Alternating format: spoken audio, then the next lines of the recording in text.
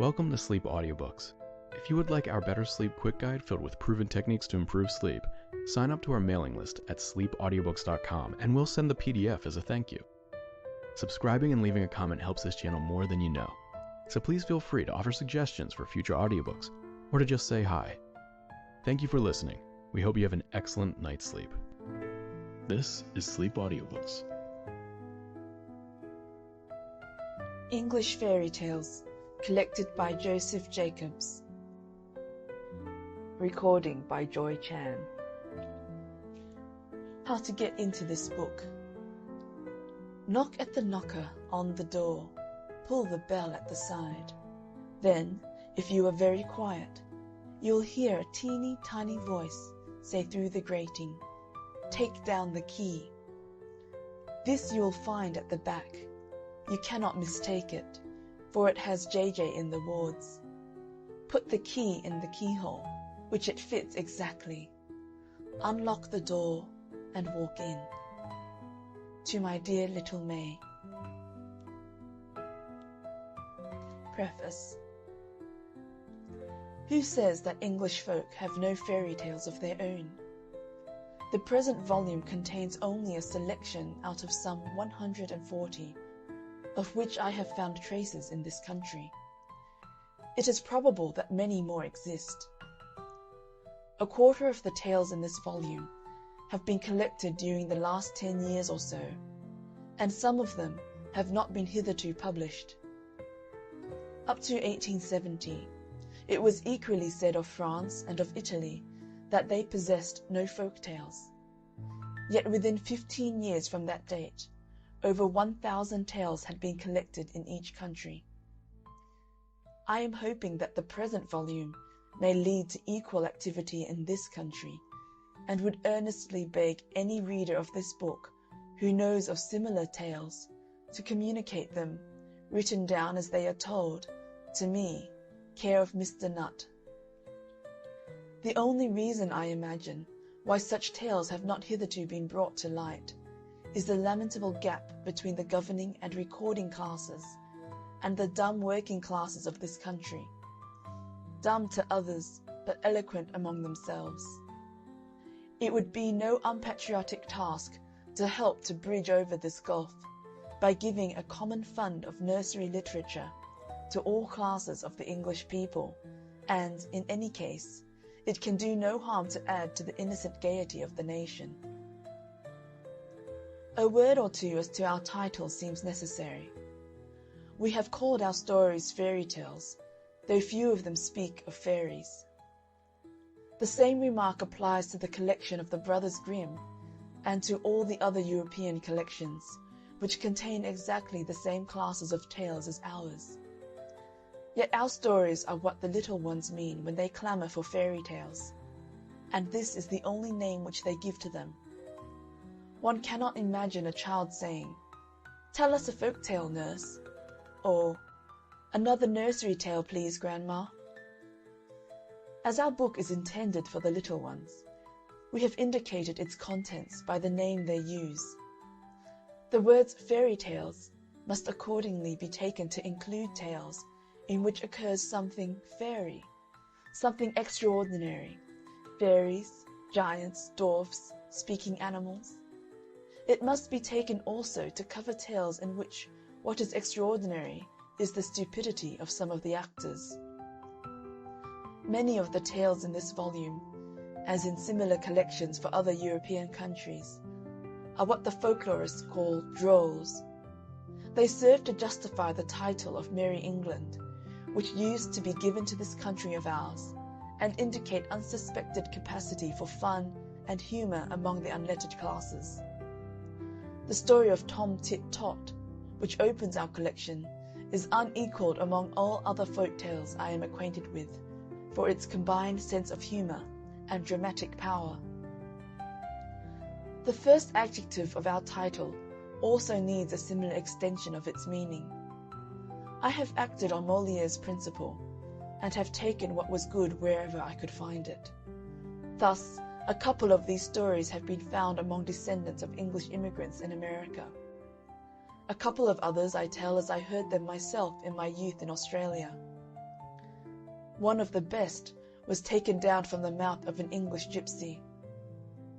I have also included some stories that have only been found in Lowland Scotch. I have felt justified in doing this, as of the 21 folk tales contained in Chambers' Popular Rhymes of Scotland, no less than 16 are also to be found in an English form.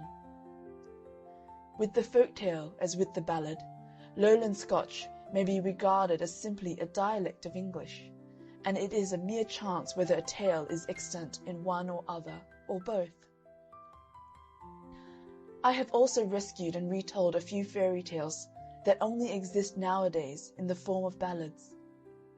There are certain indications that the common form of the English fairy tale was the cante fable, a mixture of narrative and verse, of which the most illustrious example in literature is Aucassin and Nicolette.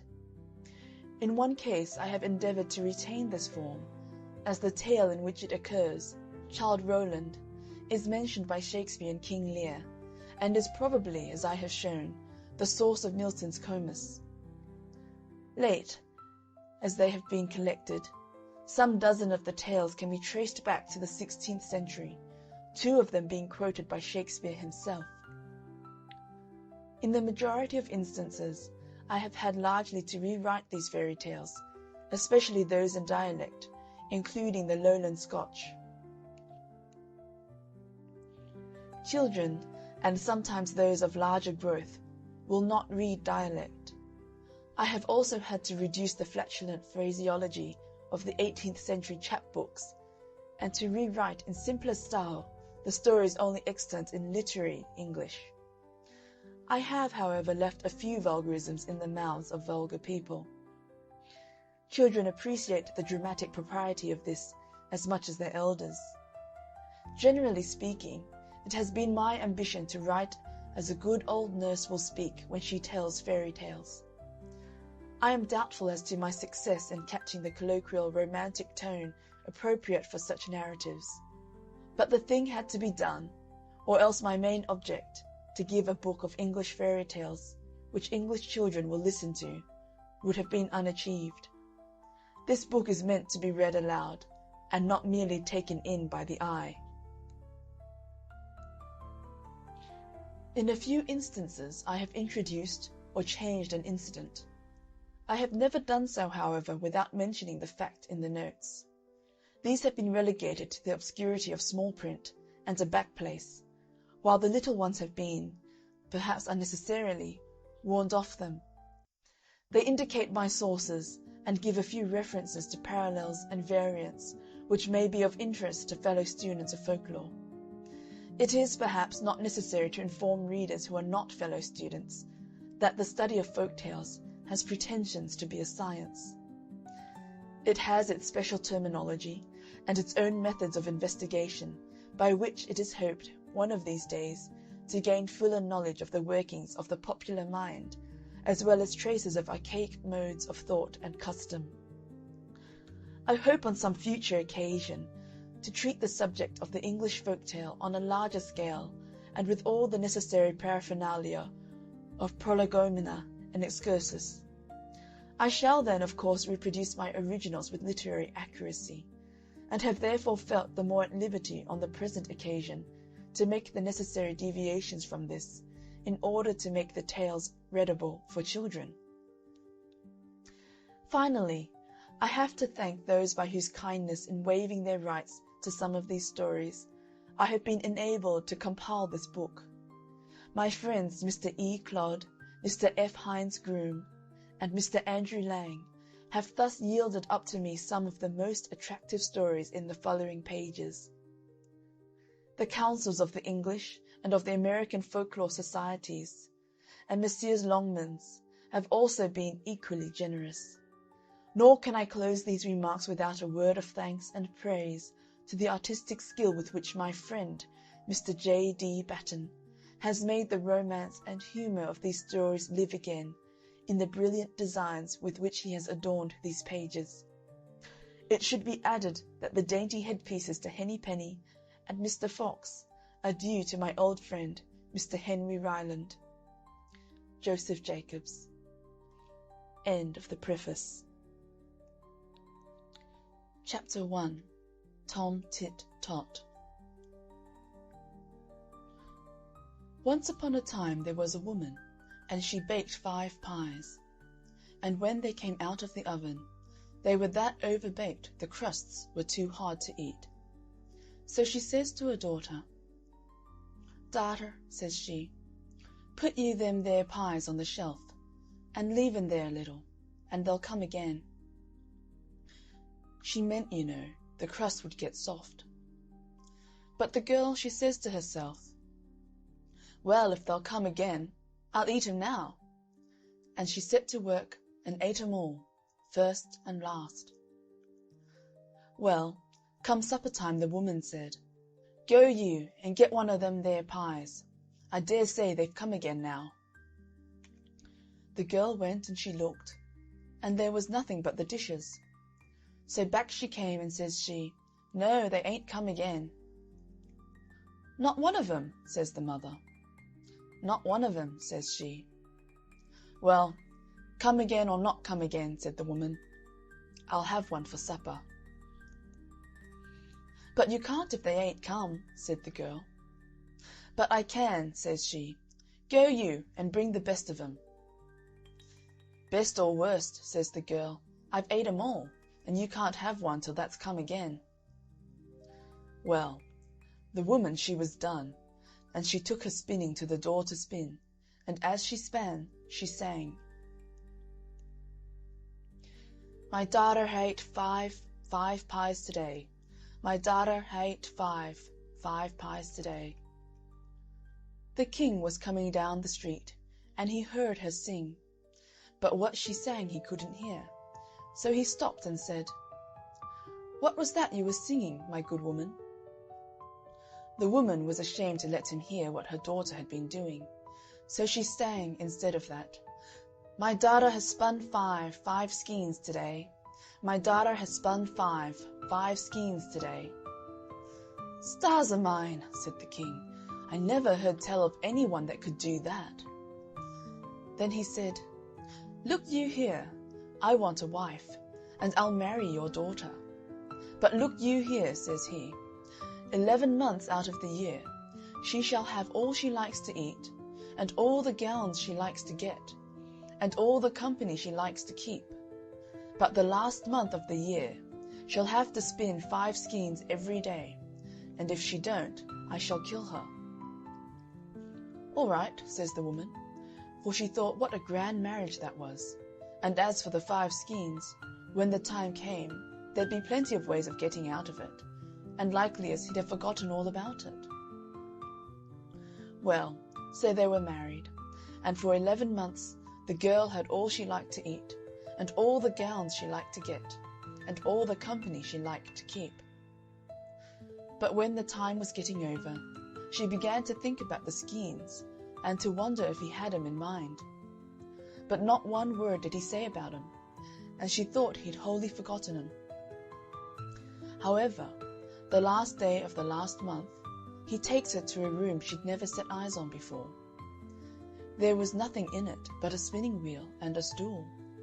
And says he, "Now, my dear, here you'll be shut in tomorrow with some victuals and some flax, and if you haven't spun 5 skeins by the night, your head'll go off." And away he went about his business. Well, she was that frightened. She'd always been such a gatless girl that she didn't so much as know how to spin, and what was she to do tomorrow with no one to come nigh her to help her? She sat down on a stool in the kitchen, and law, how she did cry. However, all of a sudden she heard a sort of a knocking low down on the door. She upped and oped it, and what should she see but a small little black thing with a long tail. That looked up at her right curious, and that said, "What are you crying for?" "What's that to you?" says she. "Never you mind," that said, "but tell me what you are crying for." "That won't do me no good if I do," says she. "You don't know that," that said, and twirled that's tail round. "Well," says she, "that won't do no harm if that don't do no good. and she upped and told about the pies and the skeins and everything. "This is what I'll do," says the little black thing. "I'll come to your window every morning and take the flax and bring it spun at night." "What's your pay?" says she. That looked out of the corner of that's eyes, and that said, "I'll give you 3 guesses every night to guess my name, and if you haven't guessed it before the month's up, you shall be mine." Well, she thought she'd be sure to guess that's name before the month was up. "All right," says she, "I agree." "All right," that says, and law, how that twirled that's tail.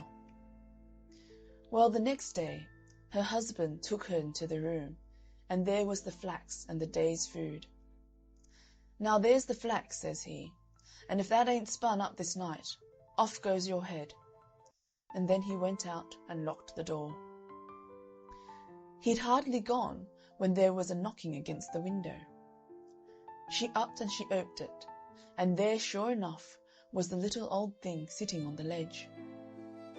"Where's the flax?" says he. "Here it be," says she, and she gave it to him.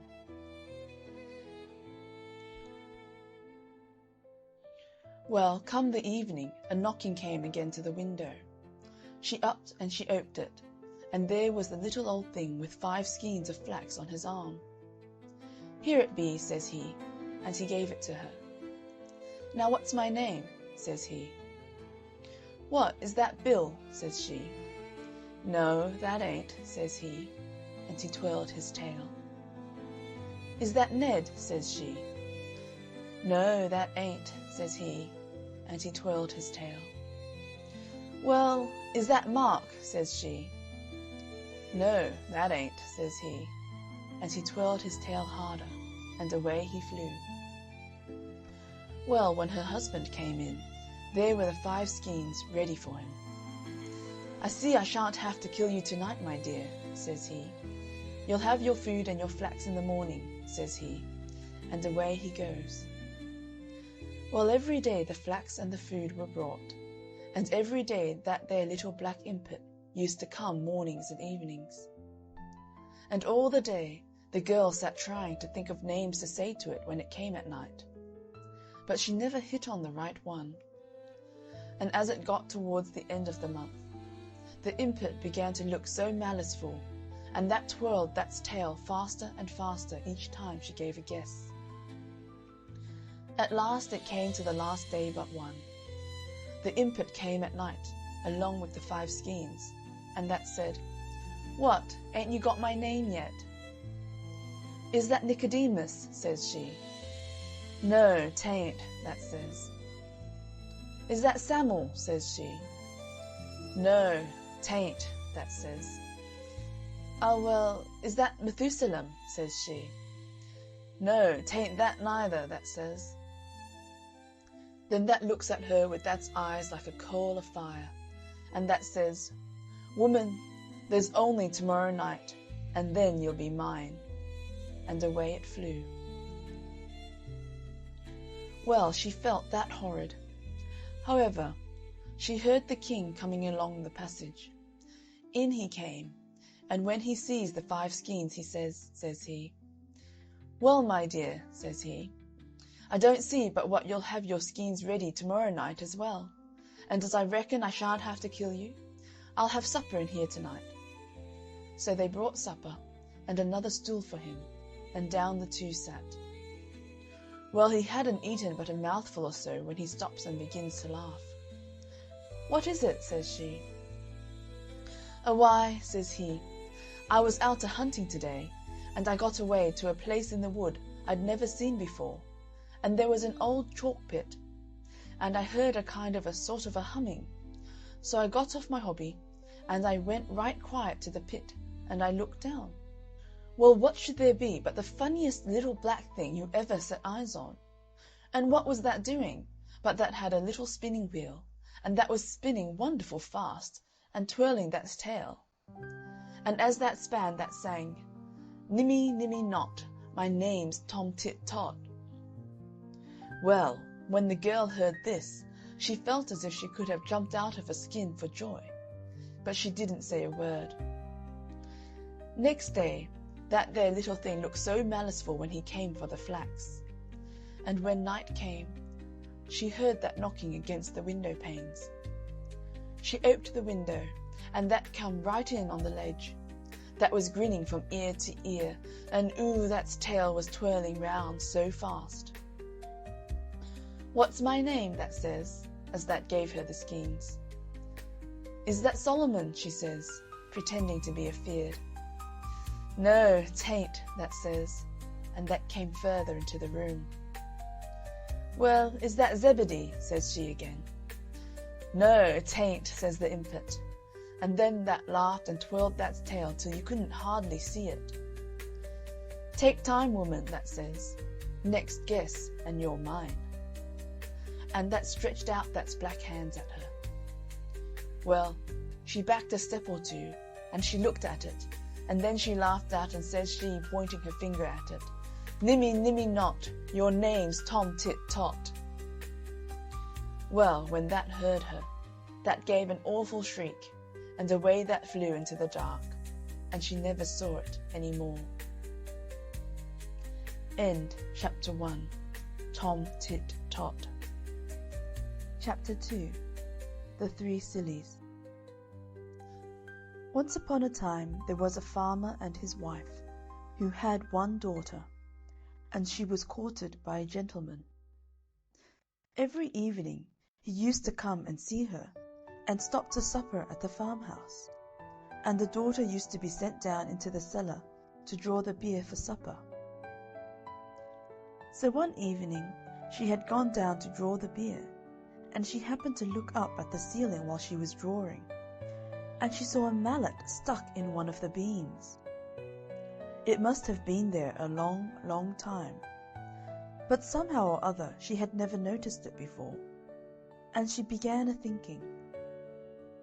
And she thought it was very dangerous to have that mallet there, for she said to herself, "Suppose him and me was to be married, and we was to have a son, and he was to grow up to be a man, and come down into the cellar to draw the beer, like as I'm doing now, and the mallet was to fall on his head and kill him. What a dreadful thing it would be!" And she put down the candle and the jug, and sat herself down and began a-crying. Well, they began to wonder upstairs how it was that she was so long drawing the beer, and her mother went down to see after her, and she found her sitting on the settle crying, and the beer running over the floor. "Why, whatever is the matter?" said her mother. "Oh, mother," says she, "look at that horrid mallet. Suppose we was to be married, and was to have a son, and he was to grow up, and was to come down to the cellar to draw the beer, and the mallet was to fall on his head and kill him. What a dreadful thing it would be!" "Dear, dear, what a dreadful thing it would be!" said the mother, and she sat her down aside of the daughter, and started a-crying too. Then after a bit the father began to wonder that they didn't come back, and he went down into the cellar to look after them himself, and there they two sat a-crying, and the beer running all over the floor. "Whatever is the matter?" says he. "Why," says the mother, "look at that horrid mallet. Just suppose if our daughter and her sweetheart was to be married, and was to have a son, and he was to grow up, and was to come down into the cellar to draw the beer, and the mallet was to fall on his head and kill him. What a dreadful thing it would be!" "Dear, dear, dear, so it would," said the father, and he sat himself down aside of the other two, and started a-crying. Now the gentleman got tired of stopping up in the kitchen by himself, and at last he went down into the cellar too, to see what they were after. And there they three sat a-crying side by side, and the beer running all over the floor. And he ran straight and turned the tap. Then he said, "Whatever are you three doing, sitting there crying, and letting the beer run all over the floor. "Oh," says the father, "look at that horrid mallet. Suppose you and our daughter was to be married, and was to have a son, and he was to grow up, and was to come down into the cellar to draw the beer, and the mallet was to fall on his head and kill him." And then they all started a-crying worse than before. But the gentleman burst out a-laughing, and reached up and pulled out the mallet.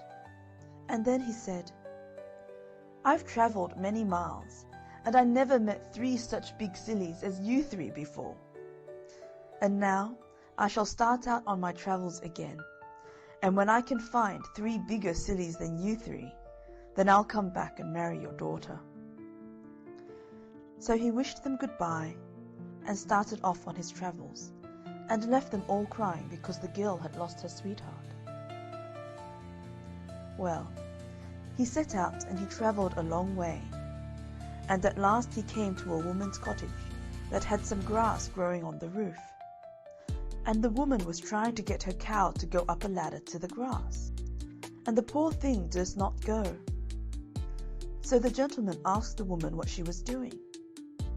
"Why, look ye," she said, "look at all that beautiful grass.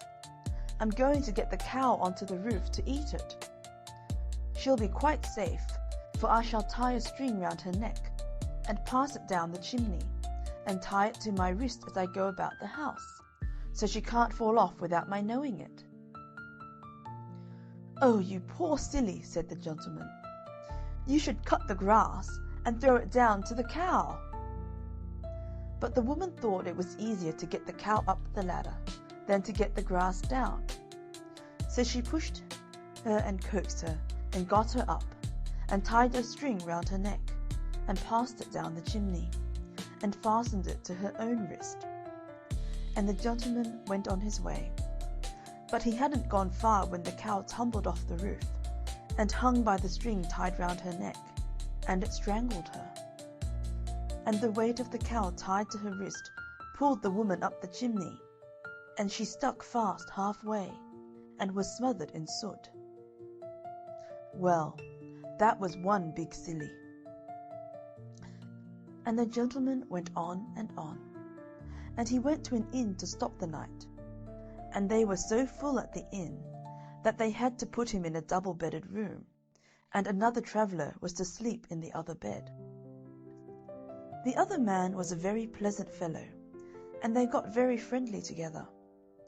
But in the morning, when they were both getting up, the gentleman was surprised to see the other hang his trousers on the knobs of the chest of drawers, and run across the room and try to jump into them. And he tried over and over again, and couldn't manage it. And the gentleman wondered whatever he was doing it for. At last he stopped and wiped his face with his handkerchief. "Oh dear," he says, "I do think trousers are the most awkwardest kind of clothes that ever were. I can't think who could have invented such things. It takes me the best part of an hour to get into mine every morning, and I get so hot. How do you manage yours?" So the gentleman burst out a-laughing, and showed him how to put them on, and he was very much obliged to him, and said he never should have thought of doing it that way. So that was another big silly. Then the gentleman went on his travels again, and he came to a village, and outside the village there was a pond, and round the pond was a crowd of people, and they had got rakes and brooms and pitchforks, reaching into the pond. And the gentleman asked what was the matter. "Why," they said, "matter enough. Moon's tumbled into the pond, and we can't rake her out anyhow." So the gentleman burst out a-laughing, and told them to look up into the sky, and that it was only the shadow in the water. But they wouldn't listen to him, and abused him shamefully, and he got away as quick as he could. So there was a whole lot of sillies, bigger than them 3 sillies at home. So the gentleman turned back home again, and married the farmer's daughter. And if they didn't live happy forever after, that's nothing to do with you or me. End of chapter 2. The Three Sillies. Chapter 3. The Rose Tree.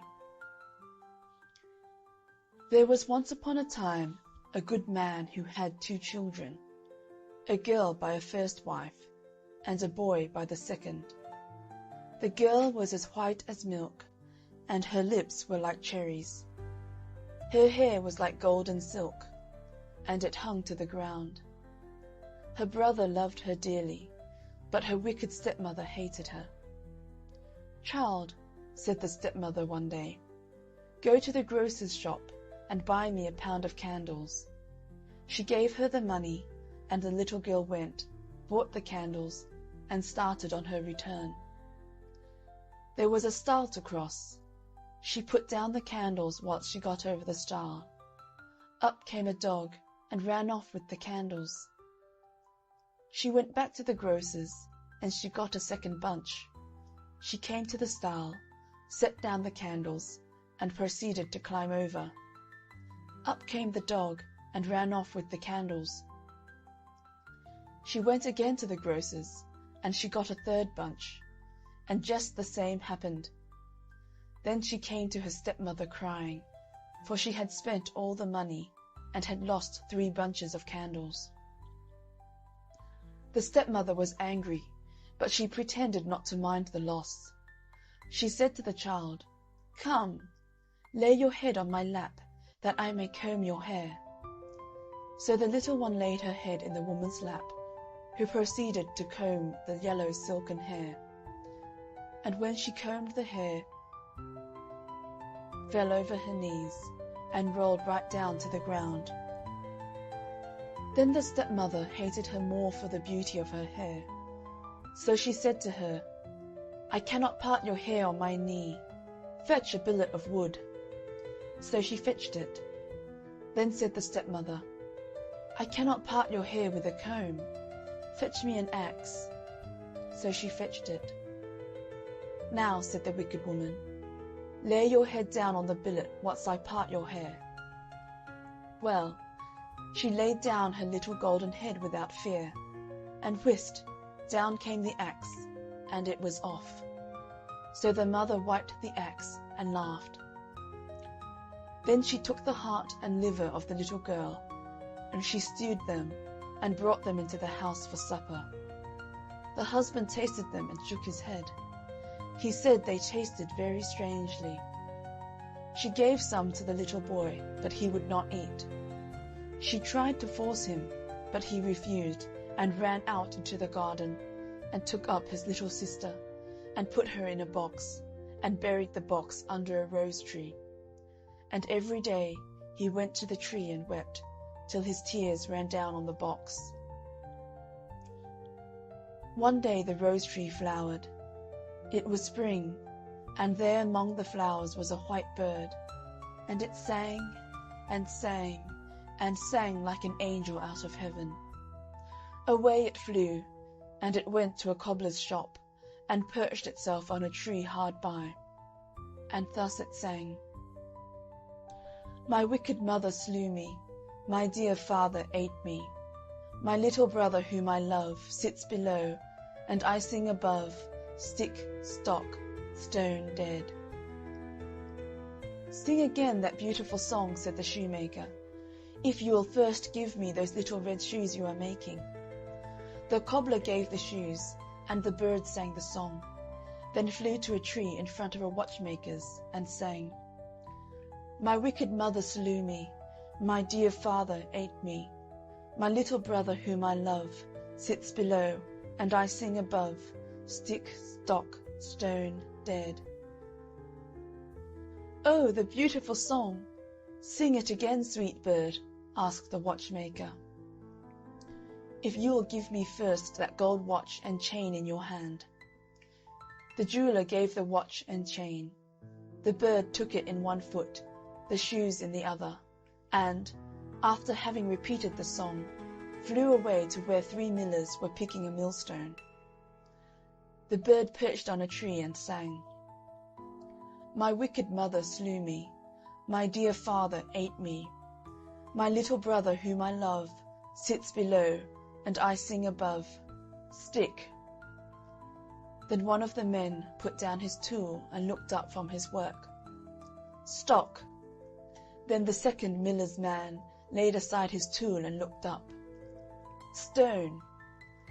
Then the third miller's man laid down his tool and looked up. Dead. Then all three cried out with one voice, "Oh, what a beautiful song! Sing it, sweet bird, again." "If you will put the millstone round my neck," said the bird. The men did what the bird wanted, and away to the tree it flew with the millstone round its neck, the red shoes in one foot, and the gold watch and chain in the other. It sang the song, and then flew home. It rattled the millstone against the eaves of the house, and the stepmother said, "It thunders." Then the little boy ran out to see the thunder, and down dropped the red shoes at his feet. It rattled the millstone against the eaves of the house once more, and the stepmother said again, "It thunders." Then the father ran out, and down fell the chain about his neck. In ran father and son, laughing and saying, "See what fine things the thunder has brought us." Then the bird rattled the millstone against the eaves of the house a third time, and the stepmother said, "It thunders again. Perhaps the thunder has brought something for me." And she ran out, but the moment she stepped outside the door, down fell the millstone on her head, and so she died. End of Chapter 3. The Rose Tree. Chapter 4. The Old Woman and Her Pig. An old woman was sweeping her house, and she found a little crooked sixpence. "What," said she, "shall I do with this little sixpence? I will go to market and buy a little pig." As she was coming home, she came to a stile, but the piggy wouldn't go over the stile. She went a little further, and she met a dog. So she said to the dog, "Dog, bite pig. Piggy won't go over the stile, and I shan't get home tonight." But the dog wouldn't. She went a little further, and she met a stick. So she said, "Stick, stick, beat dog. Dog won't bite pig. Piggy won't get over the stile, and I shan't get home tonight." But the stick wouldn't. She went a little further, and she met a fire. So she said, "Fire, fire, burn stick. Stick won't beat dog. Dog won't bite pig. Piggy won't get over the stile, and I shan't get home tonight." But the fire wouldn't. She went a little further, and she met some water. So she said, "Water, water, quench fire. Fire won't burn stick. Stick won't beat dog. Dog won't bite pig. Piggy won't get over the stile, and I shan't get home tonight."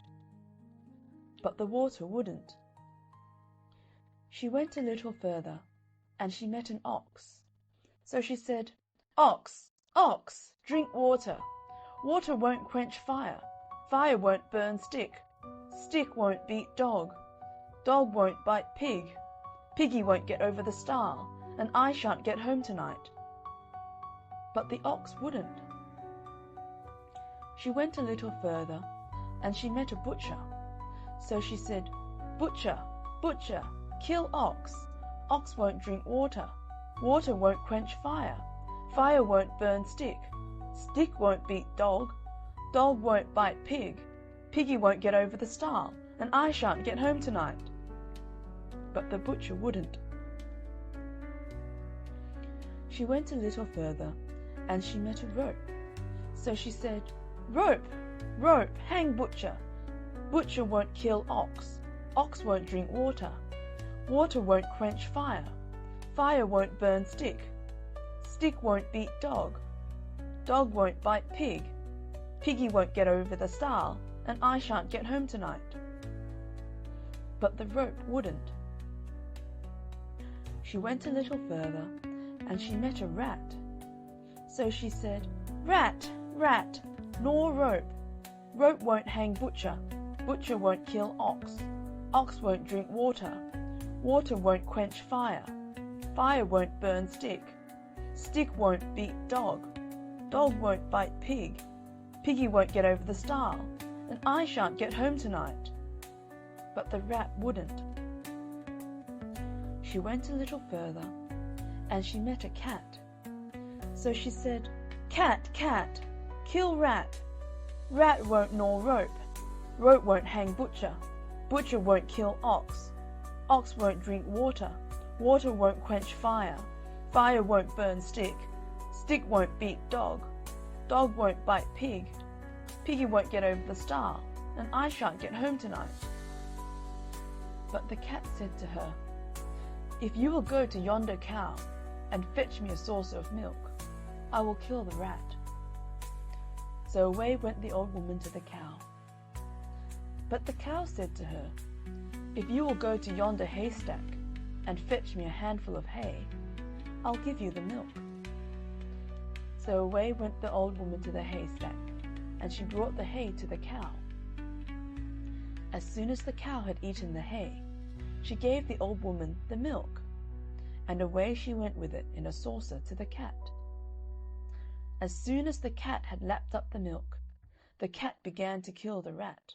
The rat began to gnaw the rope. The rope began to hang the butcher.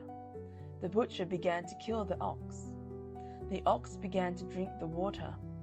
The water began to quench the fire. The fire began to burn the stick. The stick began to beat the dog. The dog began to bite the pig. The little pig, in a fright, jumped over the stile, and so the old woman got home that night. End of Chapter 4. The Old Woman and Her Pig. Chapter 5. How Jack Went to Seek His Fortune. Once on a time there was a boy named Jack, and one morning he started to go and seek his fortune.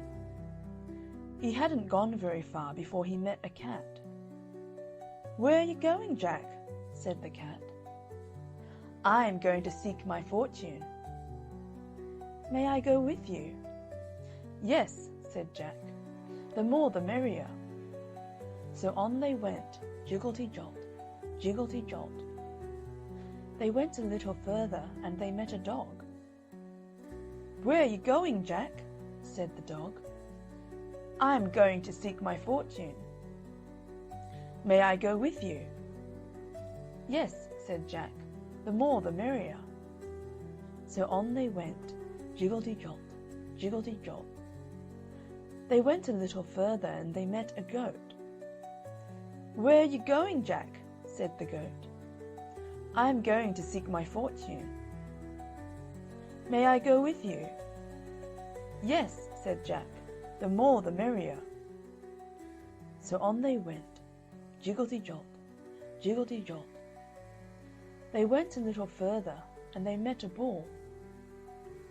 "Where are you going, Jack?" said the bull. "I am going to seek my fortune."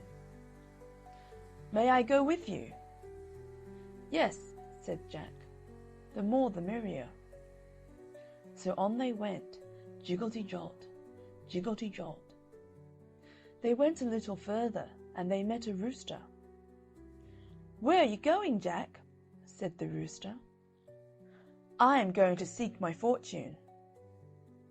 "May I go with you?" "Yes," said Jack. "The more the merrier." So on they went, jiggelty-jolt, jiggelty-jolt.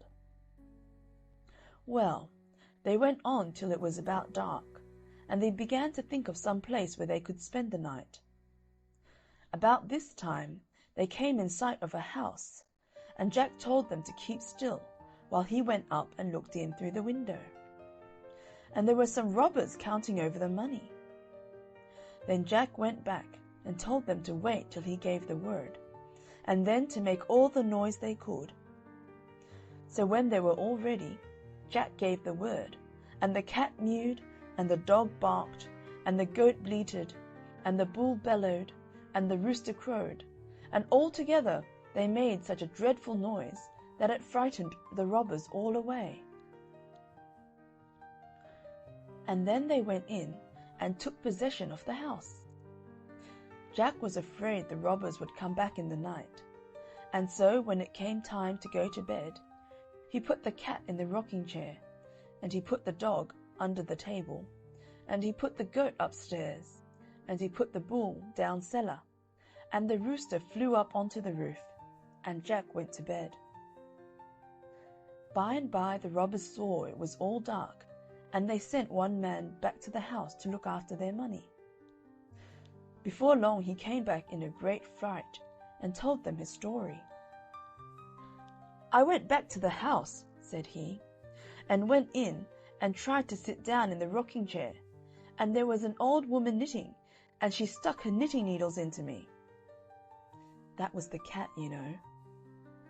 "I went to the table to look after the money, and there was a shoemaker under the table, and he stuck his awl into me." That was the dog, you know.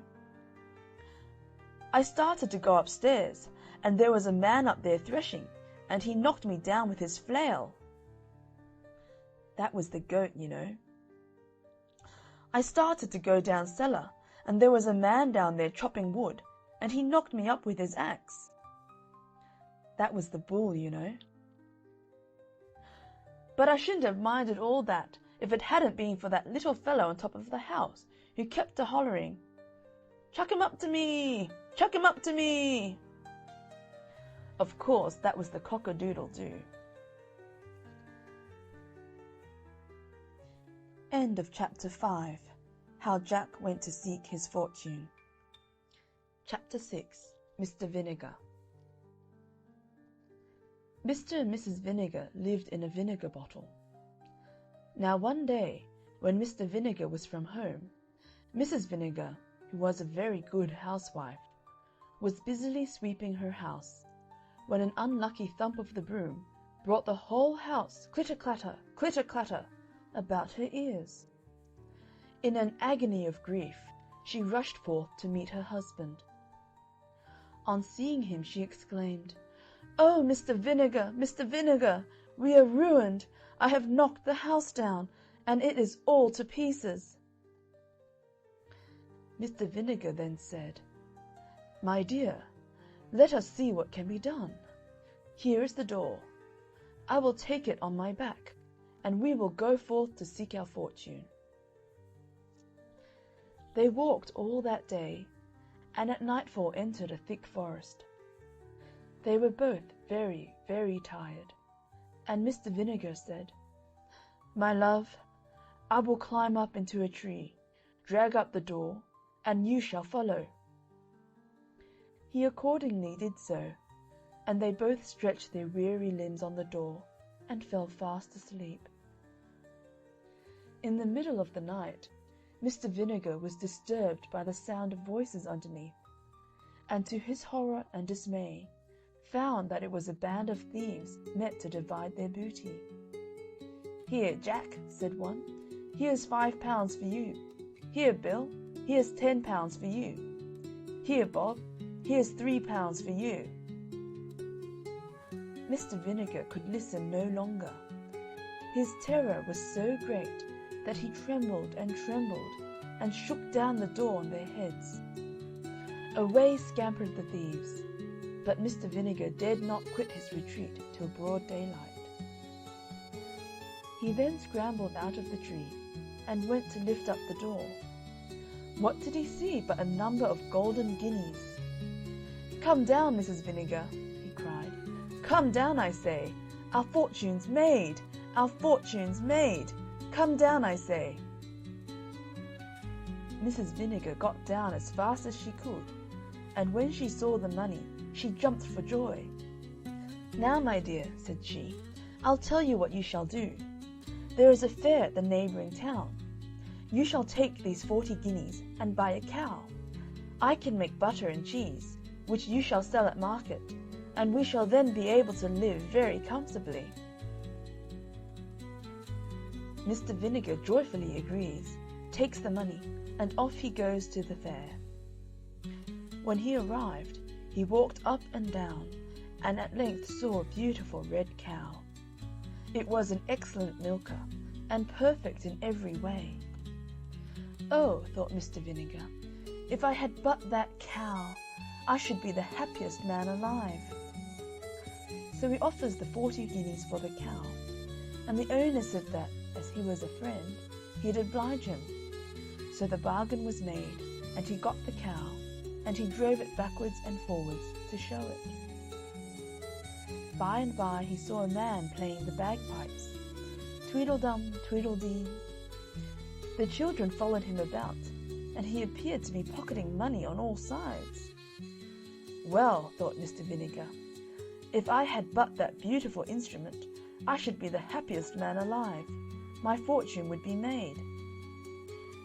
So he went up to the man. "Friend," says he, "what a beautiful instrument that is, and what a deal of money you must make." "Why, yes," said the man, "I make a great deal of money, to be sure, and it is a wonderful instrument." "Oh," cried Mr. Vinegar, "how I should like to possess it." "Well," said the man, "as you are a friend, I don't much mind parting with it. You shall have it for that red cow." "Done," said the delighted Mr. Vinegar. So the beautiful red cow was given for the bagpipes. He walked up and down with his purchase, but it was in vain he tried to play a tune, and instead of pocketing pence, the boys followed him hooting, laughing, and pelting. Poor Mr. Vinegar! His fingers grew very cold, and just as he was leaving the town, he met a man with a fine thick pair of gloves. "Oh, my fingers are so very cold," said Mr. Vinegar to himself. "Now if I had but those beautiful gloves, I should be the happiest man alive." He went up to the man and said to him, "Friend, you seem to have a capital pair of gloves there." "Yes, truly," cried the man, "and my hands are as warm as possible this cold November day." "Well," said Mr. Vinegar, "I should like to have them." "What will you give?" said the man. "As you are a friend, I don't much mind letting you have them for those bagpipes." "Done!" cried Mr. Vinegar. He put on the gloves, and felt perfectly happy as he trudged homewards. At last he grew very tired, when he saw a man coming towards him with a good stout stick in his hand. "Oh," said Mr. Vinegar, "that I had but that stick! I should then be the happiest man alive." He said to the man, "Friend, what a rare good stick you have got." "Yes," said the man, "I have used it for many a long mile, and a good friend it has been. But if you have a fancy for it, as you are a friend, I don't mind giving it to you for that pair of gloves." Mr. Vinegar's hands were so warm, and his legs so tired, that he gladly made the exchange. As he drew near to the wood where he had left his wife, he heard a parrot on a tree calling out his name. "Mr. Vinegar, you foolish man, you blockhead, you simpleton, you went to the fair, and laid out all your money in buying a cow. Not content with that, you changed it for bagpipes on which you could not play, and which were not worth 1/10 of the money. You fool, you had no sooner got the bagpipes than you changed them for the gloves, which were not worth 1/4 of the money. And when you had got the gloves, you changed them for a poor miserable stick. And now for your 40 guineas, cow, bagpipes, and gloves, you have nothing to show but that poor miserable stick, which you might have cut in any hedge." On this the bird laughed and laughed, and Mr. Vinegar, falling into a violent rage, threw the stick at its head. The stick lodged in the tree, and he returned to his wife without money, cow, bagpipes, gloves, or stick, and she instantly gave him such a sound cudgelling that she almost broke every bone in his skin. End of chapter 6. Mr. Vinegar. Chapter 7. Nix, Naught, Nothing. There once lived a king and a queen, as many a one has been. They were long married and had no children. But at last a baby boy came to the queen, when the king was away in the far countries. The queen would not christen the boy till the king came back, and she said, "We will just call him Nix Naught Nothing until his father comes home." But it was long before he came home, and the boy had grown a nice little laddie. At length the king was on his way back, but he had a big river to cross, and there was a whirlpool, but he could not get over the water. But a giant came up to him and said, "I'll carry you over." But the king said, "What's your pay?" "Oh, give me Nix Naught Nothing, and I will carry you over the water on my back." The king had never heard that his son was called Nix Naught Nothing, and so he said, "Oh, I'll give you that and my thanks into the bargain." When the king got home again, he was very happy to see his wife again, and his young son. She told him that she had not given the child any name, but just Nix Naught Nothing, until he should come home again himself. The poor king was in a terrible case. He said, "What have I done? I promised to give the giant who carried me over the river on his back Nix Naught Nothing." The king and the queen were sad and sorry, but they said, "When the giant comes, we will give him the henwife's boy. He will never know the difference." The next day the giant came to claim the king's promise, and he sent for the henwife's boy, and the giant went away with the boy on his back. He travelled till he came to a big stone, and there he sat down to rest. He said, "Hidge Hodge on my back, what time of day is that?" The poor little boy said, "It is the time that my mother, the henwife, takes up the eggs for the queen's breakfast." The giant was very angry, and dashed the boy's head on the stone, and killed him. So he went back in a tower of temper, and this time they gave him the gardener's boy. He went off with him on his back, till they got to the stone again, when the giant sat down to rest. And he said, "Hidge Hodge on my back, what time of day do you make that?" The gardener's boy said, "Sure, it's the time that my mother takes up the vegetables for the queen's dinner." Then the giant was right wild, and dashed his brains out on the stone. Then the giant went back to the king's house in a terrible temper, and said he would destroy them all if they did not give him Nix Naught Nothing this time. They had to do it, and when he came to the big stone, the giant said, "What time of day is that?" Nix Naught Nothing said, "It is the time that my father the king will be sitting down to supper." The giant said, "I've got the right one now," and took Nix Naught Nothing to his own house, and brought him up till he was a man. The giant had a bonny daughter, and she and the lad grew very fond of each other. The giant said one day to Nix Naught Nothing, "I've work for you tomorrow. There is a stable 7 miles long and 7 miles broad, and it has not been cleaned for 7 years, and you must clean it tomorrow, or I will have you for my supper."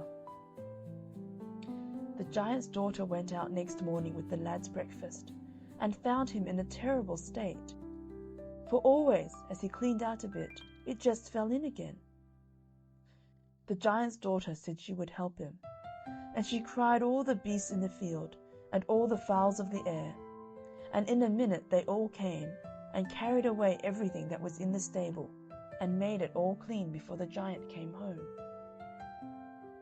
He said, "Shame on the wit that helped you, but I have a worse job for you tomorrow." Then he said to Nix Naught Nothing, "There's a lake 7 miles long, and 7 miles deep, and 7 miles broad, and you must drain it tomorrow by nightfall, or else I'll have you for my supper." Nix Naught Nothing began early next morning, and tried to lave the water with his pail, but the lake was never getting any less, and he didn't know what to do.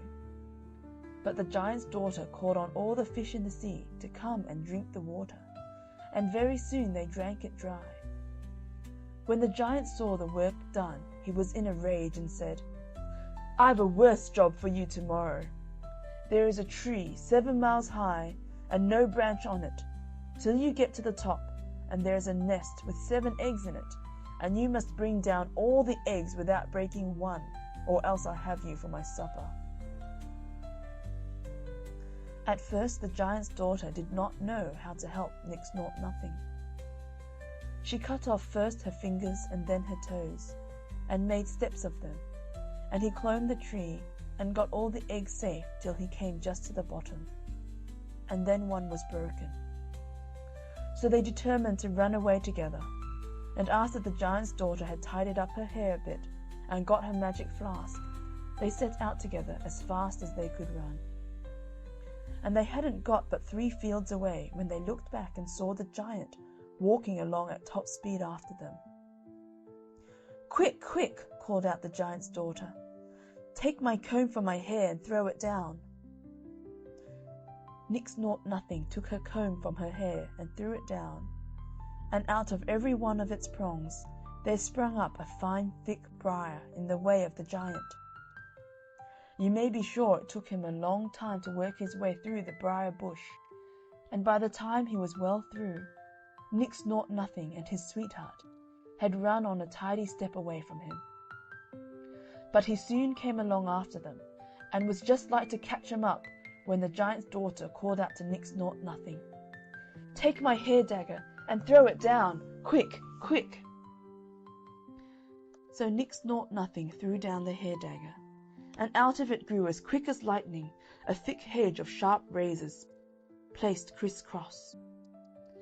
The giant had to tread very cautiously to get through all this, and meanwhile the young lovers ran on and on and on, till they were nearly out of sight.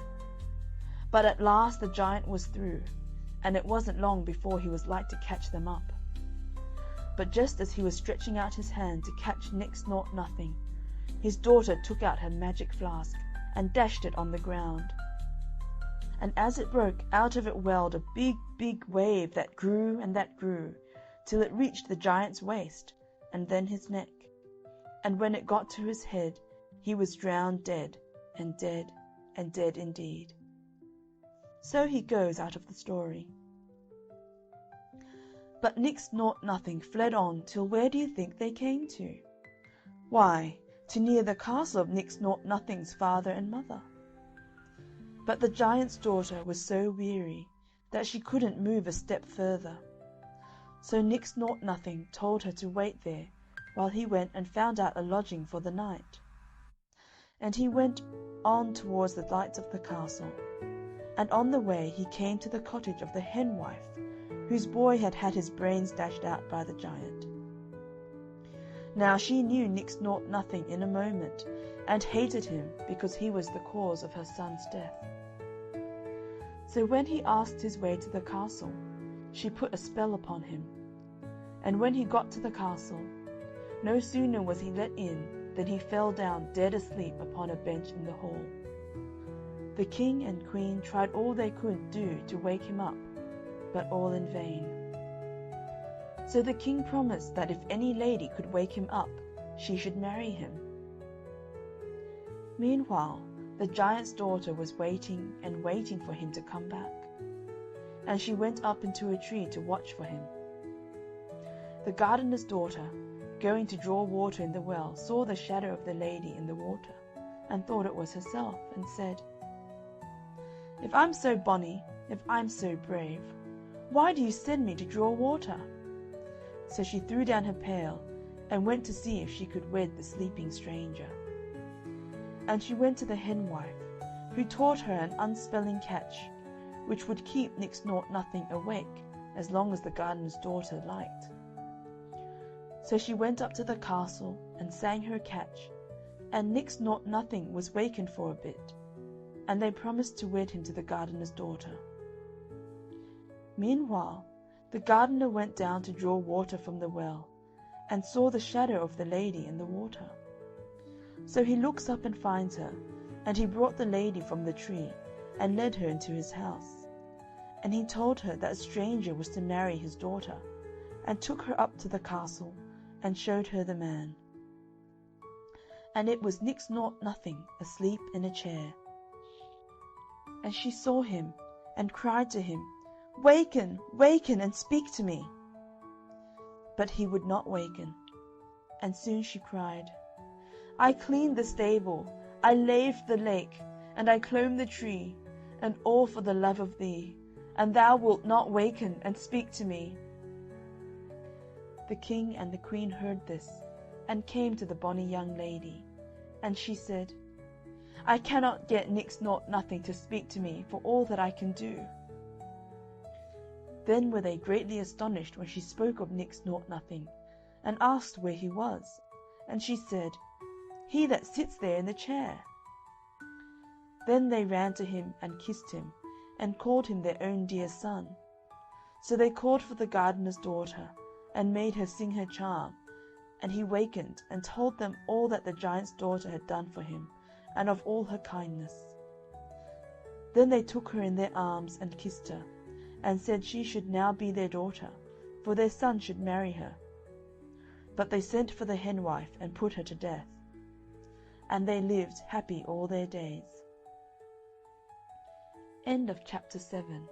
Nix Nought Nothing. Chapter 8. Jack Hannaford.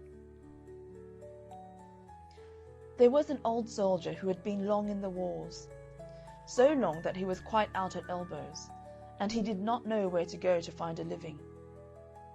So he walked up moors, down glens, till at last he came to a farm, from which the good man had gone away to market.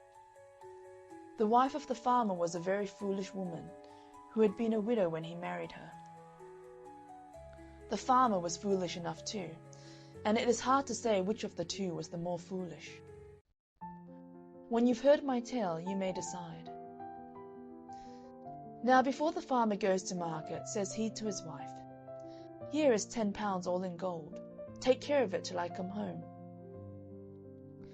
If the man had not been a fool, he would never have given the money to his wife to keep. Well, off he went in his cart to market, and the wife said to herself, "I will keep the 10 pounds quite safe from thieves." So she tied it up in a rag, and she put the rag up the parlour chimney.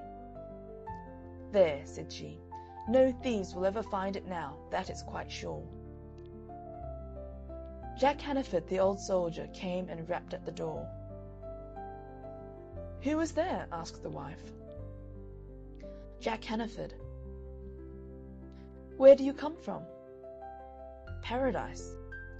"Lord a mercy, and maybe you've seen my old man there," alluding to her former husband.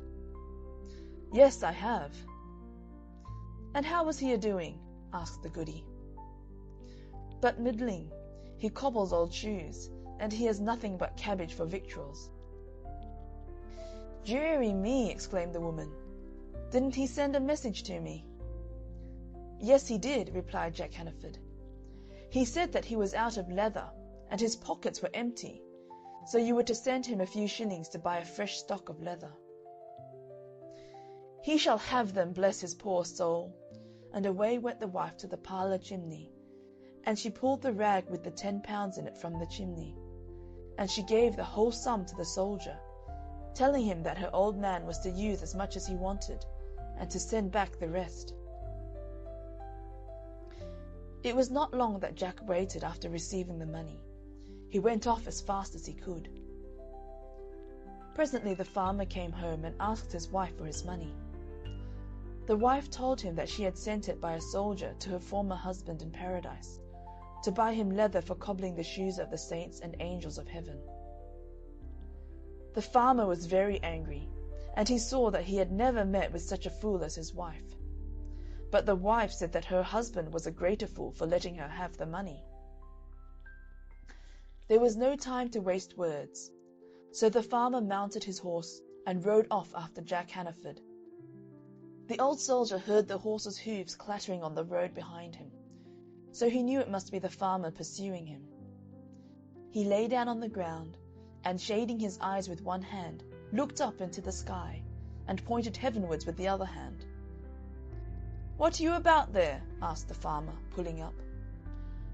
"Lord save you!" exclaimed Jack. "I've seen a rare sight." "What was that?" "A man going straight up into the sky as if he were walking on a road." "Can you see him still?" "Yes, I can." "Where?" "Get off your horse and lie down." "If you will hold the horse." Jack did so readily. "I cannot see him," said the farmer. "Shade your eyes with your hand, and you'll soon see a man flying away from you." Sure enough, he did so, for Jack leapt on the horse and rode away with it. The farmer walked home without his horse. "You are a bigger fool than I am," said the wife, "for I did only one foolish thing, and you have done two." End of Chapter 8. Jack Hannaford. Chapter 9. Binnorie. Once upon a time there were two kings' daughters lived in a bower near the bonny mill dams of Binnorie. And Sir William came wooing the eldest, and won her love, and plighted troth with glove and with ring. But after a time he looked upon the youngest, with her cherry cheeks and golden hair, and his love grew towards her till he cared no longer for the eldest one. So she hated her sister for taking away Sir William's love, and day by day her hate grew upon her, and she plotted and she planned how to get rid of her. So one fine morning, fair and clear, she said to her sister, "Let us go and see our father's boats come in at the bonny mill stream of Binnorie." So they went there hand in hand, and when they got to the river's bank, the youngest got upon a stone to watch for the coming of the boats, and her sister, coming behind her, caught her round the waist and dashed her into the rushing mill stream of Binnorie. "Oh, sister, sister, reach me your hand," she cried, as she floated away, "and you shall have half of all I've got or shall get." "No, sister, I'll reach you no hand of mine, for I am the heir to all your land. Shame on me if I touch the hand that has come twixt me and my own heart's love." Oh, sister, then reach me your glove," she cried, as she floated further away, "and you shall have your William again." "Sink on," cried the cruel princess, "no hand or glove of mine you'll touch. Sir William will be all mine when you are sunk beneath the bonny mill-stream of Binnorie." And she turned and went home to the king's castle. And the princess floated down the mill-stream, sometimes swimming and sometimes sinking, till she came near the mill. Now the miller's daughter was cooking that day, and needed water for her cooking. And as she went to draw it from the stream, she saw something floating towards the mill-dam, and she cried out, "Father, father, draw your dam, there's something white, a merry maid or a milk-white swan, coming down the stream." So the miller hastened to the dam, and stopped the heavy, cruel mill-wheels. And then they took out the princess and laid her on the bank. Fair and beautiful she looked as she lay there. In her golden hair were pearls and precious stones. You could not see her waist for her golden girdle, and the golden fringe of her white dress came down over her lily feet. But she was drowned, drowned. As she lay there in her beauty, a famous harper passed by the mill-dam of Binnorie, and saw her sweet, pale face. And though he travelled on far way, he never forgot that face, and after many days he came back to the bonny mill-stream of Binnorie. But then all he could find of her, where they had put her to rest, were her bones and her golden hair. So he made a harp out of her breastbone and her hair, and travelled on up the hill from the mill dam of Benori, till he came to the castle of the king her father. That night they were all gathered in the castle hall to hear the great harper, king and queen, their daughter and son, Sir William, and all their court. And first the harper sang to his old harp, making them joy, and be glad or sorrow and weep, just as he liked. And while he sang, he put the harp he had made that day on a stone in the hall. And presently it began to sing by itself, low and clear, and the harper stopped, and all were hushed. And this was what the harp sung. O yonder sits my father, the king, Benori, O Benori, and yonder sits my mother, the queen, by the bonny mill dams of Benori. And yonder stands my brother Hugh, Benori, O Benori, and by him my William, false and true, by the bonny mill dams of Benori. Then they all wondered, and the harper told them how he had seen the princess lying drowned on the bank near the bonny mill dams of Benori, and how he had afterwards made this harp out of her hair and breastbone. Just then the harp began singing again, and this was what it sang, out loud and clear. And there sits my sister who drowned me, by the bonny mill dams of Benori. And then the harp snapped and broke, and never sang more. End of Chapter 9, Benori. Chapter 10, Mouse and Mouser. The mouse went to visit the cat, and found her sitting behind the hall door spinning. Mouse. What are you doing, my lady, my lady? What are you doing, my lady? Cat sharply. I'm spinning old breeches, good body, good body. I'm spinning old breeches, good body. Mouse. Long may you wear them, my lady, my lady. Long may you wear them, my lady. Cat gruffly. I'll wear 'em and tear 'em, good body, good body. I'll wear 'em and tear 'em, good body. Mouse. I was sweeping my room, my lady, my lady. I was sweeping my room, my lady. Cat. The cleaner you'd be, good body, good body. The cleaner you'd be, good body. Mouse. I found a silver sixpence, my lady, my lady. I found a silver sixpence, my lady. Cat. The richer you were, good body, good body. The richer you were, good body. Mouse. I went to the market, my lady, my lady. I went to the market, my lady. Cat.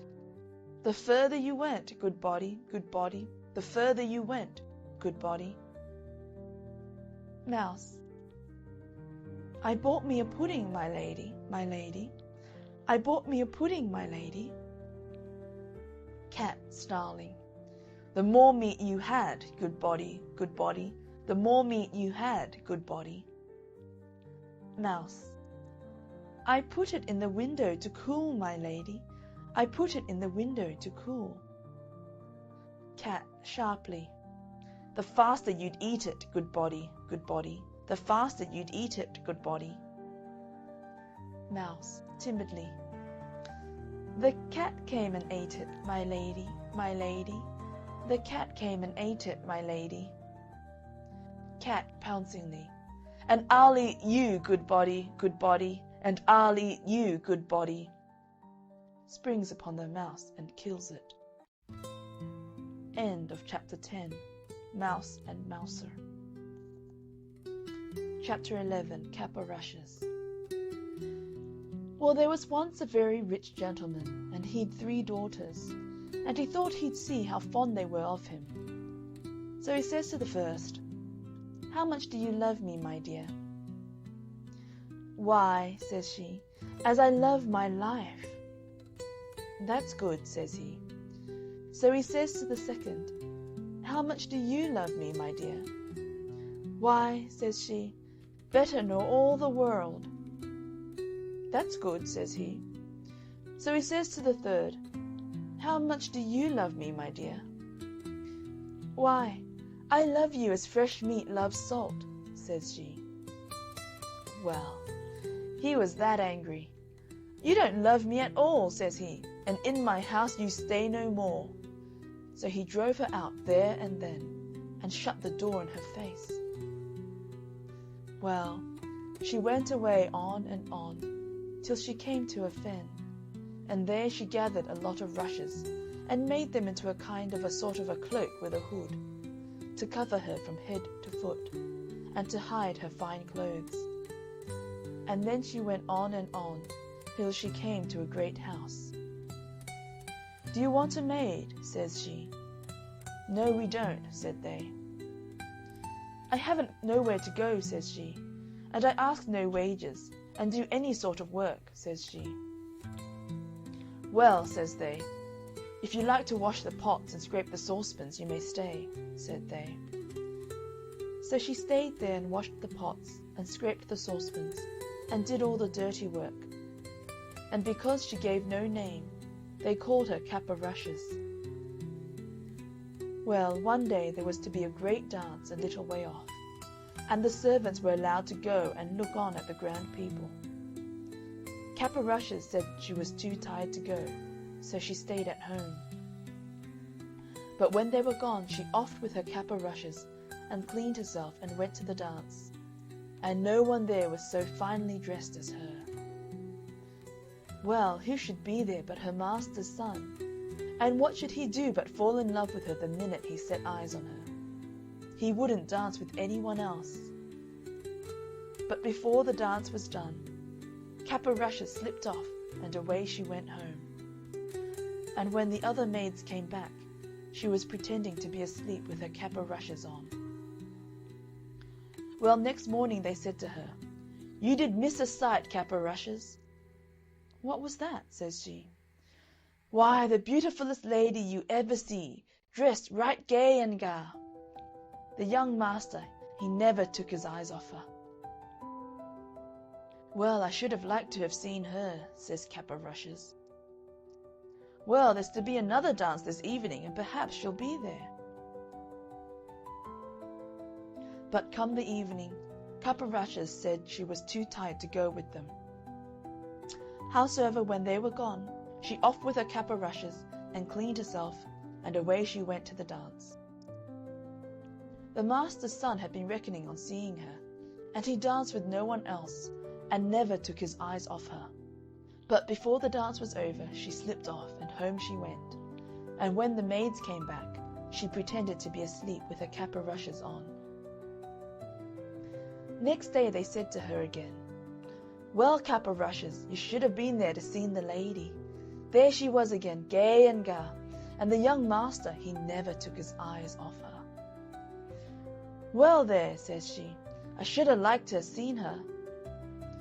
"Well," says they, "there's a dance again this evening, and you must go with us, for she's sure to be there." Well, come this evening, Cap o' Rushes said she was too tired to go, and do what they would, she stayed at home. But when they were gone, she offed with her cap o' rushes and cleaned herself, and away she went to the dance. The master's son was really glad when he saw her. He danced with none but her, and never took his eyes off her.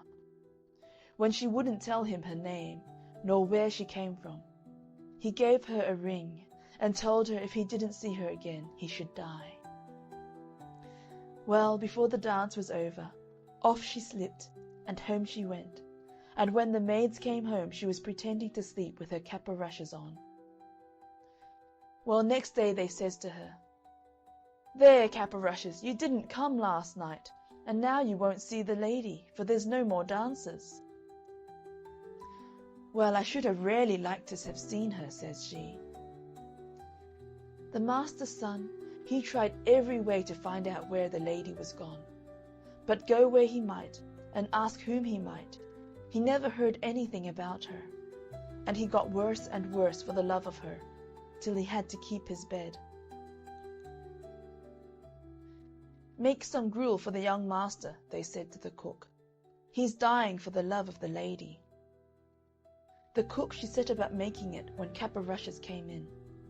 "What are you a-doing of?" says she. "I'm going to make some gruel for the young master," says the cook, "for he's dying for love of the lady." "Let me make it," says Cap o' Rushes. Well, the cook wouldn't at first, but at last she said yes, and Cap o' Rushes made the gruel. And when she had made it, she slipped the ring into it on the sly, before the cook took it upstairs. The young man he drank it, and then he saw the ring at the bottom. "Send for the cook," says he. So up she comes. "Who made this gruel here?" says he. "I did," says the cook, for she was frightened. And he looked at her. "No, you didn't," says he. "Say who did it, and you shan't be harmed." "Well, then, 'twas Cap o' Rushes," says she. "Send Cap o' Rushes here," says he. So Cap o' Rushes came. "Did you make my gruel?" says he. "Yes, I did," says she. "Where did you get this ring?" says he. "From him that gave it me," says she. "Who are you, then?" says the young man. "I'll show you," says she, and she offed with her Cap o' Rushes, and there she was in her beautiful clothes. Well, the master's son, he got well very soon, and they were to be married in a little time. It was to be a very grand wedding, and every one was asked far and near. And Cap o' Rushes' father was asked, but she never told anybody who she was. But before the wedding she went to the cook and says she, "I want you to dress every dish without a mite of salt." "That'll be rare nasty," says the cook. "That doesn't signify," says she. "Very well," says the cook. Well, the wedding day came, and they were married. And after they were married, all the company sat down to the dinner. When they began to eat the meat, that was so tasteless they couldn't eat it. But Cap o' Rushes' father, he tried first one dish, and then another, and then he burst out crying. "What is the matter?" said the master's son to him. "Oh," says he, "I had a daughter, and I asked her how much she loved me. And she said, as much as fresh meat loves salt. And I turned her from my door, for I thought she didn't love me. And now I see she loved me best of all, and she may be dead for aught I know." "No, father, here she is," says Cap o' Rushes, as she goes up to him and puts her arms round him. And so they were happy ever after. End of chapter 11. Cap o' Rushes. Chapter 12. Teeny Tiny. Once upon a time, there was a teeny tiny woman lived in a teeny tiny house in a teeny tiny village. Now one day, this teeny tiny woman put on her teeny tiny bonnet and went out of her teeny tiny house to take a teeny tiny walk. And when this teeny tiny woman had gone a teeny tiny way, she came to a teeny tiny gate. So the teeny tiny woman opened the teeny tiny gate and went into a teeny tiny churchyard. And when this teeny tiny woman had got into the teeny tiny churchyard, she saw a teeny tiny bone on a teeny tiny grave. And the teeny tiny woman said to her teeny tiny self, "This teeny tiny bone will make me some teeny tiny soup for my teeny tiny supper."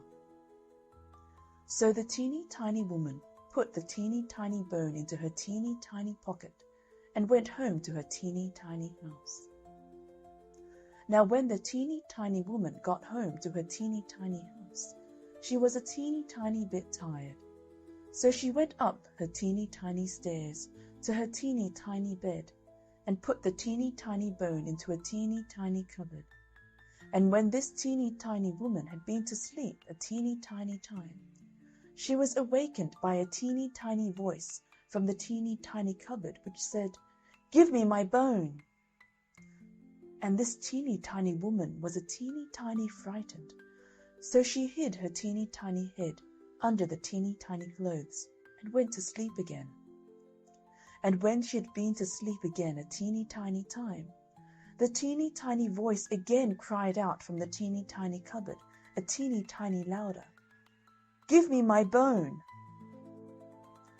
This made the teeny tiny woman a teeny tiny more frightened, so she hid her teeny tiny head a teeny tiny further under the teeny tiny clothes. And when the teeny tiny woman had been to sleep again a teeny tiny time, the teeny tiny voice from the teeny tiny cupboard said again a teeny tiny louder, "Give me my bone!" And this teeny tiny woman was a teeny tiny bit more frightened, but she put her teeny tiny head out of the teeny tiny clothes and said in her loudest teeny tiny voice, "Take it!" End of chapter 12. Teeny Tiny. Chapter 13. Jack and the Beanstalk. There was once upon a time a poor widow who had an only son named Jack and a cow named Milky White. And all they had to live on was the milk the cow gave every morning, which they carried to the market and sold. But one morning Milky White gave no milk, and they didn't know what to do. "What shall we do? What shall we do?" said the widow, wringing her hands. "Cheer up, mother. I'll go and get work somewhere," said Jack. "We've tried that before and nobody would take you," said his mother. "We must sell Milky White, and with the money do something, start shop or something." "All right, mother," says Jack. "It's market day today, and I'll soon sell Milky White, and then we'll see what we can do." So he took the cow's halter in his hand, and off he starts. He hadn't gone far when he met a funny-looking old man who said to him, "Good morning, Jack." "Good morning to you," said Jack, and wondered how he knew his name. "Well, Jack, and where are you off to?" said the man. "I'm going to market to sell our cow here." "Oh, you look the proper sort of chap to sell cows," said the man. "I wonder if you know how many beans make 5. "2 in each hand and 1 in your mouth," says Jack, as sharp as a needle. "Right you are," said the man. "And here they are, the very beans themselves," he went on, pulling out of his pocket a number of strange-looking beans.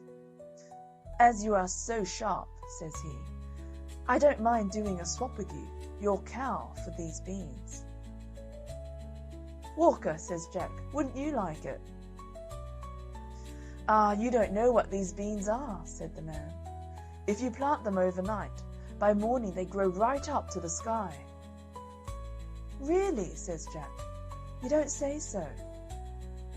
"Yes, that is so, and if it doesn't turn out to be true, you can have your cow back." "Right," says Jack, and hands him over Milky White's halter and pockets the beans. Back goes Jack home, and as he hadn't gone very far, it wasn't dusk by the time he got to his door. "What, back, Jack?" said his mother. "I see you haven't got Milky White, so you've sold her. How much did you get for her?" "You'll never guess, mother," says Jack. "No, you don't say so. Good boy. 5 pounds? 10? 15? No, it can't be 20. I told you couldn't guess. What do you say to these beans? They're magical. Plant them overnight and—" "What?" says Jack's mother. "Have you been such a fool, such a dolt, such an idiot, as to give away my Milky White, the best milker in the parish, and prime beef to boot, for a set of paltry beans? Take that! Take that! Take that! And as for your precious beans, here they go out of the window. And now off with you to bed. Not a sup shall you drink, and not a bit shall you swallow this very night." So Jack went upstairs to his little room in the attic, and sad and sorry he was, to be sure, as much for his mother's sake as for the loss of his supper. At last he dropped off to sleep. When he woke up, the room looked so funny. The sun was shining into part of it, and yet all the rest was quite dark and shady. So Jack jumped up and dressed himself and went to the window. And what do you think he saw? Why, the beans his mother had thrown out of the window into the garden had sprung up into a big beanstalk, which went up and up and up till it reached the sky. So the man spoke truth after all. The beanstalk grew up quite close past Jack's window, so all he had to do was to open it and give a jump onto the beanstalk, which was made like a big plaited ladder. So Jack climbed and he climbed and he climbed and he climbed and he climbed and he climbed and he climbed, till at last he reached the sky. And when he got there, he found a long, broad road going as straight as a dart. So he walked along and he walked along and he walked along till he came to a great big tall house, and on the doorstep there was a great big tall woman. "Good morning, Mum," says Jack, quite polite-like. "Should you be so kind as to give me some breakfast?" For he hadn't had anything to eat, the night before, and was as hungry as a hunter. "It's breakfast you want, is it?" says the great big tall woman. "It's breakfast you'll be if you don't move off from here. My man is an ogre, and there's nothing he likes better than boys broiled on toast. You'd better be moving on, or he'll soon be coming." "Oh, please, Mum, do give me something to eat, Mum. I've had nothing to eat since yesterday morning, really and truly, Mum," says Jack. "I may as well be broiled as die of hunger." Well, the ogre's wife wasn't such a bad sort after all, so she took Jack into the kitchen and gave him a junk of bread and cheese and a jug of milk. But Jack hadn't half finished these when, thump, thump, thump, the whole house began to tremble with the noise of someone coming. "Goodness gracious me, it's my old man," said the ogre's wife. "What on earth shall I do? Here, come quick and jump in here." And she bundled Jack into the oven, just as the ogre came in. He was a big one, to be sure. At his belt he had 3 calves strung up by the heels, and he unhooked them and threw them down on the table and said, "Here, wife, broil me a couple of these for breakfast." "Ah, what's this I smell? Fee, fi, fo, fum, I smell the blood of an Englishman. Be he alive or be he dead, I'll have his bones to grind my bread." "Nonsense, dear," said his wife. "You're dreaming.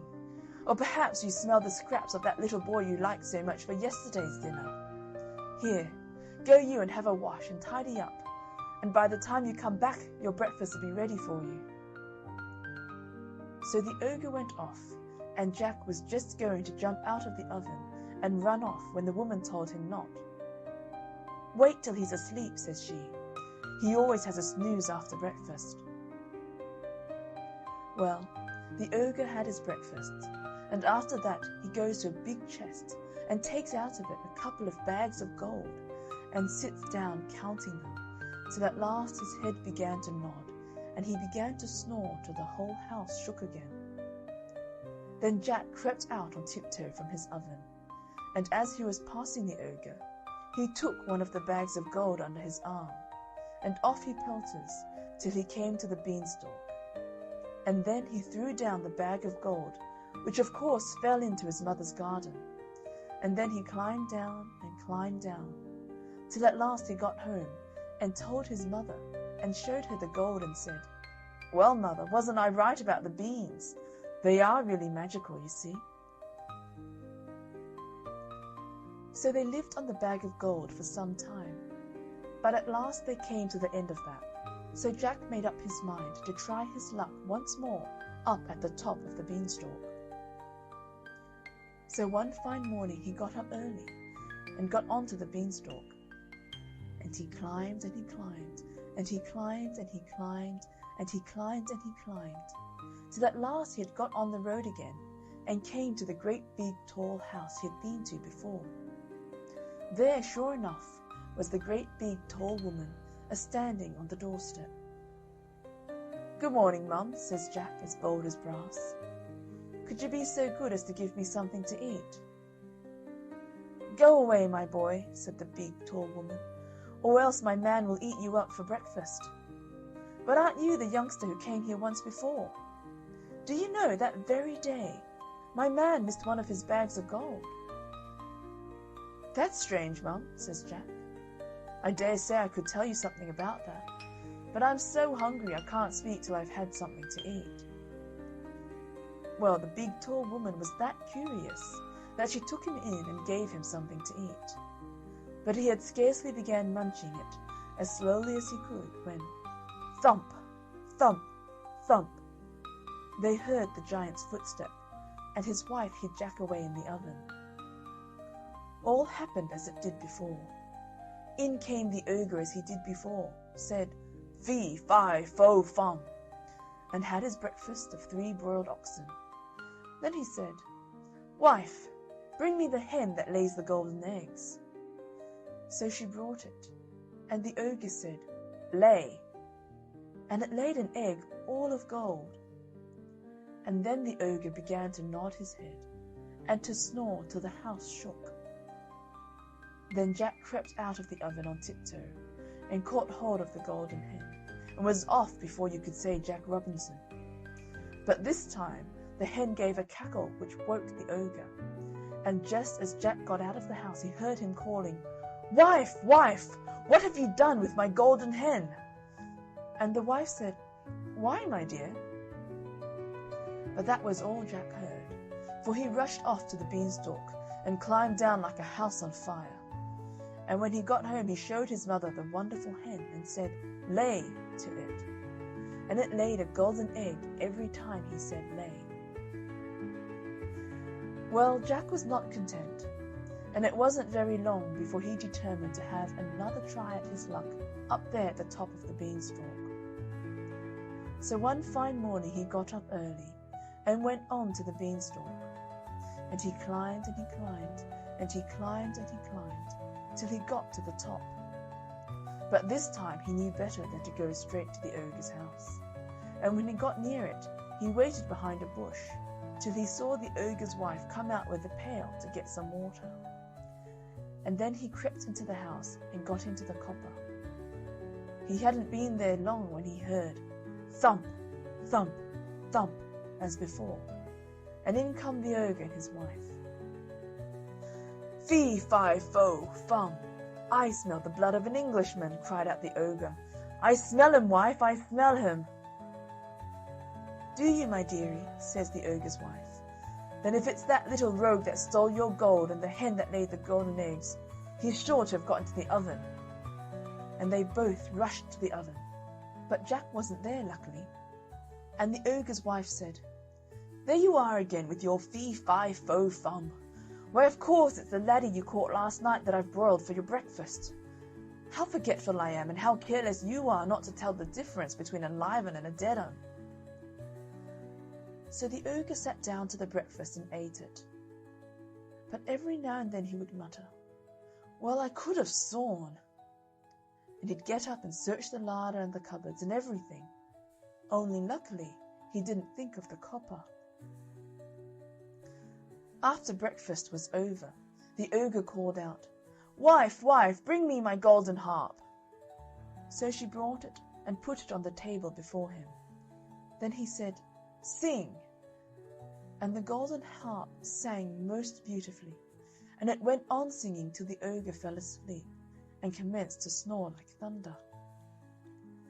Then Jack lifted up the copper lid very quietly and got down like a mouse and crept on hands and knees till he got to the table, when he got up and caught hold of the golden harp and dashed with it towards the door. But the harp called out quite loud, "Master, master!" and the ogre woke up just in time to see Jack running off with his harp. Jack ran as fast as he could, and the ogre came rushing after, and would soon have caught him, only Jack had a start and dodged him a bit and knew where he was going. When he got to the beanstalk, the ogre was not more than 20 yards away, when suddenly he saw Jack disappear like. And when he got up to the end of the road, he saw Jack underneath climbing down for dear life.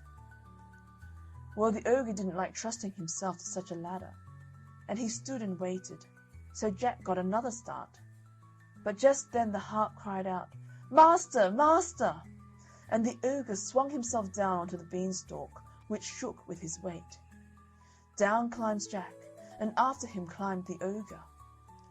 By this time, Jack had climbed down and climbed down and climbed down till he was very nearly home.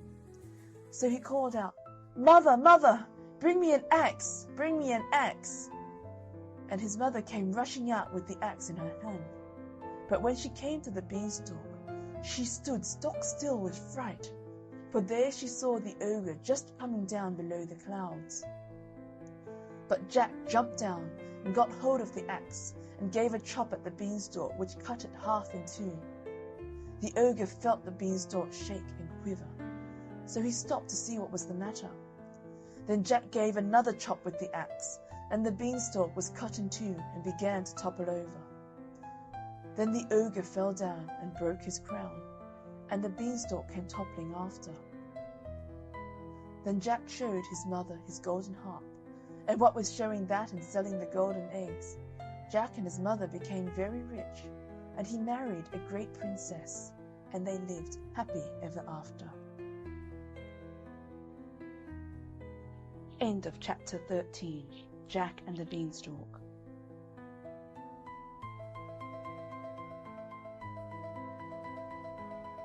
Chapter 14.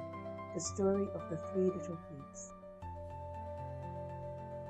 Once upon a time when pigs spoke rhyme, and monkeys chewed tobacco, and hens took snuff to make them tough, and ducks went quack, quack, quack, there was an old sow with 3 little pigs, and as she had not enough to keep them, she sent them out to seek their fortune. The first that went off met a man with a bundle of straw and said to him, "Please, man, give me that straw to build me a house." Which the man did, and the little pig built a house with it. Presently came along a wolf and knocked at the door and said, little pig, let me come in." To which the pig answered, "No, no, by the hair of my chinny chin chin." The wolf then answered to that, "Then I'll huff and I'll puff, and I'll blow your house in." So he huffed, and he puffed, and he blew his house in, and ate up the little pig.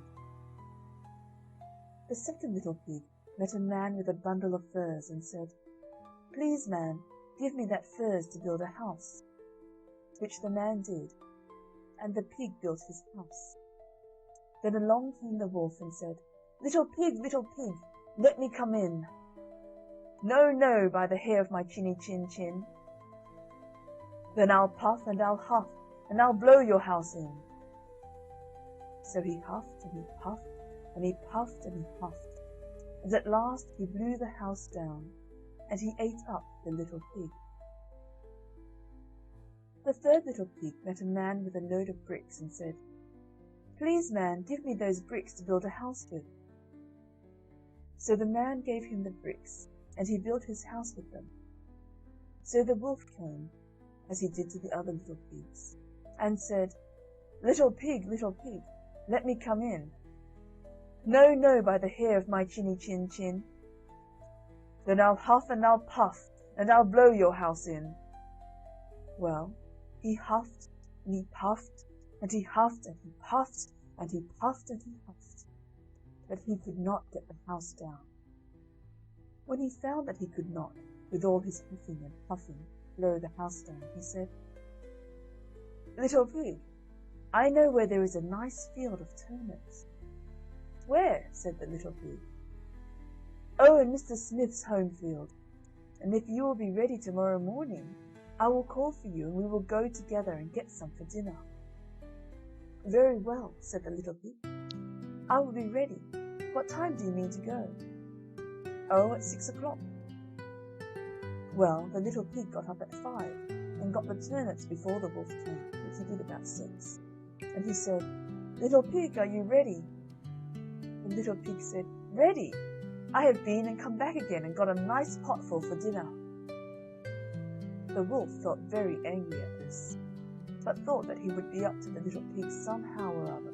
So he said, "Little pig, I know where there is a nice apple tree." "Where?" said the pig. "Down at Merry Garden," replied the wolf, "and if you will not deceive me, I will come for you at 5 o'clock tomorrow and get some apples."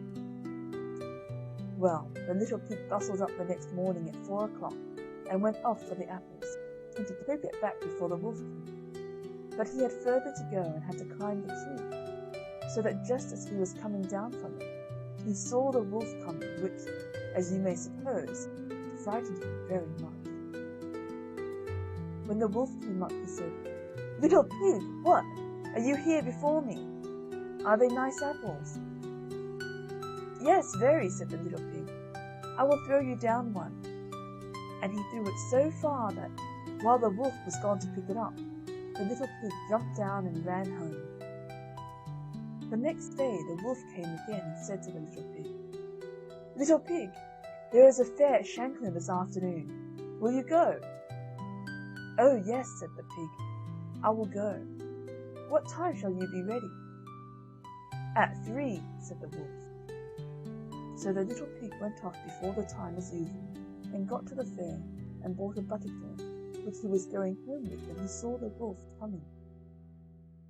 Then he could not tell what to do, so he got into the churn to hide, and by so doing turned it round, and it rolled down the hill with the pig in it, which frightened the wolf so much that he ran home without going to the fair. He went to the little pig's house and told him how frightened he had been by a great round thing which came down the hill past him. Then the little pig said, "Ha! I frightened you then. I had been to the fair and bought a butter churn, and when I saw you I got into it and rolled down the hill." Then the wolf was very angry indeed, and declared he would eat up the little pig, and that he would get down the chimney after him. When the little pig saw what he was about, he hung on the pot full of water and made up a blazing fire, and, just as the wolf was coming down, took off the cover, and in fell the wolf. So the little pig put on the cover again in an instant, boiled him up, and ate him for supper, and lived happy ever afterwards. End of chapter 14. The story of the 3 little pigs.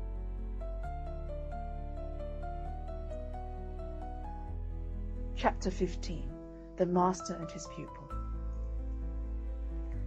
There was once a very learned man in the North Country, who knew all the languages under the sun, and who was acquainted with all the mysteries of creation. He had one big book bound in black calf and clasped with iron, and with iron corners, and chained to a table which was made fast to the floor. And when he read out of this book, he unlocked it with an iron key, and none but he read from it, for it contained all the secrets of the spiritual world. It told how many angels there were in heaven, and how they marched in their ranks and sang in their choirs, and what were their several functions, and what was the name of each great angel of light. And it told of the demons, how many of them there were, and what were their several powers, and their labours, and their names, and how they might be summoned, and how tasks might be imposed on them, and how they might be chained to be as slaves to man. Now the master had a pupil, who was but a foolish lad, and he acted as servant to the great master, but never was he suffered to look into the black book, hardly to enter the private room. One day the master was out, and then the lad, as curious as could be, hurried to the chamber where his master kept his wondrous apparatus for changing copper into gold, and lead into silver, and where was his mirror, in which he could see all that was passing in the world, and where was the shell which, when held to the ear, whispered all the words that were being spoken by anyone that the master desired to know. The lad tried in vain with the crucibles to turn copper and lead into gold and silver. He looked long and vainly into the mirror. Smoke and clouds passed over it, but he saw nothing plain, and the shell to his ear produced only indistinct murmurings, like the breaking of distant seas on an unknown shore. "I can do nothing," he said, "as I don't know the right words to utter, and they are locked up in yon book." He looked round, and see, the book was unfastened. The master had forgotten to lock it before he went out. The boy rushed to it and unclosed the volume. It was written with red and black ink, and much of it he could not understand, but he put his finger on a line and spelled it through. At once the room was darkened and the house trembled. A clap of thunder rolled through the passage in the old room, and there stood before him a horrible, horrible form, breathing fire and with eyes like burning lamps. It was the demon Beelzebub, whom he had called up to serve him. "Set me a task," said he, with a voice like the roaring of an iron furnace. The boy only trembled and his hair stood up. "Set me a task, or I shall strangle thee." But the lad could not speak. Then the evil spirit stepped towards him, and putting forth his hand touched his throat. The fingers burned his flesh. "Set me a task." "Water yon flower," cried the boy in despair, pointing to a geranium which stood in a pot on the floor. Instantly the spirit left the room, but in another instant he returned with a barrel on his back and poured its contents over the flower. And again he went and came and poured more and more water, till the floor of the room was ankle deep. "Enough, enough!" gasped the lad. But the demon heeded him not. The lad didn't know the words by which to send him away, and still he fetched water. It rose to the boy's knees, and still more water was poured. It mounted to his waist, and Beelzebub still kept on bringing barrels full. It rose to his armpits, and he scrambled to the tabletop. And now the water in the room stood up to the window and washed against the glass, and swirled around his feet on the table. It still rose. It reached his breast. In vain he cried. The evil spirit would not be dismissed, and to this day he would have been pouring water, and would have drowned all Yorkshire. But the master remembered on his journey that he had not locked his book, and therefore returned, and at the moment when the water was bubbling about the pupil's chin, rushed into the room and spoke the words which cast Beelzebub back into his fiery home. End of chapter 15. The Master and his Pupil. Chapter 16. Titty Mouse and Tatty Mouse. Titty Mouse and Tatty Mouse both lived in a house. Titty Mouse went a-leasing, and Tatty Mouse went a-leasing. So they both went a-leasing. Titty Mouse leased an ear of corn, and Tatty Mouse leased an ear of corn. So they both leased an ear of corn. Titty Mouse made a pudding, and Tatty Mouse made a pudding. So they both made a pudding. And Tatty Mouse put her pudding into the pot to boil. But when Titty went to put hers in, the pot tumbled over and scalded her to death. Then Tatty sat down and wept. Then a three-legged stool said, "Tatty, why do you weep?" "Titty's dead," said Tatty, "and so I weep." "Then," said the stool, "I'll hop." So the stool hopped. Then a broom in the corner of the room said, "Stool, why do you hop?" "Oh," said the stool, "Titty's dead and Tatty weeps, and so I hop." "Then," said the broom, "I'll sweep." So the broom began to sweep. "Then," said the door, "Broom, why do you sweep?" "Oh," said the broom, "Titty's dead and Tatty weeps, and the stool hops, and so I sweep." "Then," said the door, "I'll jar." So the door jarred. "Then," said the window, "Door, why do you jar?" "Oh," said the door, "Titty's dead and Tatty weeps, and the stool hops and the broom sweeps, and so I jar." "Then," said the window, "I'll creak." So the window creaked.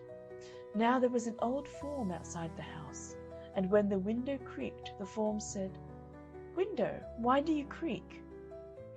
"Oh," said the window, "Titty's dead and Tatty weeps, and the stool hops and the broom sweeps, the door jars, and so I creak." "Then," said the old form, "I'll run round the house." Then the old form ran round the house. Now there was a fine large walnut tree growing by the cottage, and the tree said to the form, "Form, why do you run round the house?" "Oh," said the form, "Titty's dead and Tatty weeps, and the stool hops and the broom sweeps, the door jars and the window creaks, and so I run round the house." "Then," said the walnut tree, "I'll shed my leaves." So the walnut tree shed all its beautiful green leaves. Now there was a little bird perched on one of the boughs of the tree, and when all the leaves fell, it said, "Walnut tree, why do you shed your leaves?" "Oh," said the tree, "Titty's dead and Tatty weeps, the stool hops and the broom sweeps, the door jars and the window creaks, the old form runs round the house, and so I shed my leaves." "Then," said the little bird, "I'll moult all my feathers." So he moulted all his pretty feathers. Now there was a little girl walking below, carrying a jug of milk for her brothers and sisters' supper, and when she saw the poor little bird moult all its feathers, she said, "Little bird, why do you moult all your feathers?" "Oh," said the little bird, "Titty's dead and Tatty weeps, the stool hops and the broom sweeps, the door jars and the window creaks, the old form runs round the house, the walnut tree sheds its leaves, and so I moult all my feathers." "Then," said the little girl, "I'll spill the milk." So she dropped the pitcher and spilt the milk. Now there was an old man just by on the top of a ladder thatching a rick, and when he saw the little girl spill the milk, he said, "Little girl, what do you mean by spilling the milk? Your little brothers and sisters must go without their supper."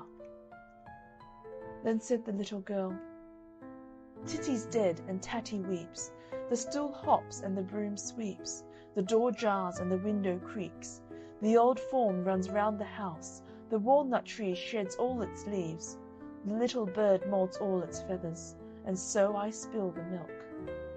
"Oh," said the old man, "then I'll tumble off the ladder and break my neck." So he tumbled off the ladder and broke his neck. And when the old man broke his neck, the great walnut tree fell down with a crash and upset the old form and house, and the house falling knocked the window out, and the window knocked the door down, and the door upset the broom, and the broom upset the stool, and poor little Tatty Mouse was buried beneath the ruins. End of chapter 16. Titty Mouse and Tatty Mouse. Chapter 17. Jack and his golden snuff box. Once upon a time, and a very good time it was, though it was neither in my time nor in your time, nor in anyone else's time, there was an old man and an old woman, and they had one son, and they lived in a great forest. And their son never saw any other people in his life, but he knew that there was some more in the world besides his own father and mother, because he had lots of books, and he used to read every day about them.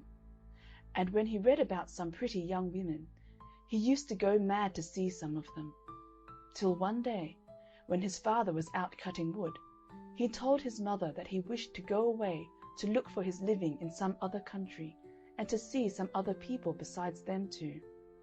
And he said, "I see nothing at all here but great trees around me, and if I stay here, maybe I shall go mad before I see anything."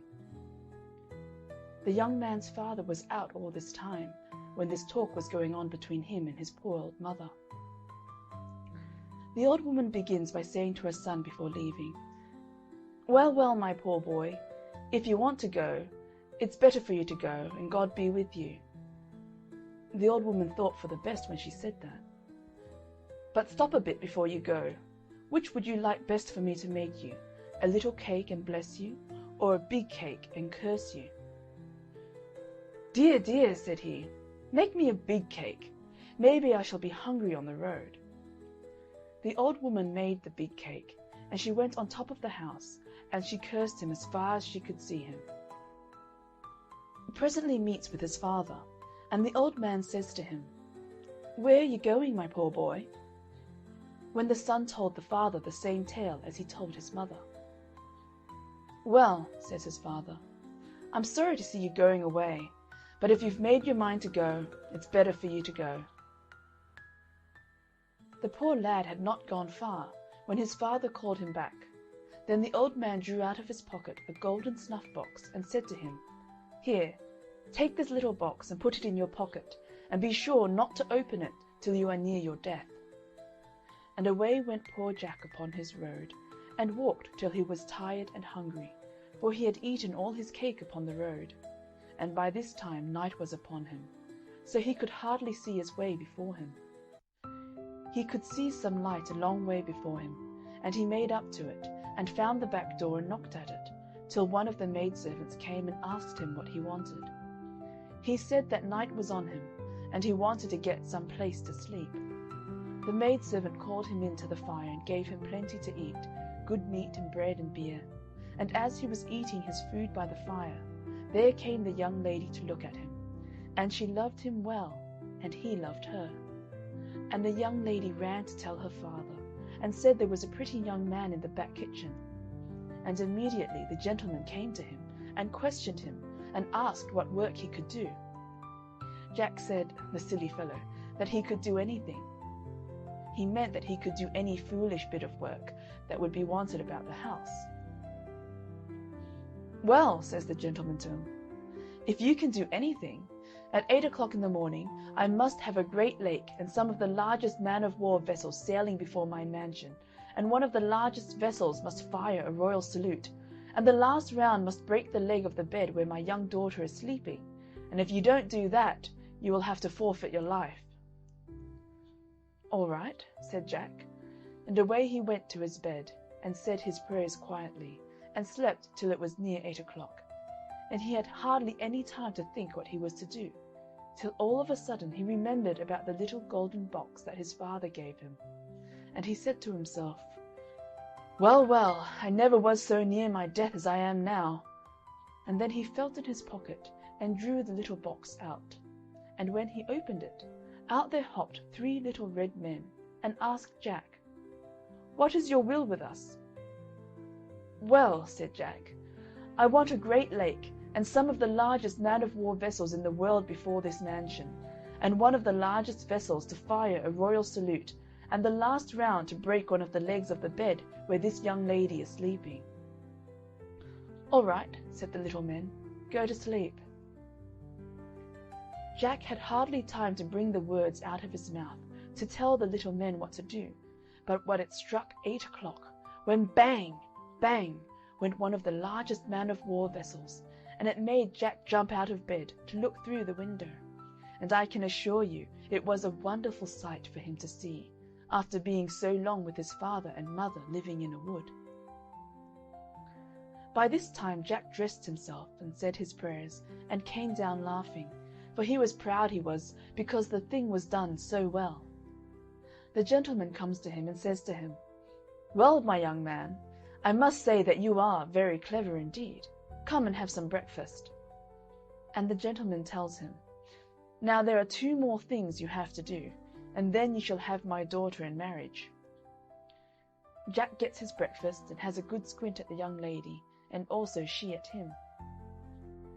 The other thing that the gentleman told him to do was to fell all the great trees for miles around by 8 o'clock in the morning, and, to make my long story short, it was done, and it pleased the gentleman well.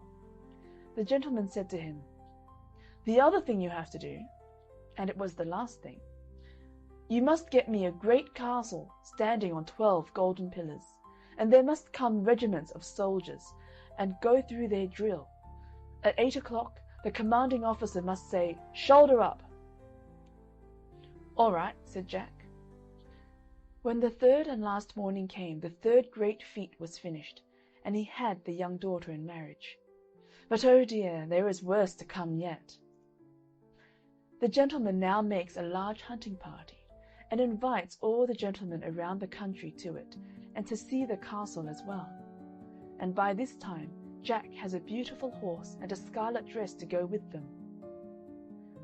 On that morning his valet, when putting Jack's clothes by, after changing them to go a-hunting, put his hand in one of Jack's waistcoat pockets and pulled out the little golden snuff-box, as poor Jack left behind in a mistake.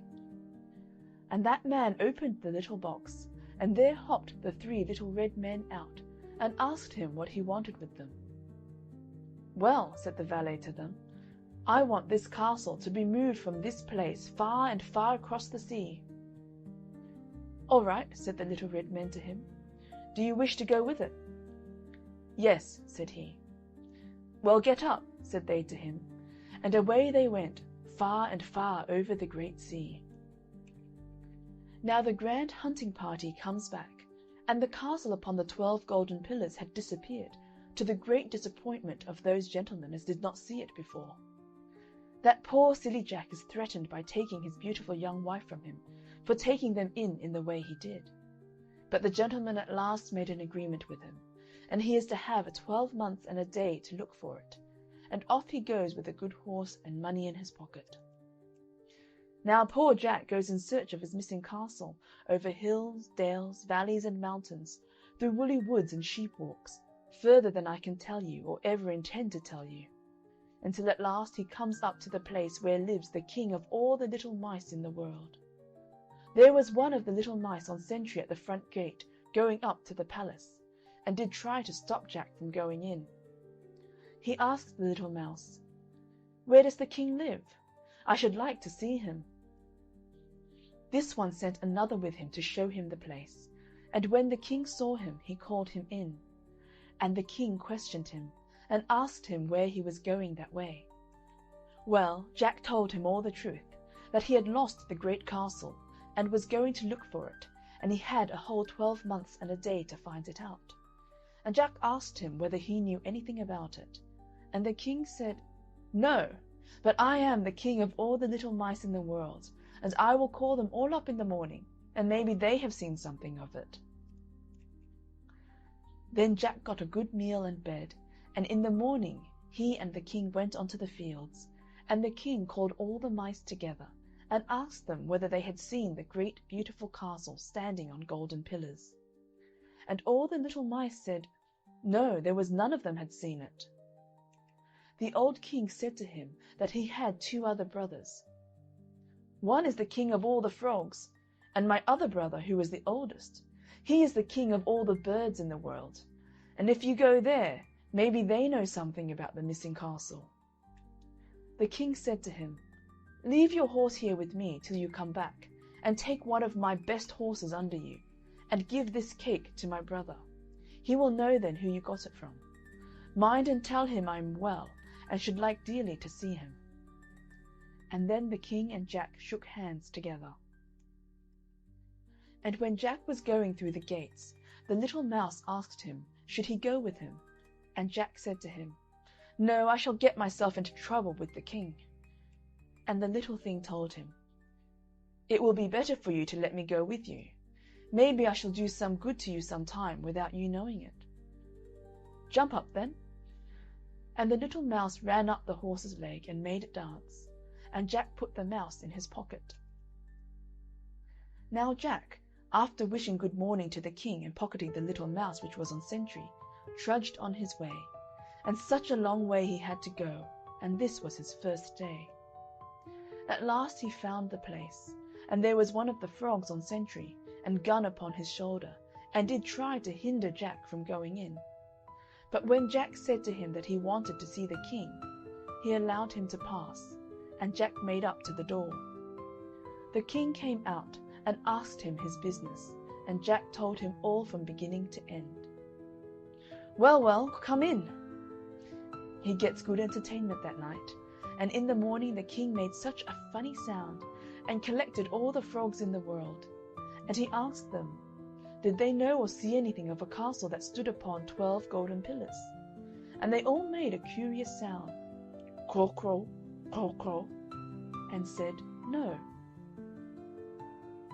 Jack had to take another horse and a cake to this king's brother, who was the king of all the fowls of the air. And as Jack was going through the gates, the little frog that was on sentry asked John should he go with him. Jack refused him for a bit, But at last he told him to jump up, and Jack put him in his other waistcoat pocket, and away he went again on his great long journey. It was 3 times as long this time as it was the first day. However, he found the place, and there was a fine bird on sentry. And Jack passed him, and he never said a word to him. And he talked with the king and told him everything, all about the castle. "Well," said the king to him, "you shall know in the morning from my birds whether they know anything or not." Jack put up his horse in the stable, and then went to bed, after having something to eat. And when he got up in the morning, the king and he went on to some field, and there the king made some funny noise, and there came all the fowls that were in all the world. And the king asked them, did they see the fine castle? And all the birds answered, no. "Well," said the king, "where is the great bird?"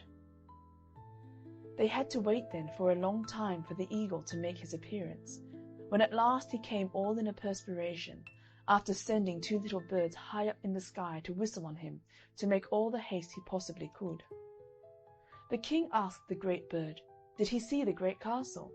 And the bird said, "Yes, I came from there where it now is."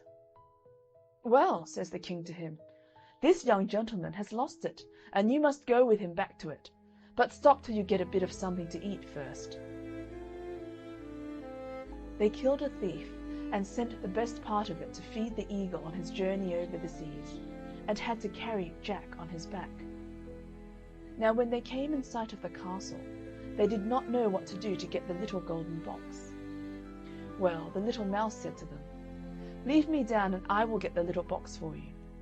So the mouse stole into the castle, and got hold of the box, and when he was coming down the stairs it fell down, and he was very near being caught. He came running out with it, laughing his best. "Have you got it?" Jack said to him.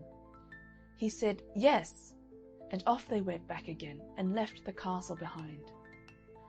As they were all of them, Jack, Mouse, Frog, and Eagle, passing over the great sea, they fell to quarrelling about which it was that got the little box, till down it slipped into the water. It was by them looking at it and handing it from one hand to the other that they dropped the little box to the bottom of the sea. "Well, well," said the Frog, "I knew that I would have to do something, so you had better let me go down in the water." And they let him go, and he was down for 3 days and 3 nights, and up he comes and shows his nose and little mouth out of the water. And all of them asked him, did he get it? And he told them, no. "Well, what are you doing there, then?" "Nothing at all," he said, "only I want my full breath." And the poor little frog went down the second time, and he was down for a day and a night, and up he brings it.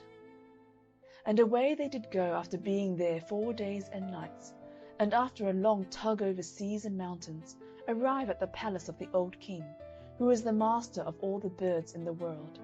And the king is very proud to see them, and has a hearty welcome and a long conversation. Jack opens the little box, and told the little men to go back and to bring the castle here to them. "And all of you make as much haste back again as you possibly can." The 3 little men went off, and when they came near the castle, they were afraid to go to it till the gentleman and lady and all the servants were gone out to some dance. And there was no one left behind there, only the cook and another maid with her. And the little red men asked them which would they rather, go or stop behind. And they both said, "I will go with you." And the little men told them to run upstairs quick. They were no sooner up and in one of the drawing rooms than here comes, just in sight, the gentleman and lady and all the servants. But it was too late. Off the castle went at full speed, with the women laughing at them through the window, while they made motions for them to stop, but all to no purpose. They were 9 days on their journey, in which they did try to keep the Sunday holy, when one of the little men turned to be the priest, the other the clerk, and third presided at the organ, and the women were the singers, for they had a grand chapel in the castle already. Very remarkable, there was a discord made in the music, and one of the little men ran up one of the organ pipes to see where the bad sound came from.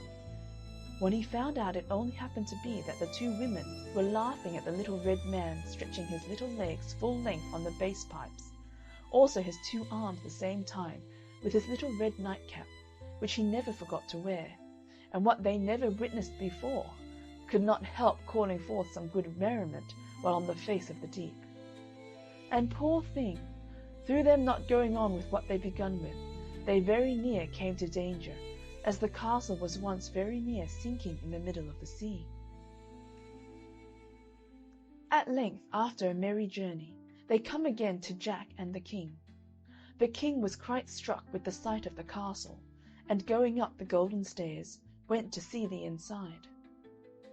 The king was very much pleased with the castle, but poor Jack's time of 12 months and a day was drawing to a close, and he, wishing to go home to his young wife, gives orders to the 3 little men to get ready by the next morning at 8 o'clock to be off to the next brother, and to stop there for one night, also to proceed from there to the last or the youngest brother, the master of all the mice in the world, in such place where the castle shall be left unto his care until it's sent for.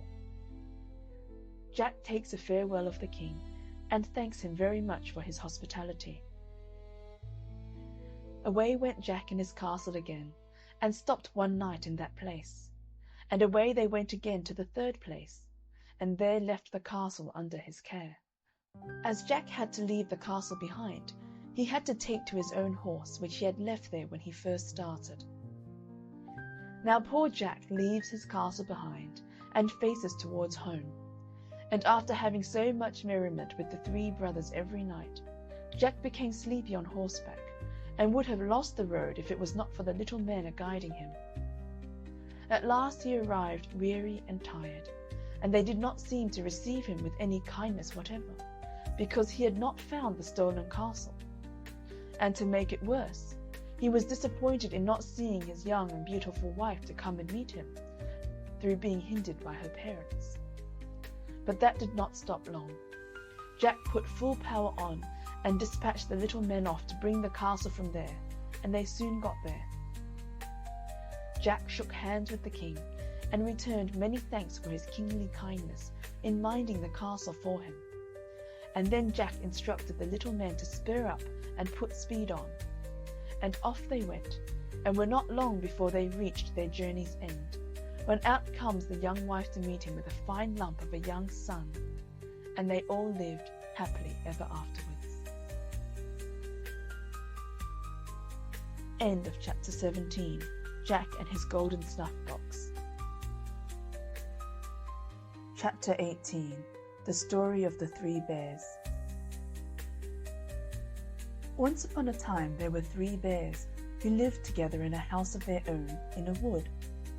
One of them was a little, small, wee bear, and one was a middle-sized bear, and the other was a great, huge bear.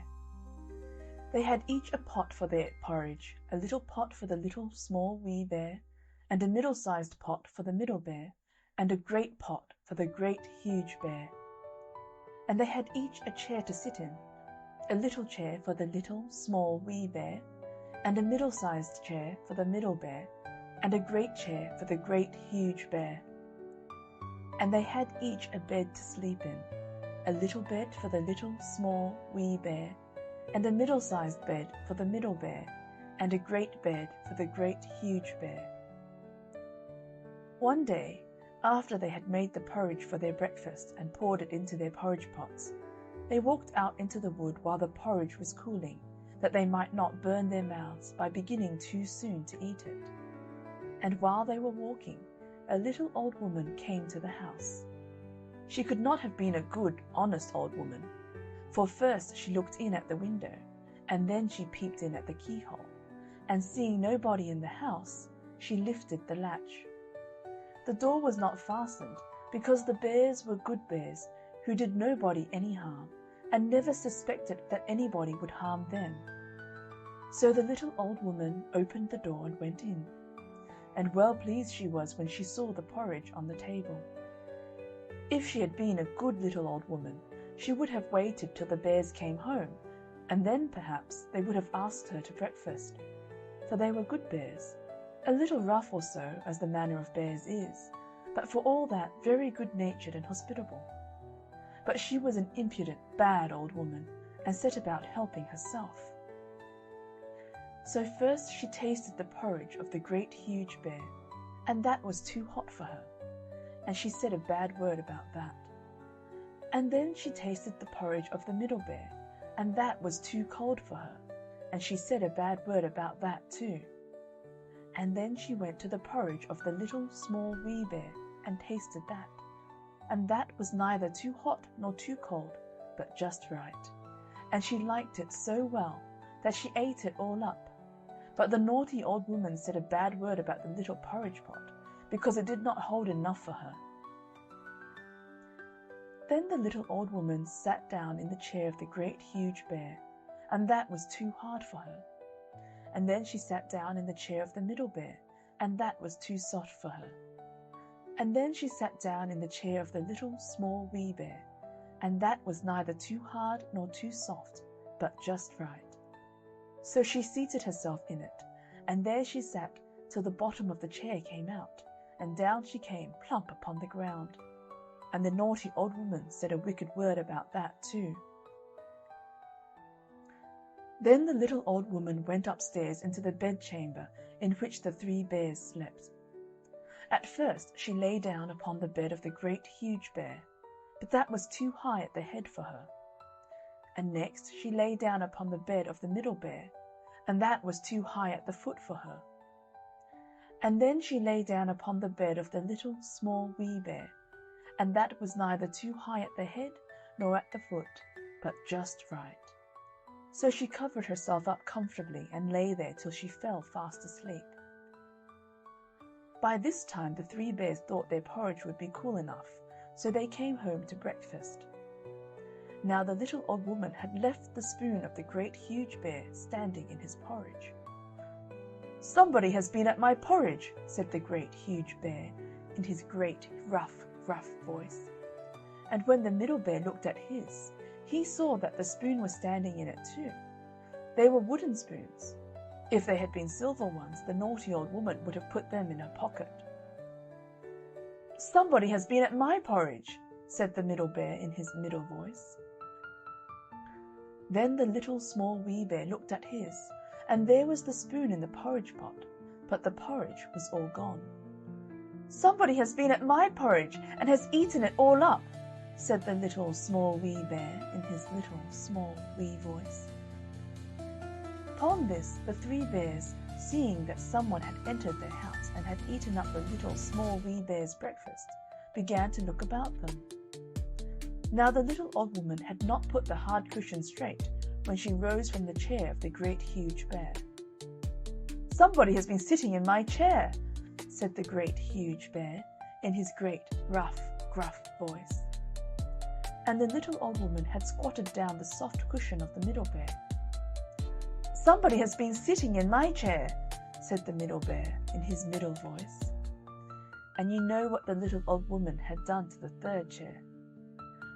"Somebody has been sitting in my chair and has set the bottom out of it," said the little small wee bear in his little small wee voice. Then the three bears thought it necessary that they should make farther search. So they went upstairs into their bedchamber.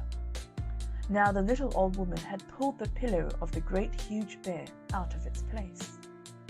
"Somebody has been lying in my bed," said the great huge bear in his great rough, gruff voice. And the little old woman had pulled the bolster of the middle bear out of its place. "Somebody has been lying in my bed," said the middle bear in his middle voice. And when the little small wee bear came to look at his bed, there was the bolster in its place, and the pillow in its place upon the bolster, and upon the pillow was the little old woman's ugly, dirty head, which was not in its place, for she had no business there. "Somebody has been lying in my bed, and here she is," said the little small wee bear in his little small wee voice. The little old woman had heard in her sleep the great rough, gruff voice of the great huge bear, but she was so fast asleep that it was no more to her than the roaring of wind or the rumbling of thunder. and she had heard the middle voice of the middle bear, but it was only as if she had heard someone speaking in a dream. But when she heard the little, small, wee voice of the little, small, wee bear, it was so sharp and so shrill that it awakened her at once. Up she started, and when she saw the three bears on one side of the bed, she tumbled herself out at the other and ran to the window. Now the window was open because the bears, like good, tidy bears as they were, always opened their bedchamber window when they got up in the morning. Out the little old woman jumped, and whether she broke her neck in the fall, or ran into the wood and was lost there, or found her way out of the wood and was taken up by the constable and sent to the house of correction for a vagrant as she was, I cannot tell. But the three bears never saw anything more of her. End of chapter 18. The story of the three bears.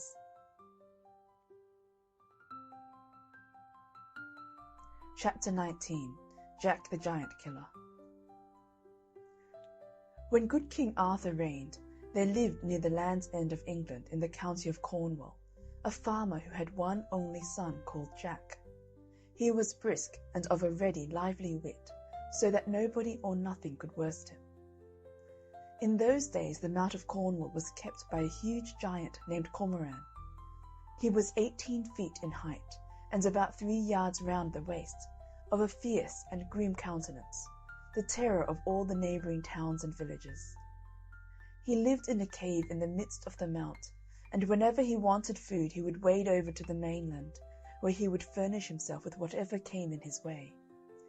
Everybody at his approach ran out of their houses, while he seized on their cattle, making nothing of carrying 6 oxen on his back at a time. And as for their sheep and hogs, he would tie them round his waist like a bunch of tallow dips. He had done this for many years, so that all Cornwall was in despair. One day Jack happened to be at the town hall when the magistrates were sitting in council about the giant. He asked, "What reward will be given to the man who kills Cormoran?" "The giant's treasure," they said, "will be the reward." Quoth Jack, "Then let me undertake it." So he got a horn, shovel, and pickaxe, and went over to the mount in the beginning of a dark winter's evening when he fell to work, and before morning had dug a pit 22 feet deep and nearly as broad, covering it over with long sticks and straw. Then he strewed a little mould over it, so that it appeared like plain ground. Jack then placed himself on the opposite side of the pit, farthest from the giant's lodging, and just at the break of day he put the horn to his mouth and blew, "Tantivy, Tantivy." This noise roused the giant, who rushed from his cave, crying, "You incorrigible villain! Are you come here to disturb my rest? You shall pay dearly for this. Satisfaction I will have, and this it shall be. I will take you whole and broil you for breakfast." He had no sooner uttered this than he tumbled into the pit and made the very foundations of the mount to shake. "O giant," quoth Jack, "where are you now? Oh, faith, you are gotten now to Lob's Pound, where I will surely plague you for threatening words. What do you think now of broiling me for your breakfast? Will no other diet serve you but poor Jack?" Then, having tantalized the giant for a while, he gave him a most weighty knock with his pickaxe on the very crown of his head, and killed him on the spot. Jack then filled up the pit with earth and went to search the cave, which he found contained much treasure. When the magistrates heard of this, they made a declaration he should henceforth be termed Jack the Giant Killer, and presented him with a sword and a belt, on which were written these words embroidered in letters of gold: "He is the right valiant Cornish man, who slew the giant Cormoran." The news of Jack's victory soon spread over all the west of England, so that another giant, named Blunderbore, hearing of it, vowed to be revenged on Jack if ever he should light on him. This giant was the lord of an enchanted castle, situated in the midst of a lonesome wood. Now Jack, about 4 months afterwards, walking near this wood in his journey to Wales, being weary, seated himself near a pleasant fountain, and fell fast asleep. While he was sleeping, the giant, coming there for water, discovered him, and knew him to be the far-famed Jack the Giant Killer by the lines written on the belt. Without ado, he took Jack on his shoulders and carried him towards his castle. Now as they passed through a thicket, the rustling of the boughs awakened Jack, who was strangely surprised to find himself in the clutches of the giant. His terror was only begun, for, on entering the castle, he saw the ground strewed with human bones, and the giant told him his own would ere long be among them. After this, the giant locked poor Jack in an immense chamber, leaving him there while he went to fetch another giant, his brother, living in the same wood, who might share in the meal on Jack. After waiting some time, Jack, on going to the window, beheld afar off the two giants coming towards the castle. "Now," quoth Jack to himself, "my death or my deliverance is at hand." Now there were strong cords in a corner of the room in which Jack was, and 2 of these he took, and made a strong noose at the end. And while the giants were unlocking the iron gate of the castle, he threw the ropes over each of their heads. Then he drew the other ends across a beam, and pulled with all his might, so that he throttled them. Then, when he saw they were black in the face, he slid down the rope, and drawing his sword, slew them both. Then taking the giant's keys, and unlocking the rooms, he found 3 fair ladies tied by the hair of their heads, almost starved to death.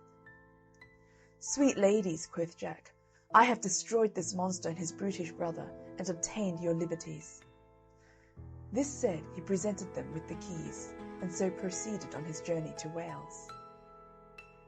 Jack made the best of his way by travelling as fast as he could, but lost his road and was benighted, and could find any habitation until, coming into a narrow valley, he found a large house, and in order to get shelter took courage to knock at the gate. But what was his surprise when there came forth a monstrous giant with 2 heads. Yet he did not appear so fiery as the others were, for he was a Welsh giant, and what he did was by private and secret malice under the false show of friendship.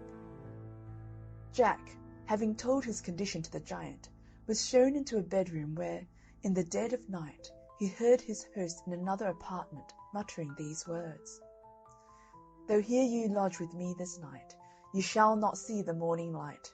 My club shall dash your brains outright." "Sayst thou so?" quoth Jack. "That is like one of your Welsh tricks, yet I hope to be cunning enough for you." Then, getting out of bed, he laid a billet in the bed in his stead, and hid himself in a corner of the room. At the dead time of the night, in came the Welsh giant, who struck several heavy blows on the bed with his club, thinking he had broken every bone in Jack's skin. The next morning Jack, laughing in his sleeve, gave him hearty thanks for his night's lodging. "How have you rested?" quoth the giant. "Did you not feel anything in the night?" "No," quoth Jack, "nothing but a rat which gave me 2 or 3 slaps with her tail." With that, greatly wondering, the giant led Jack to breakfast, bringing him a bowl containing 4 gallons of hasty pudding. Being loath to let the giant think it too much for him, Jack put a large leather bag under his loose coat, in such a way that he could convey the pudding into it without its being perceived. Then, telling the giant he would show him a trick, taking a knife, Jack ripped open the bag, and out came all the hasty pudding. Whereupon saying, "Odd splutters her nails, her can do that trick herself," the monster took the knife, and ripping open his belly, fell down dead. Now it happened in these days that King Arthur's only son asked his father to give him a large sum of money, in order that he might go and seek his fortune in the Principality of Wales, where lived a beautiful lady possessed with 7 evil spirits. The king did his best to persuade his son from it, but in vain, so at last gave way, and the prince set out with 2 horses, one loaded with money, the other for himself to ride upon. Now after several days' travel, he came to a market town in Wales, where he beheld a vast crowd of people gathered together. The prince asked the reason of it, and was told that they had arrested a corpse for several large sums of money which the deceased owed when he died. The prince replied that it was a pity creditors should be so cruel, and said, "Go bury the dead, and let his creditors come to my lodging, and there their debts shall be paid." They came in such great numbers that before night he had only 2 pence left for himself. Now Jack the Giant Killer, coming that way, was so taken with the generosity of the prince that he desired to be his servant. This being agreed upon, the next morning they set forward on their journey together, when, as they were riding out of the town, an old woman called after the prince, saying, "He has owed me 2 pence these 7 years. Pray pay me as well as the rest." Putting his hand to his pocket, the prince gave the woman all he had left, so that after their day's food, which cost what small spell Jack had by him, they were without a penny between them. When the sun got low, the king's son said, "Jack, since we have no money, where can we lodge this night?" But Jack replied, "Master, we'll do well enough, for I have an uncle lives within 2 miles of this place. He is a huge and monstrous giant with 3 heads. He'll fight 500 men in armour and make them to fly before him." "Alas," quoth the prince, "what shall we do there? He'll certainly chop us up at a mouthful. Nay, we are scarce enough to fill one of his hollow teeth." "It is no matter for that," quoth Jack. "I myself will go before and prepare the way for you. Therefore stop here and wait till I return."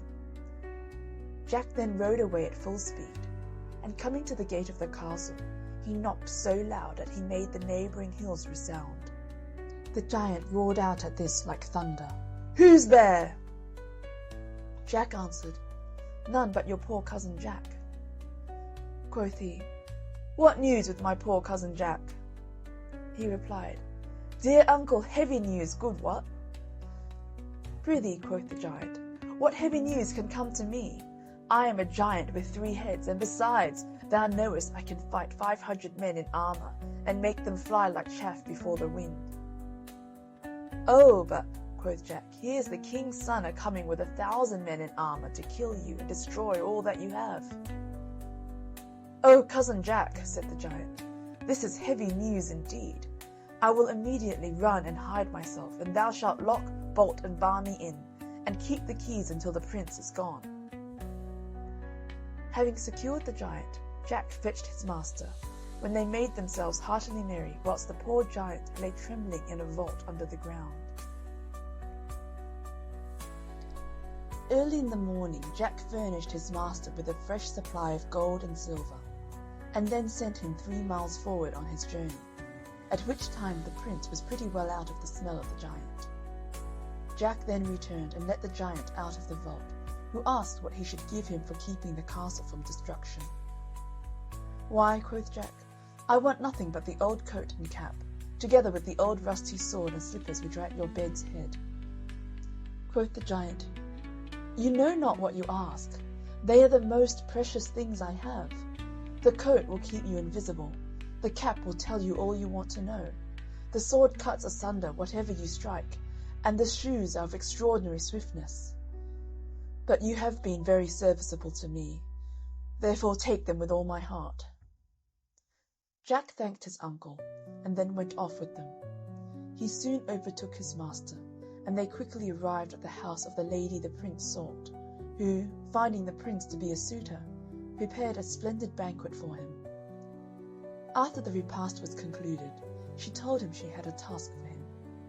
She wiped his mouth with a handkerchief, saying, "You must show me that handkerchief tomorrow morning, or else you will lose your head."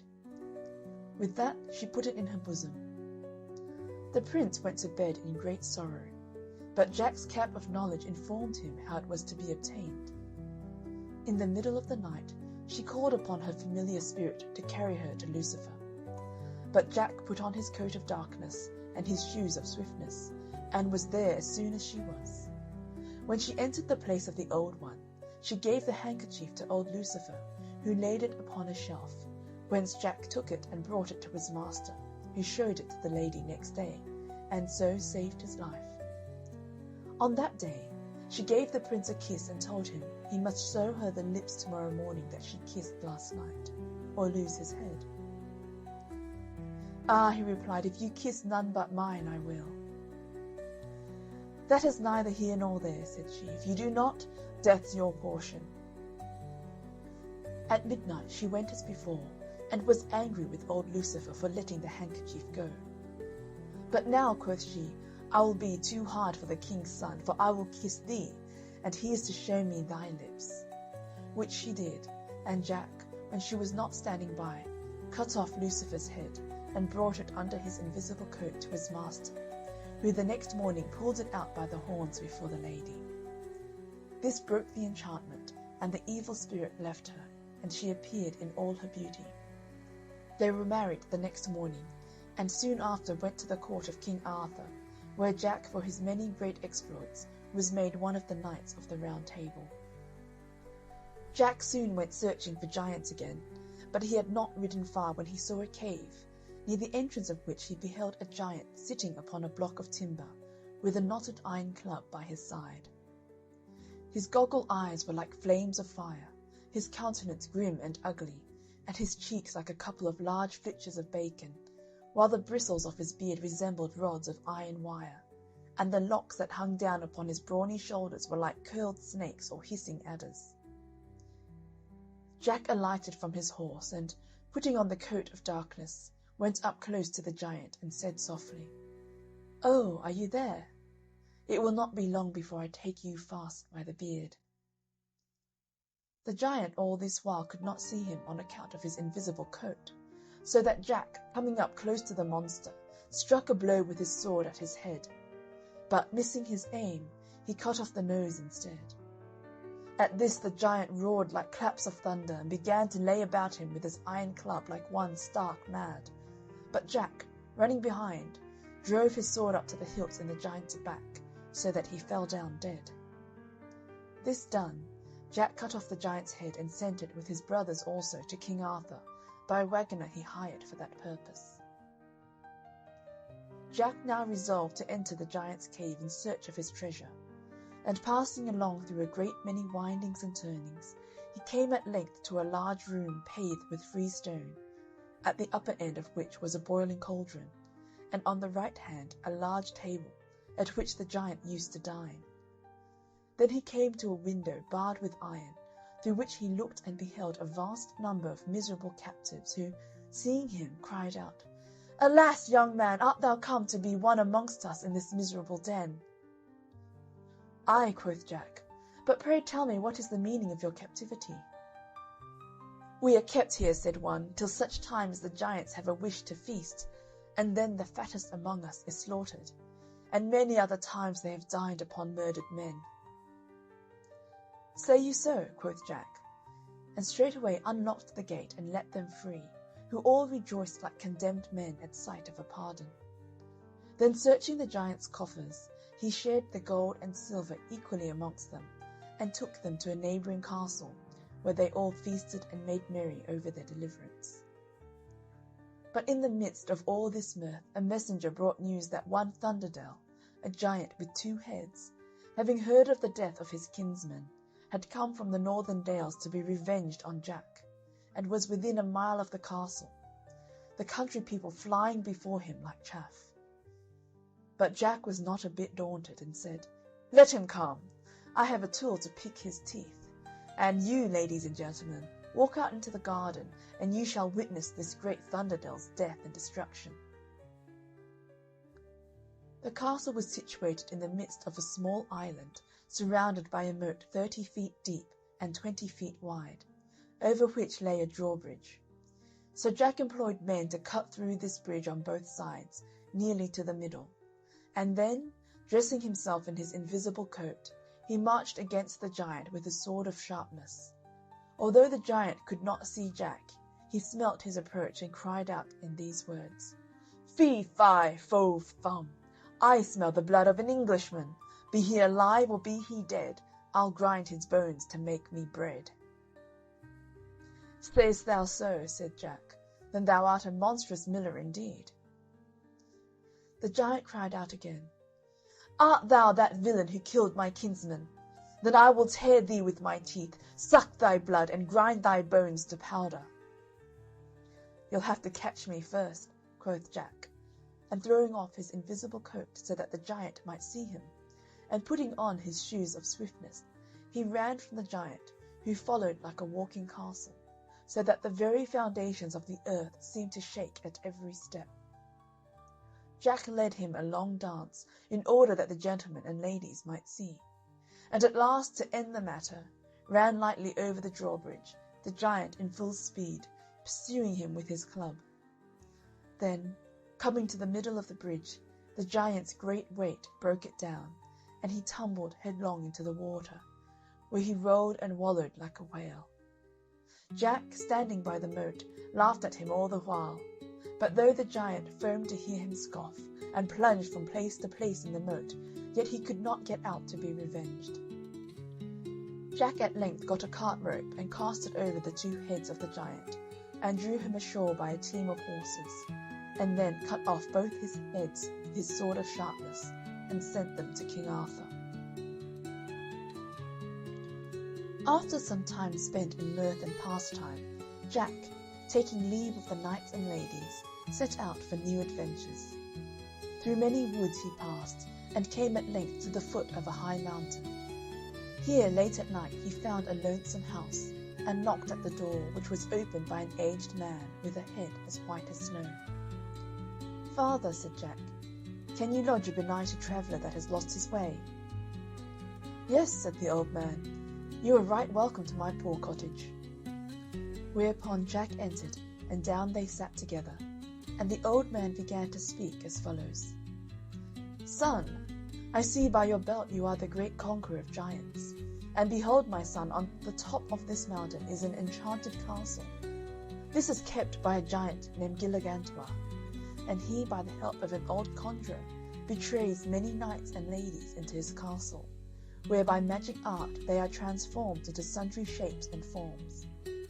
But above all I grieve for a duke's daughter, whom they fetched from her father's garden, carrying her through the air in a burning chariot drawn by fiery dragons, when they secured her within the castle, and transformed her into a white hind. And though many knights have tried to break the enchantment and work her deliverance, yet no one could accomplish it, on account of two dreadful griffins which are placed at the castle gate, and which destroy every one who comes near. But you, my son, may pass by them undiscovered, where on the gates of the castle you will find engraven in large letters how the spell may be broken." Jack gave the old man his hand, and promised that in the morning he would venture his life to free the lady.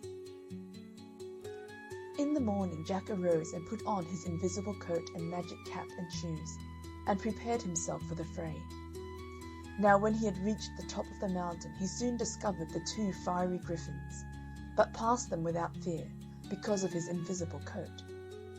When he had got beyond them, he found upon the gates of the castle a golden trumpet hung by a silver chain, under which these lines were engraved: "Whoever shall this trumpet blow shall soon the giant overthrow, and break the black enchantment straight, so all shall be in happy state." Jack had no sooner read this but he blew the trumpet, at which the castle trembled to its vast foundations, and the giant and conjurer were in horrid confusion, biting their thumbs and tearing their hair, knowing their wicked reign was at an end. Then the giant, stooping to take up his club, Jack at one blow cut off his head, whereupon the conjurer, mounting up into the air, was carried away in a whirlwind. Then the enchantment was broken, and all the lords and ladies who had so long been transformed into birds and beasts returned to their proper shapes, and the castle vanished away in a cloud of smoke. This being done, the head of Gilligantua was likewise, in the usual manner, conveyed to the court of King Arthur, where the very next day Jack followed, with the knights and ladies who had been delivered. Whereupon, as a reward for his good services, the king prevailed upon the duke to bestow his daughter in marriage on honest Jack. So married they were, and the whole kingdom was filled with joy at the wedding. Furthermore, the king bestowed on Jack a noble castle with a very beautiful estate thereto belonging, where he and his lady lived in great joy and happiness all the rest of their days. End of chapter 19. Jack the Giant Killer. Chapter 20. Henny Penny. One day Henny Penny was picking up corn in the cornyard when, whack, something hit her upon the head. "Goodness gracious me," said Henny Penny, "the skies are going to fall. I must go and tell the king." So she went along, and she went along, and she went along, till she met Cocky Locky. "Where are you going, Henny Penny?" says Cocky Locky. "Oh, I'm going to tell the king the skies are falling," says Henny Penny. "May I come with you?" says Cocky Locky. "Certainly," says Henny Penny. So Henny Penny and Cocky Locky went to tell the king the sky was falling. They went along, and they went along, and they went along, till they met Ducky Daddles. "Where are you going to, Henny Penny and Cocky Locky?" says Ducky Daddles. "Oh, we're going to tell the king the skies are falling," said Henny Penny and Cocky Locky. "May I come with you?" says Ducky Daddles. "Certainly," said Henny Penny and Cocky Locky. So Henny Penny, Cocky Locky, and Ducky Daddles went to tell the king the sky was a-falling. So they went along, and they went along, and they went along, till they met Goosey Poosey. "Where are you going to, Henny Penny, Cocky Locky, and Ducky Daddles?" said Goosey Poosey. "Oh, we're going to tell the king the skies are falling," said Henny Penny and Cocky Locky and Ducky Daddles. "May I come with you?" said Goosey Poosey. "Certainly," said Henny Penny, Cocky Locky, and Ducky Daddles. So Henny Penny, Cocky Locky, Ducky Daddles, and Goosey Poosey went to tell the king the sky was a-falling. So they went along, and they went along, and they went along, till they met Turkey Lurkey. "Where are you going, Henny Penny, Cocky Locky, Ducky Daddles, and Goosey Poosey?" says Turkey Lurkey. "Oh, we're going to tell the king the skies are falling," said Henny Penny, Cocky Locky, Ducky Daddles, and Goosey Poosey. "May I come with you, Henny Penny, Cocky Locky, Ducky Daddles, and Goosey Poosey?" said Turkey Lurkey. "Why, certainly, Turkey Lurkey," said Henny Penny, Cocky Locky, Ducky Daddles, and Goosey Poosey. So Henny Penny, Cocky Locky, Ducky Daddles, Goosey Poosey, and Turkey Lurkey all went to tell the king the sky was a-falling. So they went along, and they went along, and they went along, till they met Foxy Woxy. And Foxy Woxy said to Henny Penny, Cocky Locky, Ducky Daddles, Goosey Poosey, and Turkey Lurkey, "Where are you going, Henny Penny, Cocky Locky, Ducky Daddles, Goosey Poosey, and Turkey Lurkey?" And Henny Penny, Cocky Locky, Ducky Daddles, Goosey Poosey, and Turkey Lurkey said to Foxy Woxy, "We're going to tell the king the skies are falling." "Oh, but this is not the way to the king, Henny Penny, Cocky Locky, Ducky Daddles, Goosey Poosey, and Turkey Lurkey," says Foxy Woxy. "I know the proper way. Shall I show it you?" "Why, certainly, Foxy Woxy," said Henny Penny, Cocky Locky, Ducky Daddles, Goosey Poosey, and Turkey Lurkey. So Henny Penny, Cocky Locky, Ducky Daddles, Goosey Poosey, Turkey Lurkey, and Foxy Woxy all went to tell the king the sky was a-falling. So they went along, and they went along, and they went along, till they came to a narrow and dark hole. Now this was the door of Foxy Woxy's cave. But Foxy Woxy said to Henny Penny, Cocky Locky, Ducky Daddles, Goosey Poosey, and Turkey Lurkey, "This is the short way to the king's palace. You'll soon get there if you follow me. I will go first, and you come after, Henny Penny, Cocky Locky, Ducky Daddles, Goosey Poosey, and Turkey Lurkey." "Why, of course, certainly, without doubt. Why not?" said Henny Penny, Cocky Locky, Ducky Daddles, Goosey Poosey, and Turkey Lurkey. So Foxy Woxy went into his cave, and he didn't go very far, but turned round to wait for Henny Penny, Cocky Locky, Ducky Daddles, Goosey Poosey, and Turkey Lurkey.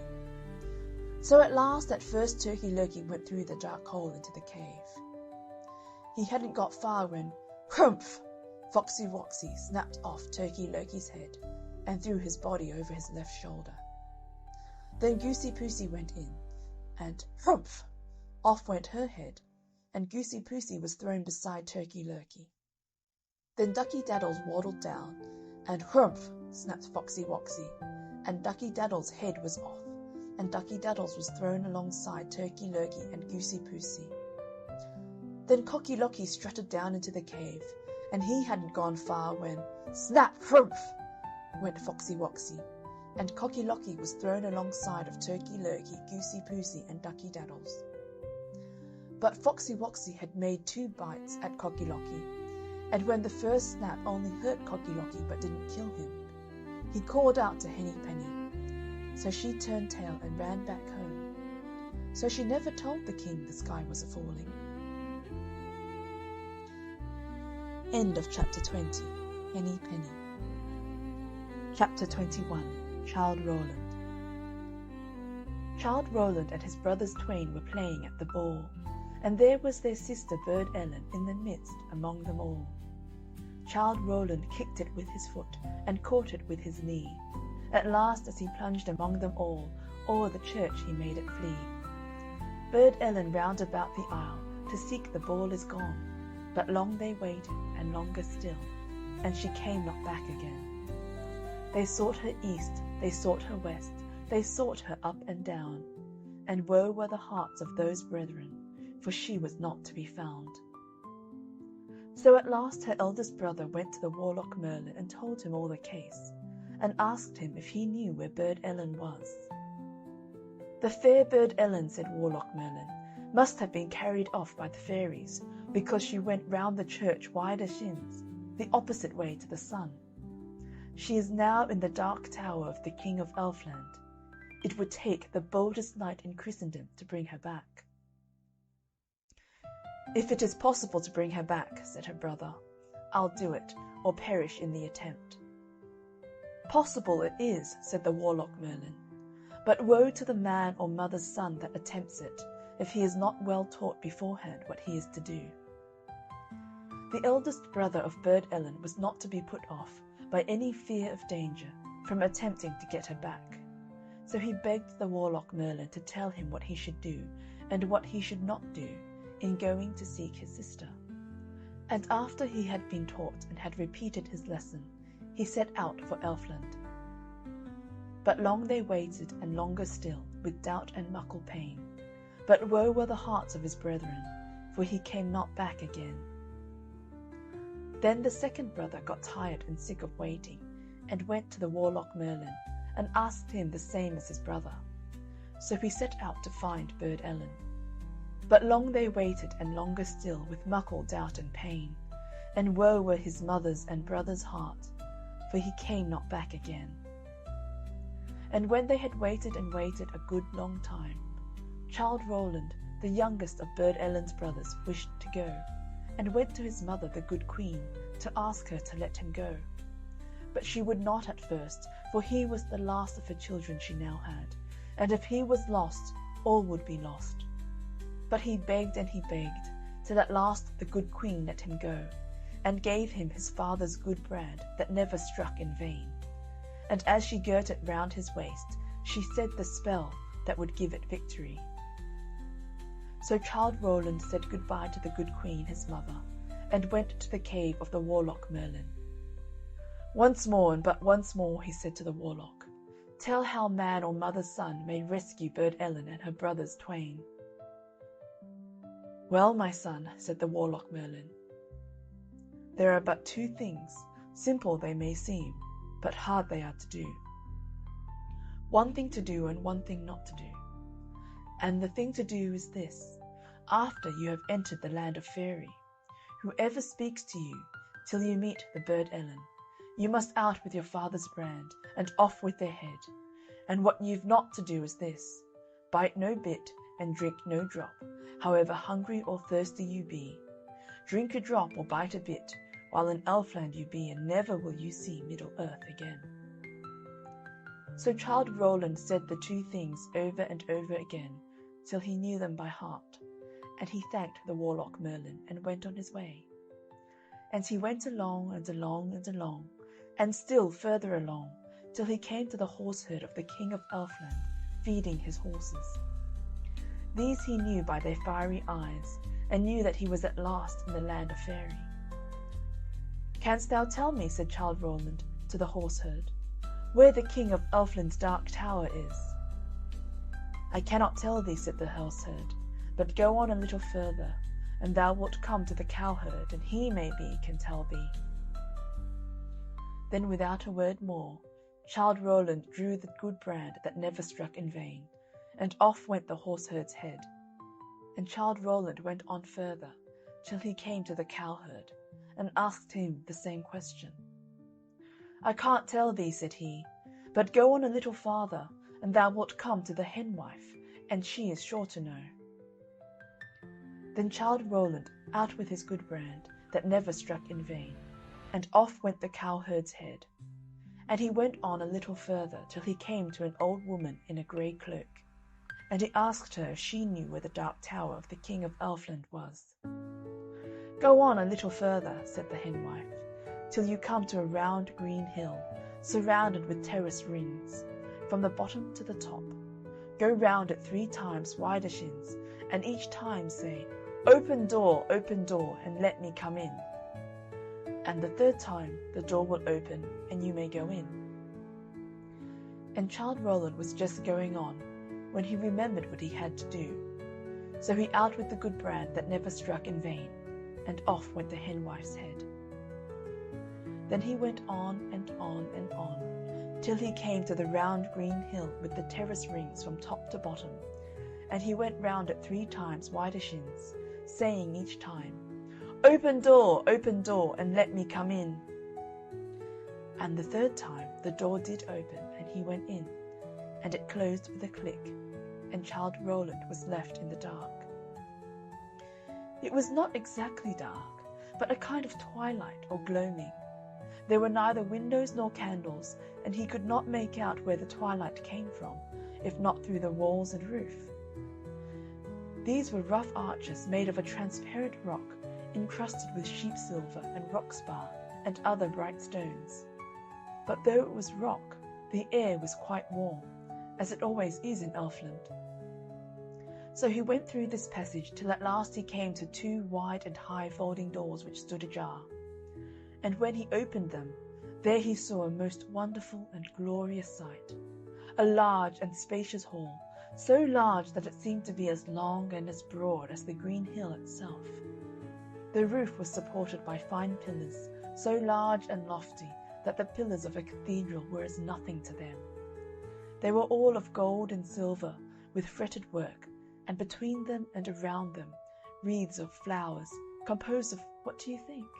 Why, of diamonds and emeralds, and all manner of precious stones. And the very keystones of the arches had for ornaments clusters of diamonds and rubies and pearls and other precious stones. And all these arches met in the middle of the roof, and just there, hung by a golden chain, an immense lamp made out of one big pearl hollowed out and quite transparent. And in the middle of this was a big, huge carbuncle, which kept spinning round and round, and this was what gave light by its rays to the whole hall, which seemed as if the setting sun was shining on it.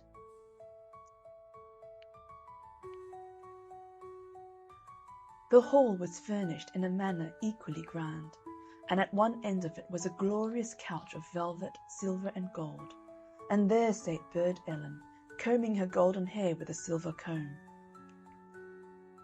And when she saw Childe Rowland, she stood up and said, "God pity ye, poor luckless fool, what have ye here to do? Hear ye this, my youngest brother, why didn't ye bide at home? Had you 100,000 lives, ye couldn't spare any a one. But sit ye down, but woe, oh woe, that ever ye were born, for come the King of Elfland in, your fortune is forlorn." Then they sate down together, and Childe Rowland told her all that he had done, and she told him how their 2 brothers had reached the Dark Tower, but had been enchanted by the King of Elfland, and lay there entombed as if dead. And then after they had talked a little longer, Childe Rowland began to feel hungry from his long travels, and told his sister Burd Ellen how hungry he was, and asked for some food, forgetting all about the warlock Merlin's warning. Burd Ellen looked at Childe Rowland sadly and shook her head, but she was under a spell and could not warn him. So she rose up and went out, and soon brought back a golden basin full of bread and milk. Childe Rowland was just going to raise it to his lips, when he looked at his sister and remembered why he had come all that way. So he dashed the bowl to the ground and said, "Not a sup will I swallow, nor a bit will I bite, till Burd Ellen is set free." Just at that moment they heard the noise of someone approaching, and a loud voice was heard saying, "Fee, fi, fo, fum, I smell the blood of a Christian man. Be he dead, be he living, with my brand I'll dash his brains from his brain pan." And then the folding doors of the hall were burst open, and the king of Elfland rushed in. "Strike then, Bogle, if thou darest!" shouted out Childe Roland, and rushed to meet him with his good brand that never yet did fail. They fought and they fought and they fought, till Childe Roland beat the king of Elfland down onto his knees, and caused him to yield and beg for mercy. "I grant thee mercy," said Childe Roland. "Release my sister from thy spells, and raise my brothers to life, and let us all go free, and thou shalt be spared." "I agree," said the Elfin king, and rising up he went to a chest, from which he took a phial filled with a blood-red liquor. With this he anointed the ears, eyelids, nostrils, lips, and fingertips of the two brothers, and they sprang at once into life, and declared that their souls had been away, but had now returned. The Elfin king then said some words to Burd Ellen, and she was disenchanted, and they all four passed out of the hall through the long passage, and turned their back on the dark tower, never to return again. And they returned home, and the good queen their mother, and Burd Ellen never went round a church wider shins again. End of chapter 21. Childe Roland.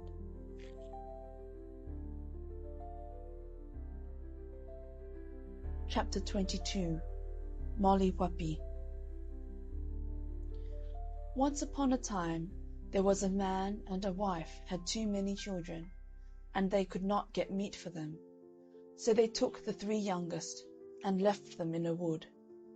They travelled, and could see never a house. It began to be dark, and they were hungry. At last they saw a light and made for it. It turned out to be a house. They knocked at the door, and a woman came to it, who said, "What do you want?" They said, "Please let us in and give us something to eat." The woman said, "I can't do that, as my man is a giant, and he would kill you if he comes home." They begged hard. "Let us stop for a little while," said they, "and we will go away before he comes." So she took them in and set them down before the fire, and gave them milk and bread. But just as they had begun to eat, a great knock came to the door, and a dreadful voice said, "Fee, fi, fo, fum, I smell the blood of some earthly one." "Who have you there, wife?"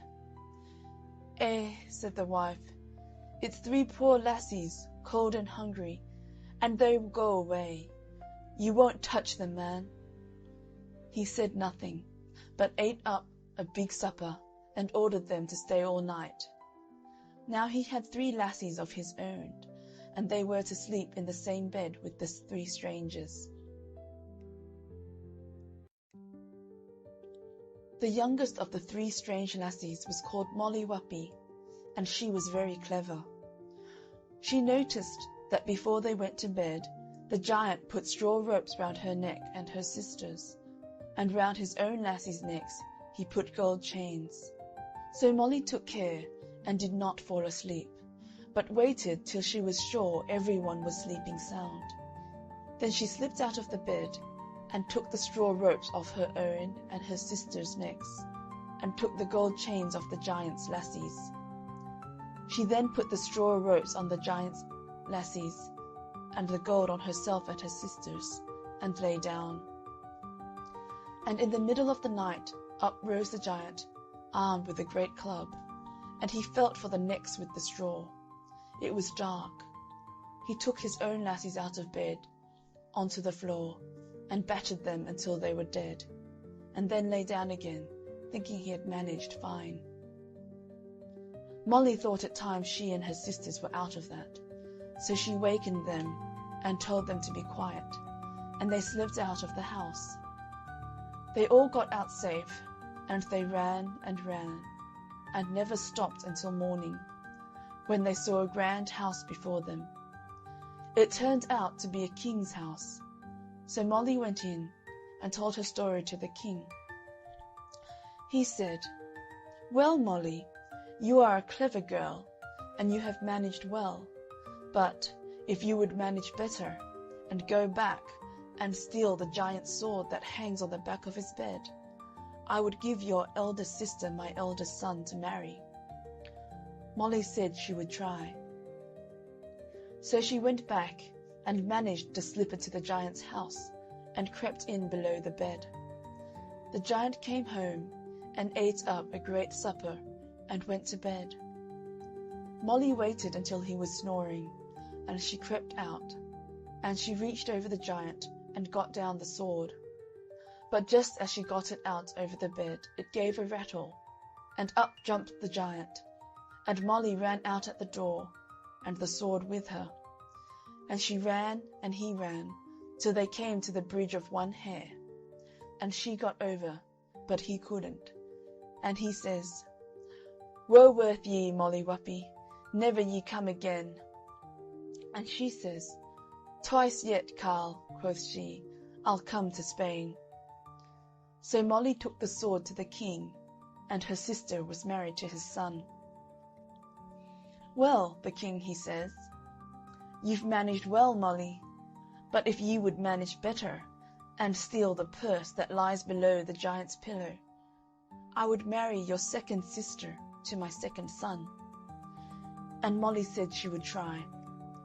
So she set out for the giant's house, and slipped in, and hid again below the bed, and waited till the giant had eaten his supper, and was snoring sound asleep.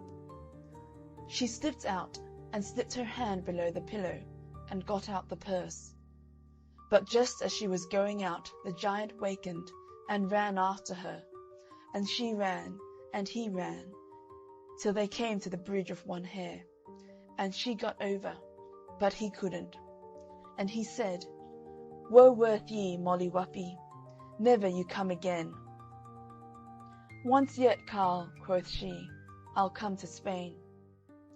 So Molly took the purse to the king, and her second sister was married to the king's second son. After that, the king says to Molly, "Molly, you are a clever girl, but if you would do better yet, and steal the giant's ring that he wears on his finger, I will give you my youngest son for yourself." Molly said she would try. So back she goes to the giant's house, and hides herself below the bed. The giant wasn't long ere he came home, and after he had eaten a great big supper, he went to his bed, and shortly was snoring loud. Molly crept out, and reached over the bed, and got hold of the giant's hand, and she pulled until she got off the ring. But just as she got it off, the giant got up, and gripped her by the hand, and he says, "Now I have catched you, Molly Whuppie, and if I had done as much ill to you as ye have done to me, what would ye do to me?" Molly says, "I would put you into a sack, and I'd put the cat inside with you, and the dog aside you, and a needle and thread, and a shears, and I'd hang you up upon the wall, and I'd go to the wood, and choose the thickest stick I could get, and I would come home, and take you down, and bang you till you were dead." "Well, Molly," says the giant, "I'll just do that to you." So he gets a sack and puts Molly into it, and the cat and the dog beside her, and a needle and thread and shears, and hangs her upon the wall, and goes to the wood to choose a stick. Molly, she sings out, "Oh, if you see what I see." "Oh," says the giant's wife, "what do ye see, Molly?" But Molly never said a word but, "Oh, if ye see what I see." The giant's wife begged that Molly would take her up into the sack till she would see what Molly saw.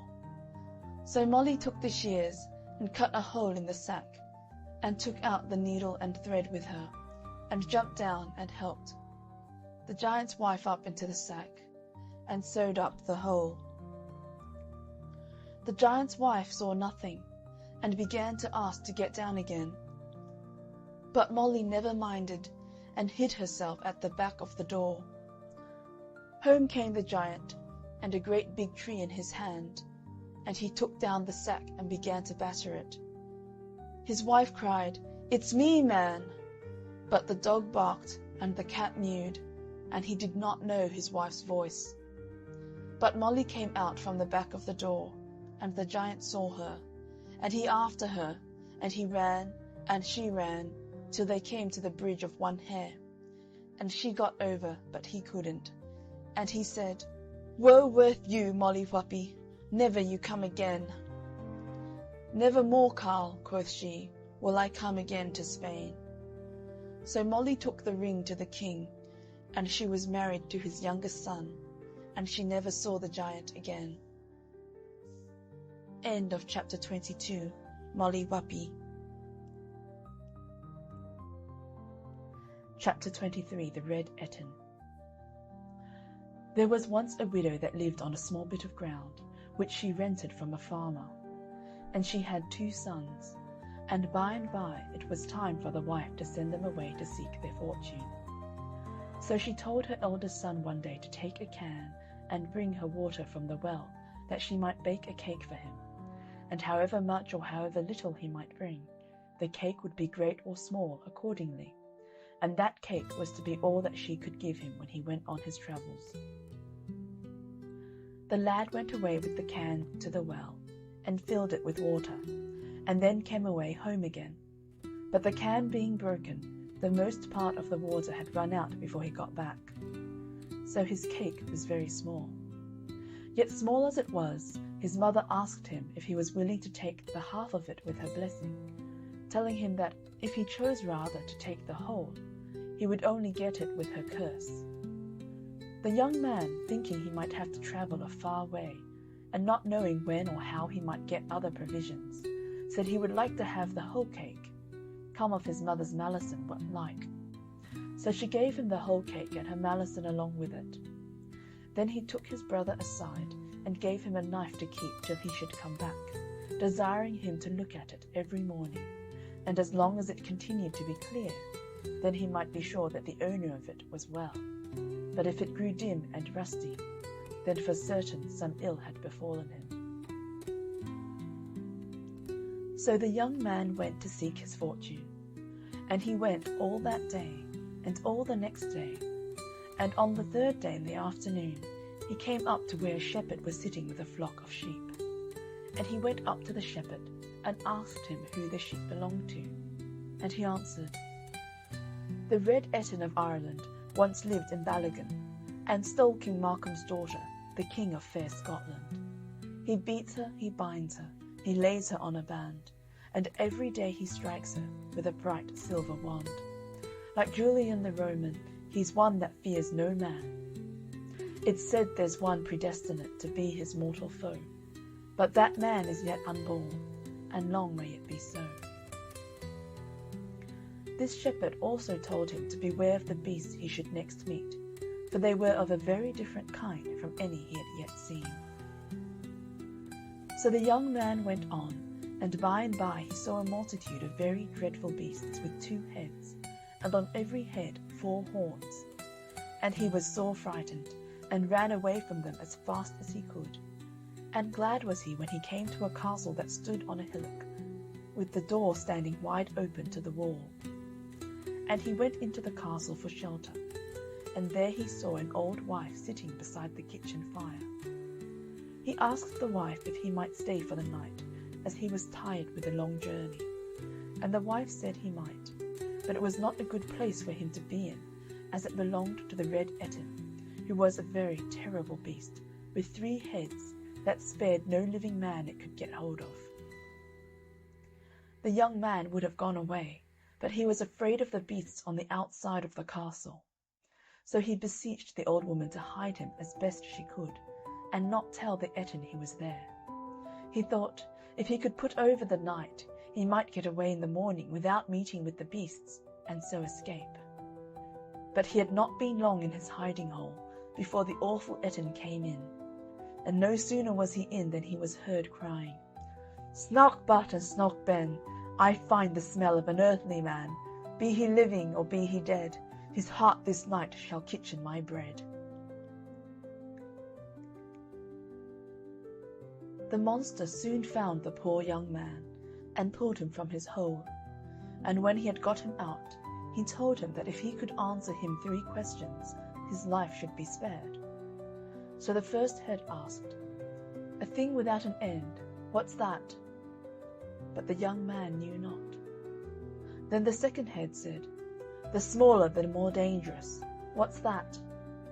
But the young man knew it not. And then the third head asked, "The dead carrying the living, riddle me that." But the young man had to give it up. The lad not being able to answer one of these questions, the red Etin took a mallet and knocked him on the head and turned him into a pillar of stone. On the morning after this happened, the younger brother took out the knife to look at it, and he was grieved to find it all brown with rust. He told his mother that the time was now come for him to go away upon his travels also. So she requested him to take the can to the well for water, that she might make a cake for him. And he went, and as he was bringing home the water, a raven over his head cried to him to look, and he would see that the water was running out. And he was a young man of sense, and seeing the water running out, he took some clay and patched up the holes, so that he brought home enough water to bake a large cake. When his mother put it to him to take the half cake with her blessing, he took it in preference to having the whole with her malison, and yet the half was bigger than what the other lad had got. So he went away on his journey, and after he had travelled a far way, he met with an old woman that asked him if he would give her a bit of his johnny cake. And he said, "I will gladly do that." And so he gave her a piece of the johnny cake, and for that she gave him a magical wand, that she might yet be of service to him, if he took care to use it rightly. Then the old woman, who was a fairy, told him a great deal that would happen to him, and what he ought to do in all circumstances. And after that she vanished in an instant out of his sight. He went on a great way farther, and then he came up to the old man herding the sheep. And when he asked whose sheep these were, the answer was, "The red Etin of Ireland once lived in Ballaghan, and stole King Malcolm's daughter, the king of fair Scotland.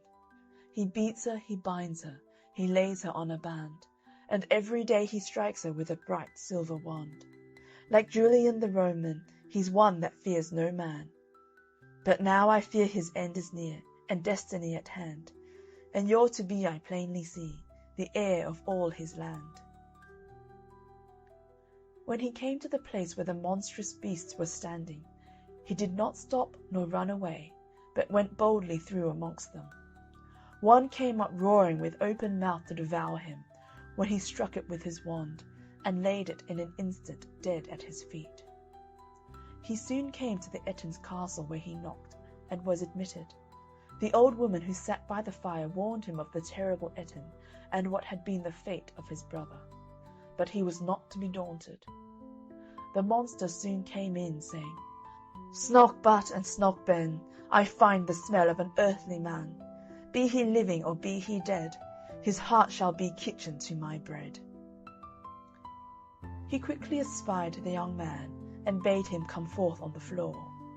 And then he put the 3 questions to him. But the young man had been told everything by the good fairy, so he was able to answer all the questions. So when the first head asked, "What's the thing without an end?" he said, "A bowl." And when the second head said, "The smaller the more dangerous, what's that?" he said at once, "A bridge." And last, the third head said, "When does the dead carry the living? Riddle me that." Then the young man answered up at once and said, "When a ship sails on the sea with men inside her." When the Etin found this, he knew that his power was gone. The young man then took up an axe and hewed off the monster's 3 heads. He next asked the old woman to show him where the king's daughter lay. And the old woman took him upstairs and opened a great many doors, and out of every door came a beautiful lady who had been imprisoned there by the Etin. And one of the ladies was the king's daughter. She also took him down into a low room, and there stood a stone pillar that he had only to touch with his wand when his brother started into life. And the whole of the prisoners were overjoyed at their deliverance, for which they thanked the young man. Next day they all set out for the king's court, and a gallant company they made. And the king married his daughter to the young man that had delivered her, and gave a noble's daughter to his brother. And so they all lived happily all the rest of their days. End of chapter 23. The Red Etin. Chapter 24. The Golden Arm. Here was once a man who travelled the land all over in search of a wife. He saw young and old, rich and poor, pretty and plain, and could not meet with one to his mind. At last he found a woman, young, fair, and rich, who possessed a right arm of solid gold. He married her at once, and thought no man so fortunate as he was. They lived happily together, but, though he wished people to think otherwise, he was fonder of the golden arm than of all his wife's gifts besides. At last she died. The husband put on the blackest black, and pulled the longest face at the funeral. But for all that he got up in the middle of the night, dug up the body, and cut off the golden arm. He hurried home to hide his treasure, and thought no one would know. The following night he put the golden arm under his pillow, and was just falling asleep, when the ghost of his dead wife glided into the room. Stalking up to the bedside, it drew the curtain and looked at him reproachfully. Pretending not to be afraid, he spoke to the ghost and said, "What hast thou done with thy cheeks so red?" "All withered and wasted away," replied the ghost in a hollow tone. "What hast thou done with thy red rosy lips?" "All withered and wasted away." "What hast thou done with thy golden hair?" "All withered and wasted away." "What hast thou done with thy golden arm?" "Thou hast it." End of chapter 24. The Golden Arm. Chapter 25. The History of Tom Thumb. In the days of the great Prince Arthur, there lived a mighty magician called Merlin, the most learned and skilful enchanter the world has ever seen. This famous magician, who could take any form he pleased, was travelling about as a poor beggar, and being very tired, he stopped at the cottage of a ploughman to rest himself, and asked for some food.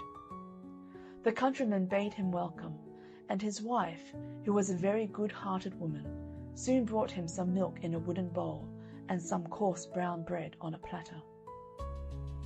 Merlin was much pleased with the kindness of the ploughman and his wife, but he could not help noticing that though everything was neat and comfortable in the cottage, they seemed both to be very unhappy.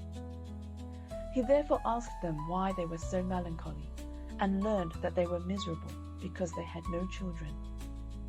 The poor woman said, with tears in her eyes, "I should be the happiest creature in the world if I had a son. Although he was no bigger than my husband's thumb, I would be satisfied."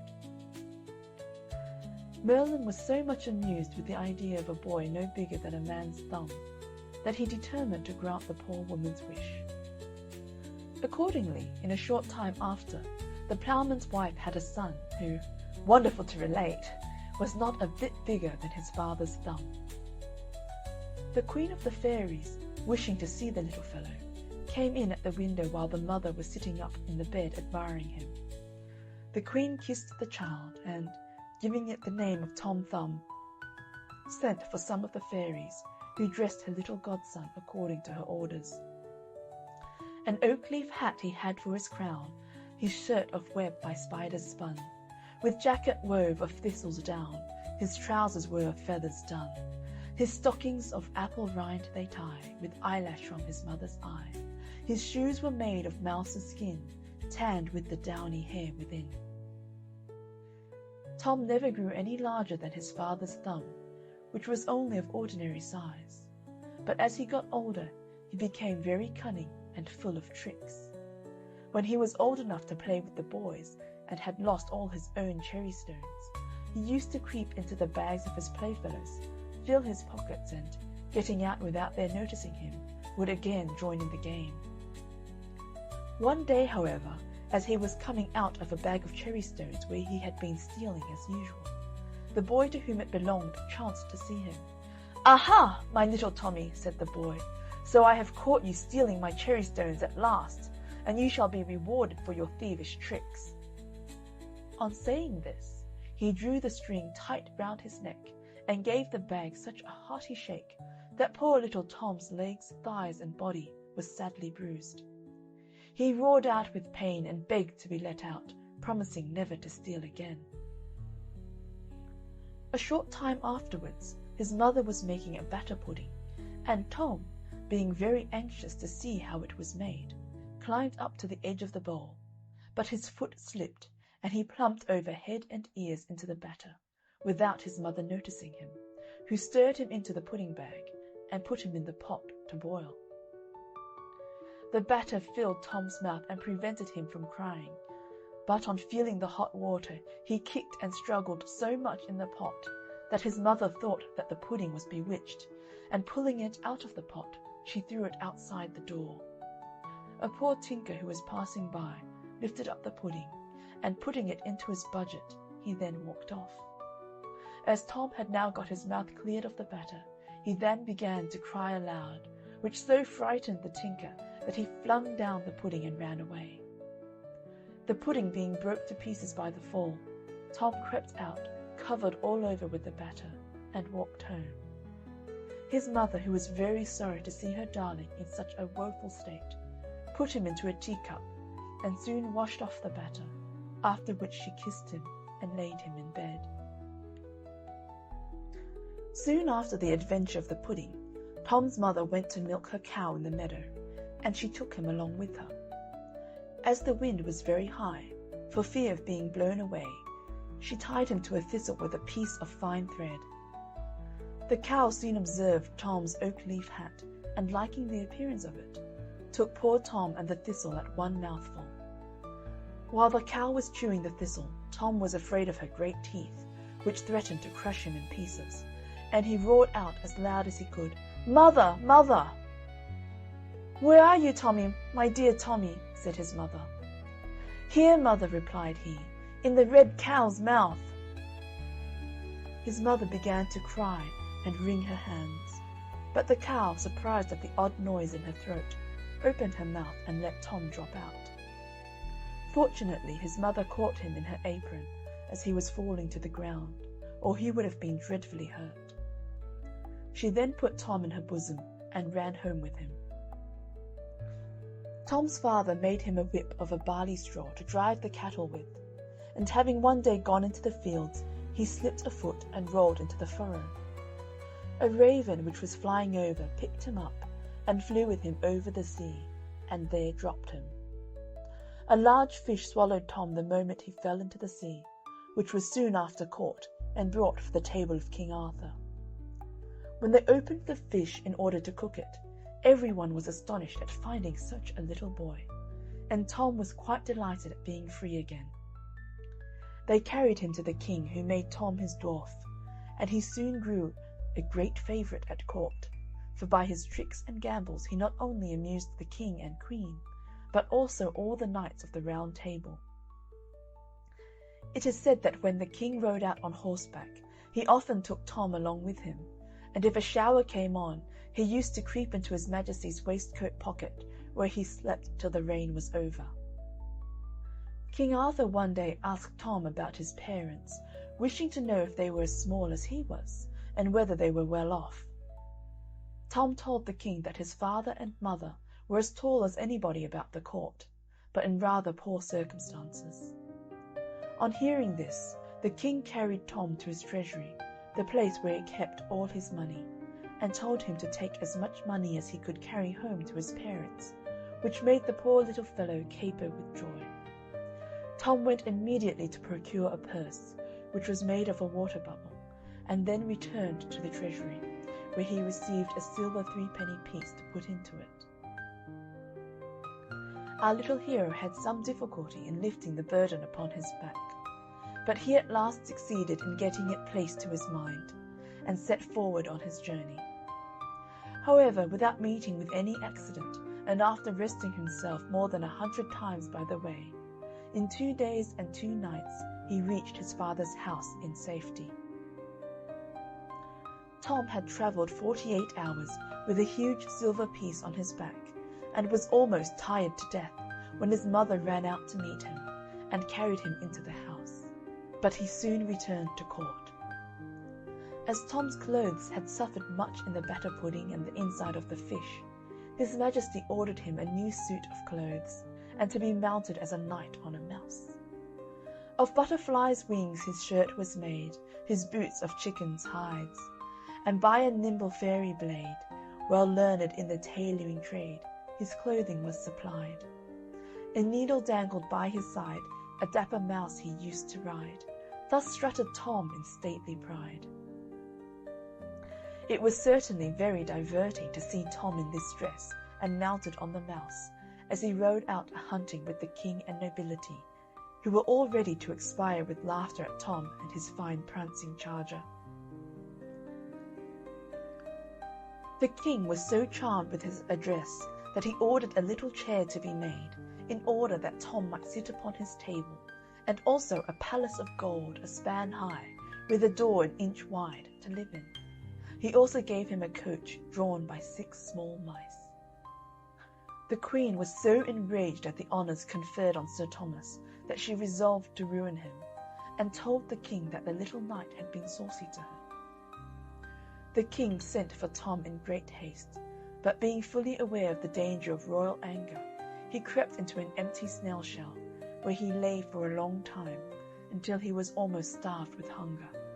But at last he ventured to peep out, and seeing a fine large butterfly on the ground, near the place of his concealment, he got close to it, and jumping astride on it, was carried up into the air. The butterfly flew with him from tree to tree, and from field to field, and at last returned to the court, where the king and nobility all strove to catch him. But at last poor Tom fell from his seat into a watering pot, in which he was almost drowned. When the queen saw him, she was in a rage, and said he should be beheaded, and he was again put into a mousetrap until the time of his execution. However, a cat, observing something alive in the trap, patted it about till the wires broke, and set Thomas at liberty. The king received Tom again into favour, which he did not live to enjoy, for a large spider one day attacked him, and although he drew his sword and fought well, yet the spider's poisonous breath at last overcame him. He fell dead on the ground where he stood, and the spider sucked every drop of his blood. King Arthur and his whole court were so sorry at the loss of their little favourite that they went into mourning and raised a fine white marble monument over his grave with the following epitaph: Here lies Tom Thumb, King Arthur's knight, who died by a spider's cruel bite. He was well known in Arthur's court, where he afforded gallant sport. He rode at tilt and tournament, and on a mouse a-hunting went. Alive he filled the court with mirth, his death to sorrow soon gave birth. Wipe your eyes and shake your head, and cry, alas, Tom Thumb is dead. End of chapter 25, The History of Tom Thumb.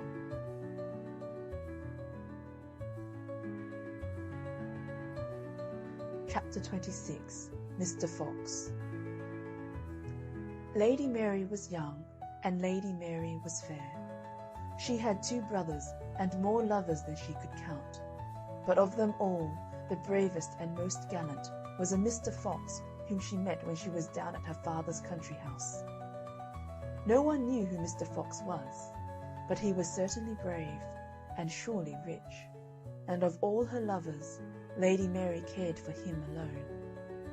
At last it was agreed upon between them that they should be married.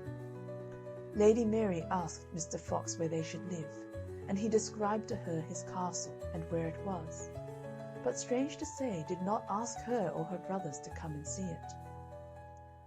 So one day, near the wedding day, when her brothers were out, and Mr. Fox was away for a day or 2 on business, as he said, Lady Mary set out for Mr. Fox's castle.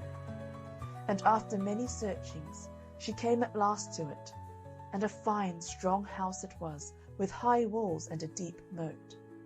and when she came up to the gateway she saw written on it, "Be bold, be bold." But as the gate was open she went through it, and found no one there. So she went up to the doorway, and over it she found written, be bold, but not too bold." Still she went on, till she came into the hall, and went up the broad stairs, till she came to a door in the gallery, over which was written, be bold, but not too bold, lest that your heart's blood should run cold." But Lady Mary was a brave one, she was, and she opened the door, and what do you think she saw? Why, bodies and skeletons of beautiful young ladies, all stained with blood. So Lady Mary thought it was high time to get out of that horrid place, and she closed the door, went through the gallery, and was just going down the stairs and out of the hall, when who should she see through the window but Mr. Fox dragging a beautiful young lady along from the gateway to the door.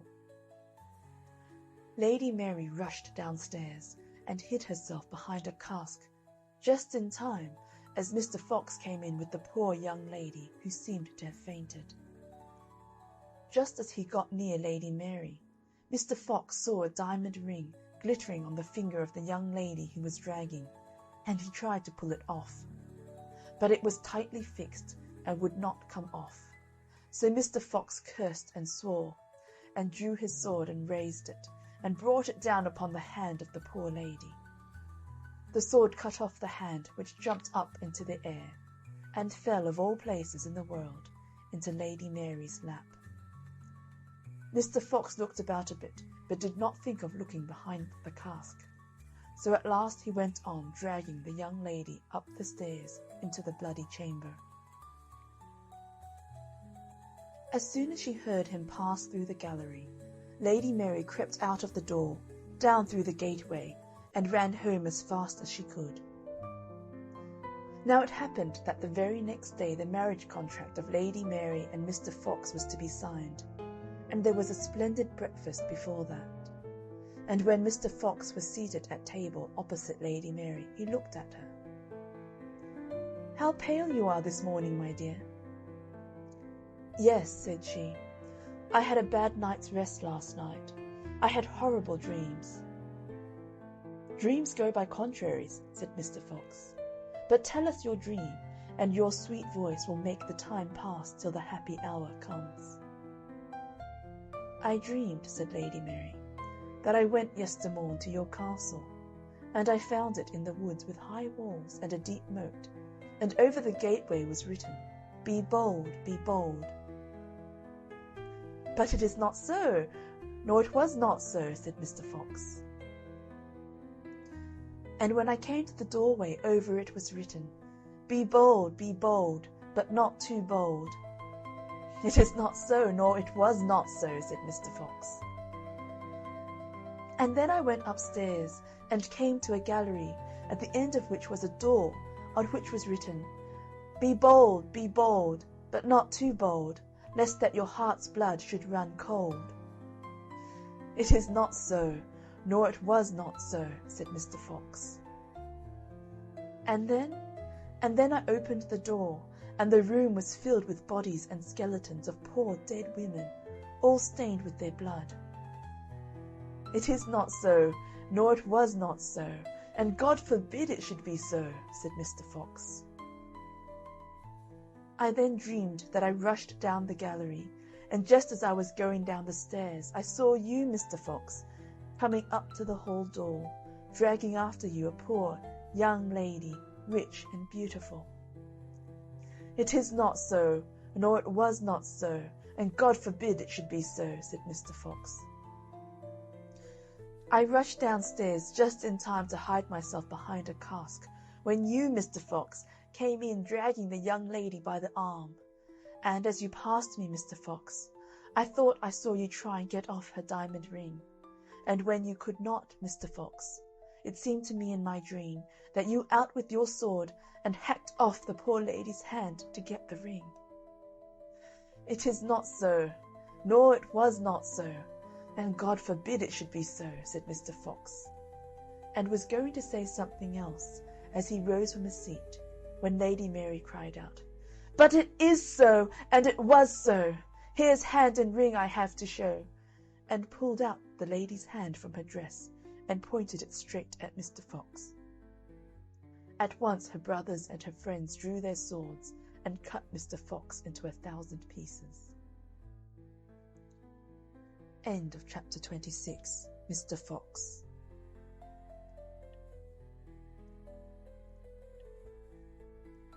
Chapter 27. Lazy Jack. Once upon a time there was a boy whose name was Jack, and he lived with his mother on a common.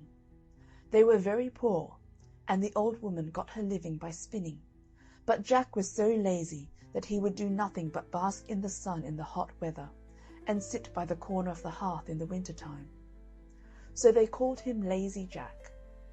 His mother could not get him to do anything for her, and at last told him one Monday that if he did not begin to work for his porridge, she would turn him out to get his living as he could. This roused Jack, and he went out and hired himself for the next day to a neighbouring farmer for a penny. But as he was coming home, never having had any money before, he lost it in passing over a brook. "You stupid boy," said his mother. "You should have put it in your pocket." "I'll do so another time," replied Jack. On Wednesday, Jack went out again and hired himself to a cowkeeper, who gave him a jar of milk for his day's work. Jack took the jar and put it into the large pocket of his jacket, spilling it all long before he got home. "Dear me," said the old woman, "you should have carried it on your head." "I'll do so another time," said Jack.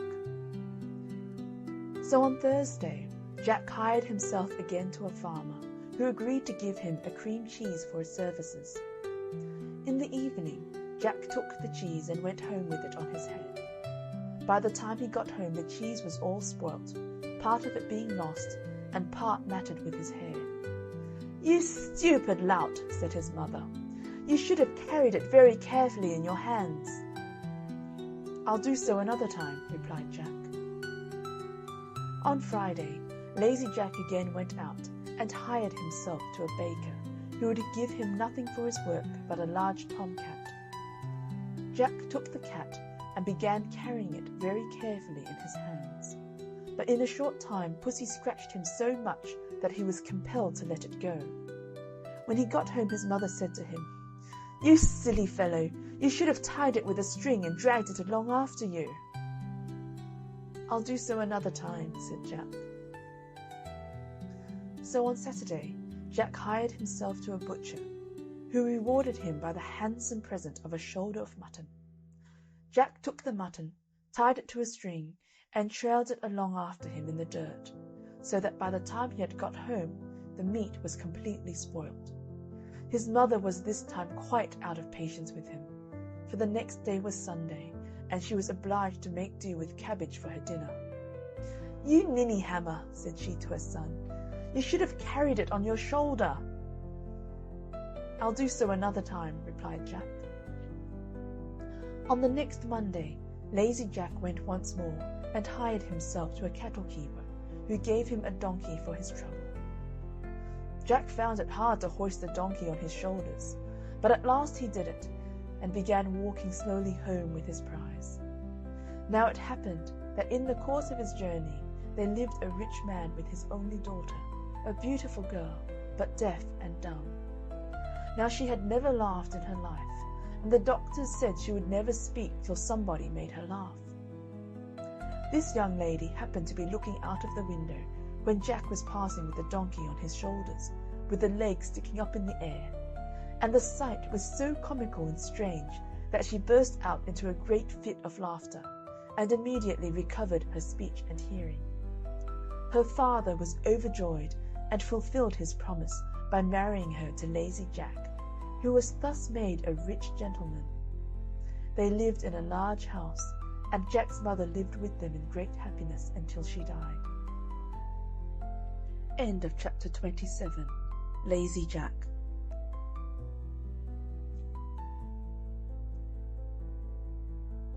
Chapter 28. Johnny Cake. Once upon a time there was an old man and an old woman and a little boy. One morning the old woman made a Johnny Cake and put it in the oven to bake. "You watch the Johnny Cake while your father and I go out to work in the garden." So the old man and the old woman went out and began to hoe potatoes and left the little boy to tend the oven. But he didn't watch it all the time, and all of a sudden he heard a noise, and he looked up and the oven door popped open, and out of the oven jumped Johnny Cake and went rolling along end over end towards the open door of the house. The little boy ran to shut the door, but Johnny Cake was too quick for him and rolled through the door, down the steps, and out into the road long before the little boy could catch him. The little boy ran after him as fast as he could clip it, crying out to his father and mother, who heard the uproar, and threw down their hoes and gave chase too. But Johnny Cake outran all three a long way, and was soon out of sight, while they had to sit down, all out of breath, on a bank to rest. On went Johnny Cake, and by he came to two well-diggers who looked up from their work and called out, "Where are you going, Johnny Cake?" He said, "I've outrun an old man and an old woman and a little boy, and I can outrun you too." "You can you? We'll see about that," said they, and they threw down their picks and ran after him, but couldn't catch up with him, and soon they had to sit down by the roadside to rest.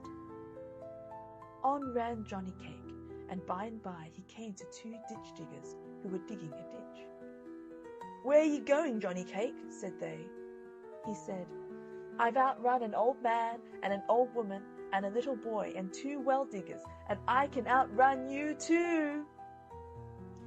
"You can you?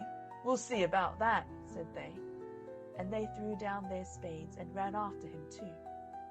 But Johnny Cake soon outstripped them also, and seeing they could never catch him, they gave up the chase and sat down to rest. On went Johnny Cake, and by he came to a bear. The bear said, "Where are you going, Johnny Cake?" He said, "I've outrun an old man and an old woman and a little boy and two well diggers and two ditch diggers, and I can outrun you too." "You can you?" growled the bear. "We'll see about that," and trotted as fast as his legs could carry him after Johnny Cake, who never stopped to look behind him. Before long the bear was left so far behind that he saw he might as well give up the hunt first as last, so he stretched himself out by the roadside to rest. On went Johnny Cake, and by he came to a wolf. The wolf said, "Where are you going, Johnny Cake?" He said, "I've outrun an old man and an old woman and a little boy and two well diggers and two ditch diggers and a bear, and I can outrun you too." "You can you?" snarled the wolf. "We'll see about that." And he set into a gallop after Johnny Cake, who went on and on so fast that the wolf too saw there was no hope of overtaking him, and he too lay down to rest. On went Johnny Cake, and by he came to a fox that lay quietly in a corner of the fence.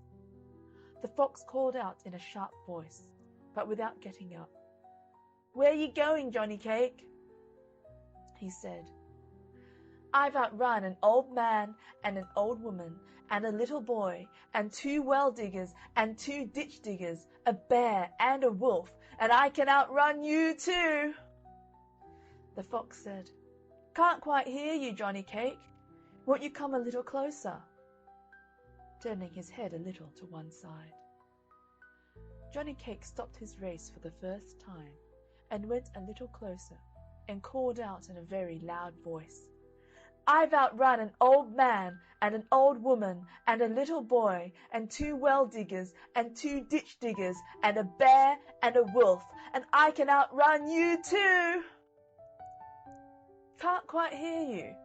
Won't you come a little closer?" said the fox in a feeble voice, as he stretched out his neck towards Johnny Cake and put one paw behind his ear. Johnny Cake came up close, and leaning towards the fox screamed out, I've outrun an old man and an old woman and a little boy and 2 well diggers and 2 ditch diggers and a bear and a wolf, and I can outrun you too." "You can you?" yelped the fox, and he snapped up the Johnny cake in his sharp teeth in the twinkling of an eye. End of chapter 28. Johnny Cake.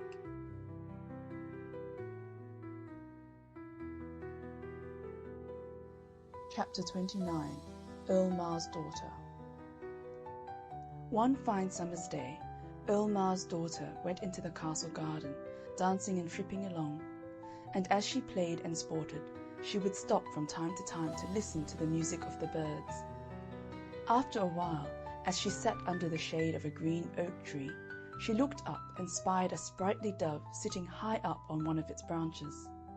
She looked up and said, "Coo, my dove, my dear, come down to me and I will give you a golden cage. I'll take you home and pet you well as any bird of them all." Scarcely had she said these words when the dove flew down from the branch and settled on her shoulder, nestling up against her neck while she smoothed its feathers. Then she took it home to her own room. The day was done and the night came on, and Earl Mar's daughter was thinking of going to sleep when, turning round, she found at her side a handsome young man. She was startled, for the door had been locked for hours. But she was a brave girl and said, "What are you doing here, young man, to come and startle me so? The door was barred these hours ago. However did you come here?" "Hush, hush," the young man whispered. "I was that cooing dove that you coaxed from off the tree." "But who are you then?" she said quite low, "and how came you to be changed into that dear little bird?" "My name is Florentine, and my mother is a queen, and something more than a queen, for she knows magic and spells, and because I would not do as she wished, she turned me into a dove by day, but at night her spells lose their power and I become a man again. Today I crossed the sea and saw you for the first time, and I was glad to be a bird that I could come near you. Unless you love me, I shall never be happy more." "But if I love you," says she, "will you not fly away and leave me one of these fine days?" "Never, never," said the prince. "Be my wife, and I'll be yours forever. By day a bird, by night a prince. I will always be by your side as a husband, dear." So they were married in secret, and lived happily in the castle, and no one knew that every night Coo My Dove became Prince Florentine. And every year a little son came to them, as bonny could be. But as each son was born, Prince Florentine carried the little thing away on his back over the sea to where the queen his mother lived, and left the little one with her. 7 years passed thus, and then a great trouble came to them, for the Earl Mar wished to marry his daughter to a noble of high degree who came wooing her. Her father pressed her sore, but she said, "Father dear, I do not wish to marry. I can be quite happy with Coo My Dove here." Then her father got into a mighty rage, and swore a great big oath, and said, "Tomorrow, so sure as I live and eat, I'll twist that birdie's neck." And out he stamped from her room. "Oh, oh," said Coo My Dove, "it's time that I was away." And so he jumped upon the window sill, and in a moment was flying away. And he flew till he was over the deep, deep sea. And yet on he flew till he came to his mother's castle. Now the queen his mother was taking her walk abroad, when she saw the pretty dove flying overhead and alighting on the castle walls. "Here, dancers, come and dance your jigs," she called, "and pipers, pipe you well, for here's my own Florentine, come back to me to stay, for he's brought no bonny boy with him this time." "No, mother," said Florentine, "no dancers for me, and no minstrels, for my dear wife, the mother of my 7 boys, is to be wed tomorrow, and sad's the day for me." "What can I do, my son?" said the queen. "Tell me, and it shall be done if my magic has the power to do it." "Well then, mother dear, Turn the 24 dancers and pipers into 24 grey herons, and let my 7 sons become 7 white swans, and let me be a goshawk and their leader." "Alas, alas, my son," she said, "that may not be. My magic reaches not so far. But perhaps my teacher, the spaewife of Ostry, may know better." And away she hurries to the cave of Ostry, and after a while comes out as white can be, and muttering over some burning herbs she brought out of the cave. Suddenly Coo my dove changed into a goshawk, and around him flew 24 grey herons, and above them flew 7 cygnets.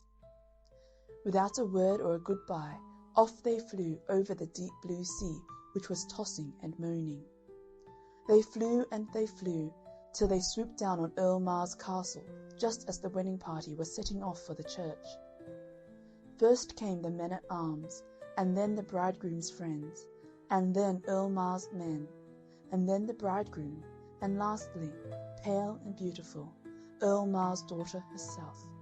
They moved down slowly to stately music, till they came past the trees on which the birds were settling. A word from Prince Florentine the goshawk, and they all rose into the air, herons beneath, cygnets above, and goshawk circling above all. The weddineers wondered at the sight when, swoop, the herons were down among them, scattering the men-at-arms. The swanlets took charge of the bride, while the goshawk dashed down and tied the bridegroom to a tree. Then the herons gathered themselves together into one feather-bed, and the cygnets placed their mother upon them, and suddenly they all rose in the air, bearing the bride away with them in safety towards Prince Florentine's home. Surely a wedding party was never so disturbed in this world. What could the weddineers do? They saw their pretty bride carried away and away, till she and the herons and the swans and the goshawk disappeared. And that very day Prince Florentine brought Earl Mar's daughter to the castle of the Queen his mother, who took the spell off him, and they lived happy ever afterwards. End of chapter 29. Earl Mar's daughter.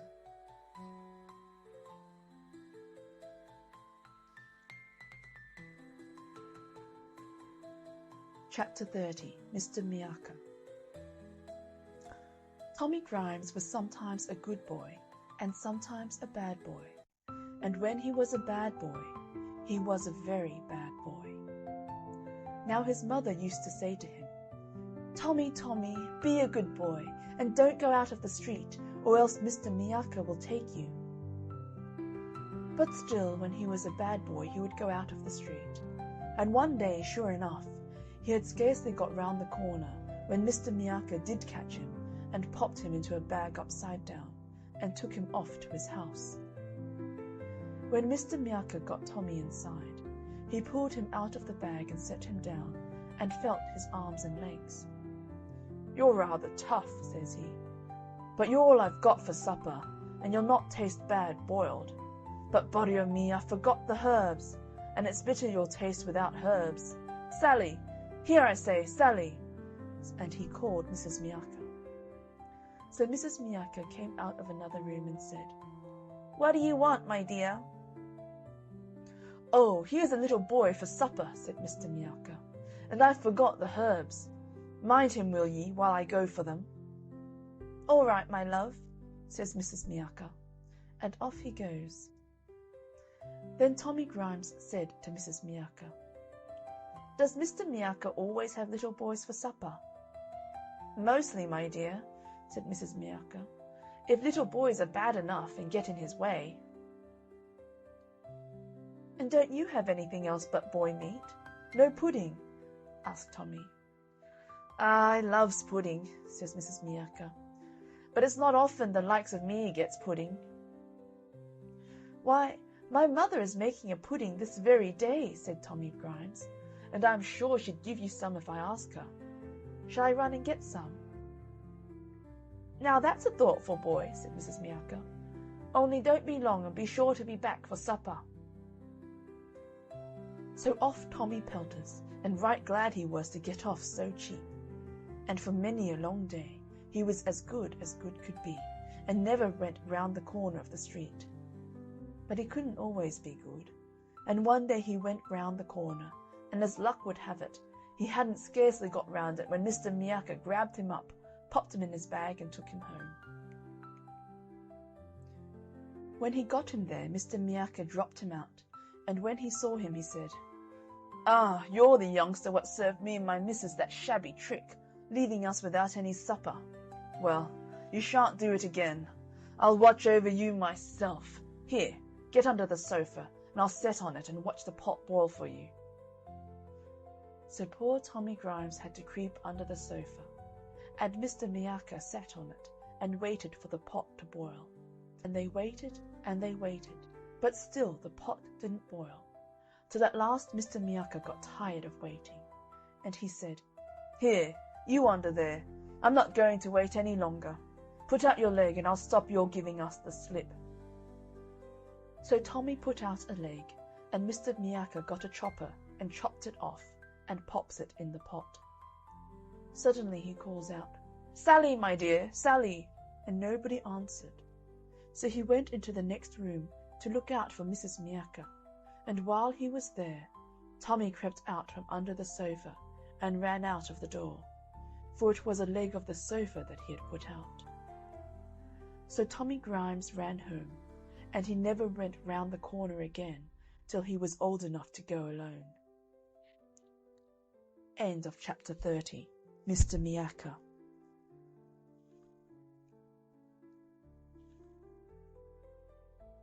Chapter 31. Whittington and his cat. In the reign of the famous King Edward III, there was a little boy called Dick Whittington, whose father and mother died when he was very young. As poor Dick was not old enough to work, he was very badly off. He got but little for his dinner, and sometimes nothing at all for his breakfast, for the people who lived in the village were very poor indeed, and could not spare him much more than the parings of potatoes, and now and then a hard crust of bread. Now Dick had heard a great many very strange things about the great city called London, for the country people at that time thought that folks in London were all fine gentlemen and ladies, and that there was singing and music there all day long, and that the streets were all paved with gold.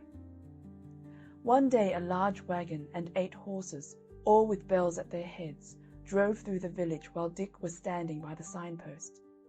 He thought that this wagon must be going to the fine town of London. So he took courage and asked the wagoner to let him walk with him by the side of the wagon. As soon as the wagoner heard that poor Dick had no father or mother, and saw by his ragged clothes that he could not be worse off than he was, he told him he might go if he would, so off they set together.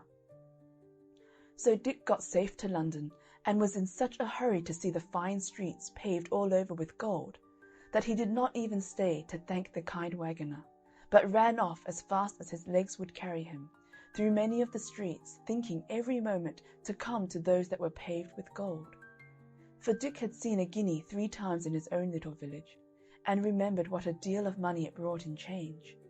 So he thought he had nothing to do but to take up some little bits of the pavement, and should then have as much money as he could wish for. Poor Dick ran till he was tired, and had quite forgot his friend the wagoner. But at last, finding it grow dark, and that every way he turned he saw nothing but dirt instead of gold, he sat down in a dark corner and cried himself to sleep. Little Dick was all night in the streets, and next morning, being very hungry, he got up and walked about, and asked everybody he met to give him a halfpenny to keep him from starving. But nobody stayed to answer him, and only 2 or 3 gave him a halfpenny, so that the poor boy was soon quite weak and faint for the want of victuals. In this distress he asked charity of several people, and one of them said crossly, "Go to work for an idle rogue." "That I will," says Dick. "I will to go work for you if you will let me." But the man only cursed at him and went on. At last a good-natured looking gentleman saw how hungry he looked. "Why don't you go to work, my lad?" said he to Dick. "That I would, but I do not know how to get any," answered Dick. "If you are willing, come along with me," said the gentleman, and took him to a hayfield, where Dick worked briskly and lived merrily till the hay was made.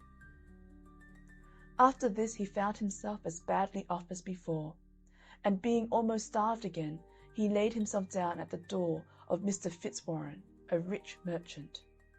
Here he was soon seen by the cookmaid, who was an ill-tempered creature, and happened just then to be very busy dressing dinner for her master and mistress. So she called out to poor Dick, "What business have you there, you lazy rogue? There is nothing else but beggars. If you do not take yourself away, we will see how you will like a sousing of some dish-water. I have some here hot enough to make you jump." Just at that time, Mr. Fitzwarren himself came home to dinner, and when he saw a dirty, ragged boy lying at the door, he said to him, "Why do you lie there, my boy? You seem old enough to work. I'm afraid you are inclined to be lazy." "No, indeed, sir," said Dick to him, "that is not the case, for I would work with all my heart, but I do not know anybody, and I believe I am very sick for the want of food." "Poor fellow, get up, let me see what ails you." Dick now tried to rise, but was obliged to lie down again, being too weak to stand, for he had not eaten any food for 3 days, and was no longer able to run about and beg a halfpenny of people in the street. So the kind merchant ordered him to be taken into the house, and have a good dinner given him, and be kept to do what work he was able to do for the cook. Little Dick would have lived very happy in this good family, if it had not been for the ill-natured cook. She used to say, "You are under me, so look sharp. Clean the spit and the dripping pan, make the fires, wind up the jack, and do all the scullery work nimbly, or—" and she would shake the ladle at him. Besides, she was so fond of basting that when she had no meat to baste, she would baste poor Dick's head and shoulders with a broom, or anything else that happened to fall in her way.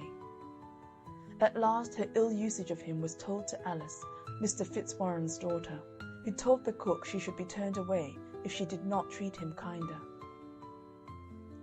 The behaviour of the cook was now a little better, but besides this, Dick had another hardship to get over.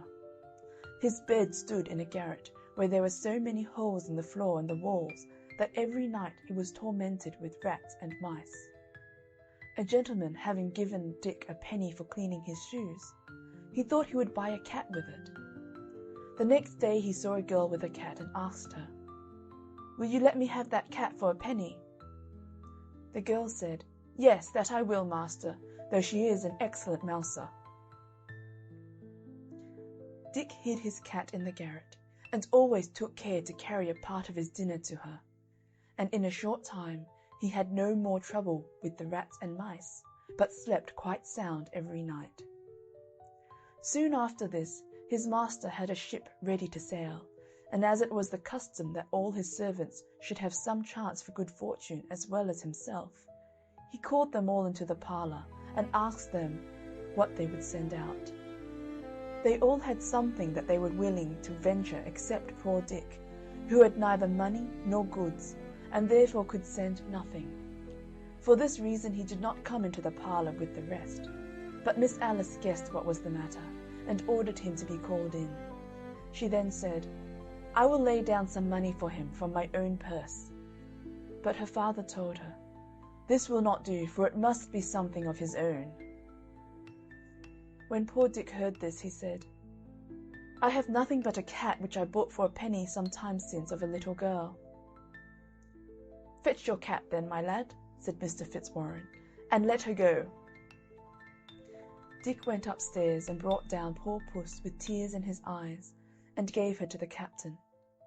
"For," he said, "I shall now be kept awake all night by the rats and mice."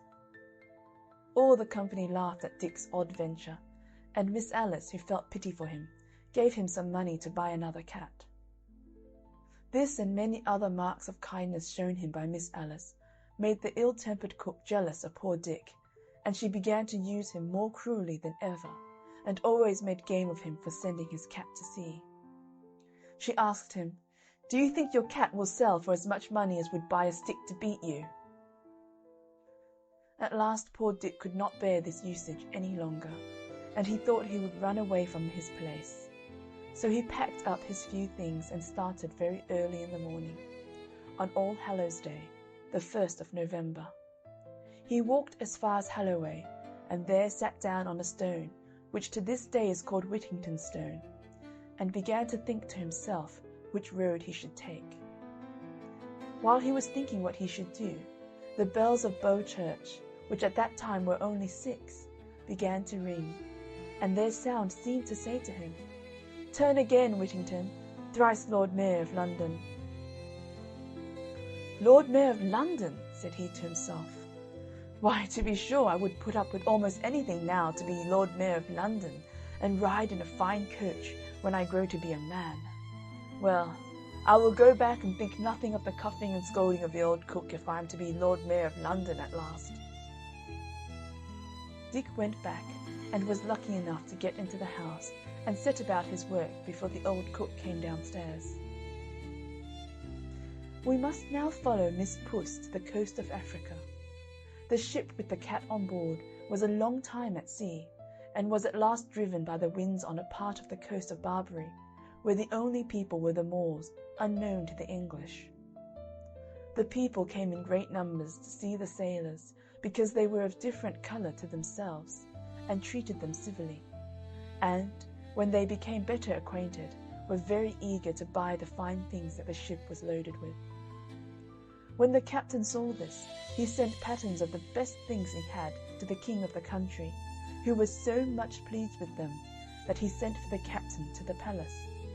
Here they were placed, as it is the custom of the country, on rich carpets flowered with gold and silver. The king and queen were seated at the upper end of the room, and a number of dishes were brought in for dinner. They had not sat long when a vast number of rats and mice rushed in, and devoured all the meat in an instant. The captain wondered at this, and asked if these vermin were not unpleasant. "Oh yes," said they, "very offensive, and the king would give half his treasure to be freed of them, for they not only destroy his dinner, as you see, but they assault him in his chamber, and even in bed, so that he is obliged to be watched while he is sleeping for fear of them." The captain jumped for joy. He remembered poor Whittington and his cat, and told the king he had a creature on board the ship that would dispatch all these vermin immediately. The king jumped so high at the joy which the news gave him that his turban dropped off his head. "Bring this creature to me," says he. "Vermin are dreadful in a court, and if she will perform what you say, I will load your ship with gold and jewels in exchange for her." The captain, who knew his business, took this opportunity to set forth the merits of Miss Puss. He told his Majesty, "It is not very convenient to part with her, as, when she is gone, the rats and mice may destroy the goods in the ship, but to oblige your Majesty, I will fetch her."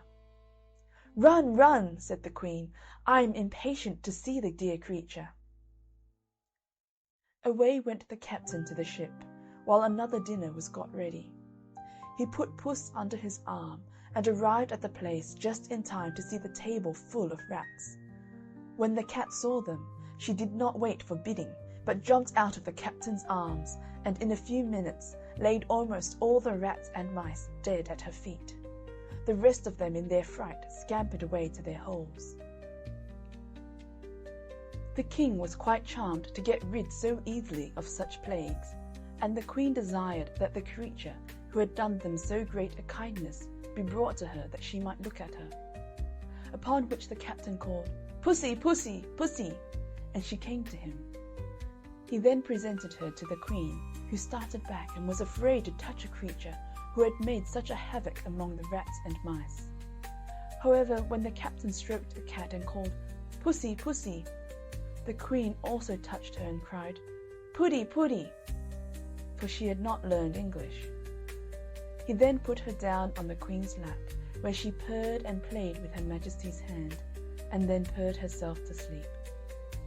The king, having seen the exploits of Mrs. Puss, and being informed that her kittens would stock the whole country and keep it free from rats, bargained with the captain for the whole ship's cargo, and then gave him 10 times as much for the cat as all the rest amounted to. The captain then took leave of the royal party, and set sail with a fair wind for England, and after a happy voyage arrived safe in London. One morning early, Mr. Fitzwarren had just come to his counting-house and seated himself at the desk to count over the cash and settle the business for the day, when somebody came tap tap at the door. "Who's there?" said Mr. Fitzwarren. "A friend," answered the other. "I come to bring you good news of your ship Unicorn." The merchant, bustling up in such a hurry that he forgot his gout, opened the door, and who should he see waiting but the captain and factor, with a cabinet of jewels and a bill of lading. When he looked at this, the merchant lifted up his eyes and thanked heaven for sending him such a prosperous voyage. They then told the story of the cat, and showed the rich present that the king and queen had sent for her to poor Dick. As soon as the merchant heard this, he called out to his servants, "Go send him in, and tell him of his fame. Pray call him Mr. Whittington by name." Mr. Fitzwarren now showed himself to be a good man, for when some of his servants said so great a treasure was too much for him, he answered, "God forbid I should deprive him of the value of a single penny. It is his own, and he shall have it to a farthing."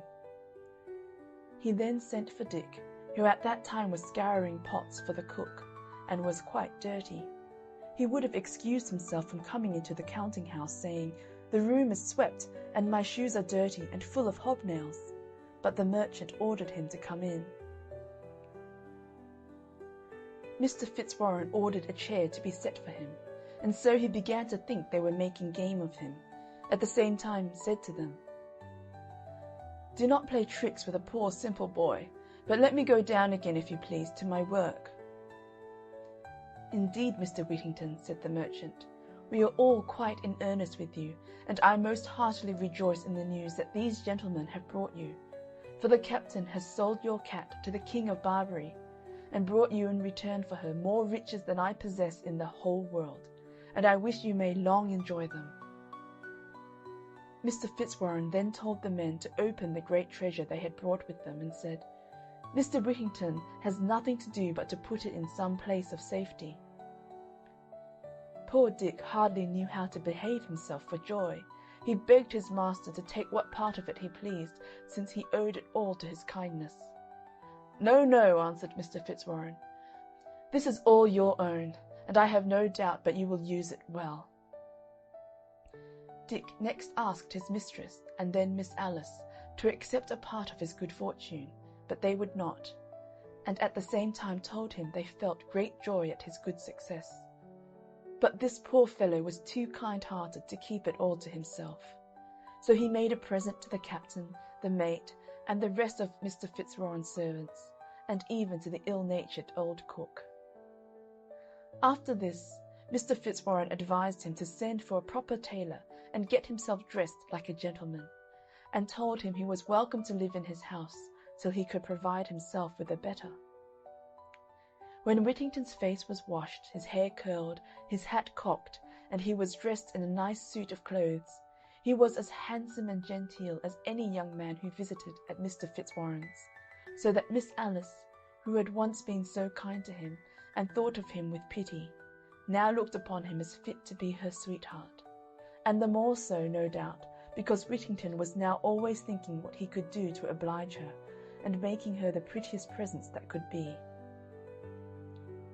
Mr. Fitzwarren soon saw their love for each other, and proposed to join them in marriage, and to this they both readily agreed. A day for the wedding was soon fixed, and they were attended to church by the Lord Mayor, the Court of Aldermen, the Sheriffs, and a great number of the richest merchants in London, whom they afterwards treated with a very rich feast. History tells us that Mr. Whittington and his lady lived in great splendour and were very happy. They had several children. He was Sheriff of London, thrice Lord Mayor, and received the honour of knighthood by Henry V. He entertained this king and his queen at dinner after his conquest of France so grandly that the king said, "Never had prince such a subject." When Sir Richard heard this, he said, "Never had subject such a prince." The figure of Sir Richard Whittington with his cat in his arms, carved in stone, was to be seen till the year 1780 over the archway of the old prison of Newgate, which he built for criminals. End of chapter 31. Whittington and his cat.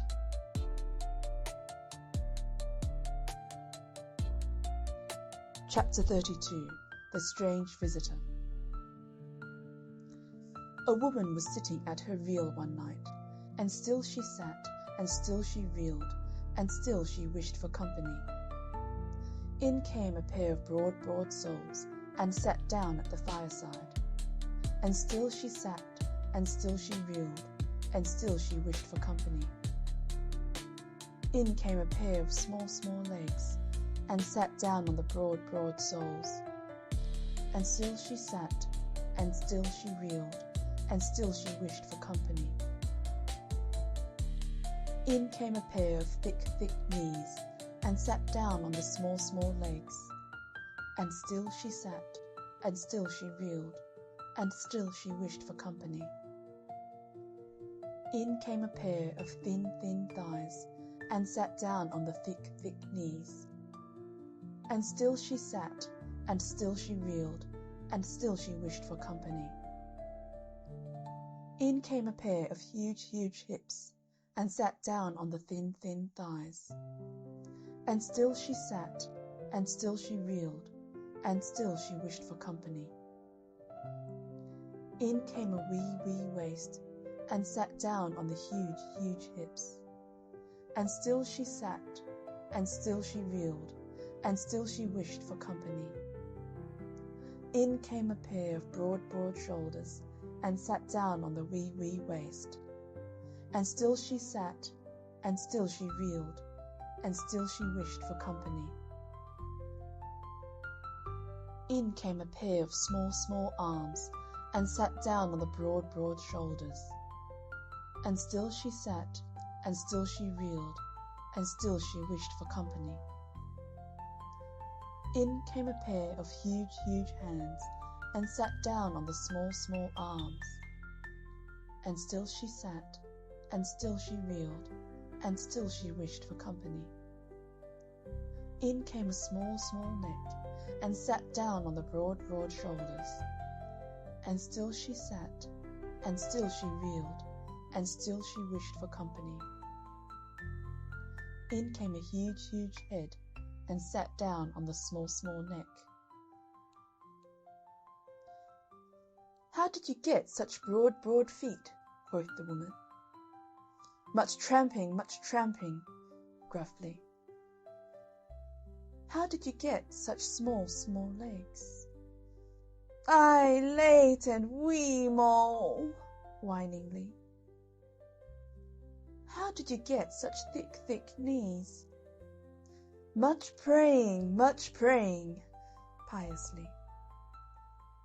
"How did you get such thin thighs?" "I late and wee mole," whiningly. "How did you get such big hips?" Much sitting, gruffly. "How did you get such a wee waist?" "I late and wee mole." "How did you get such broad shoulders?" With carrying broom, gruffly. "How did you get such small arms?" "I late and wee mole," whiningly. "How did you get such huge hands?"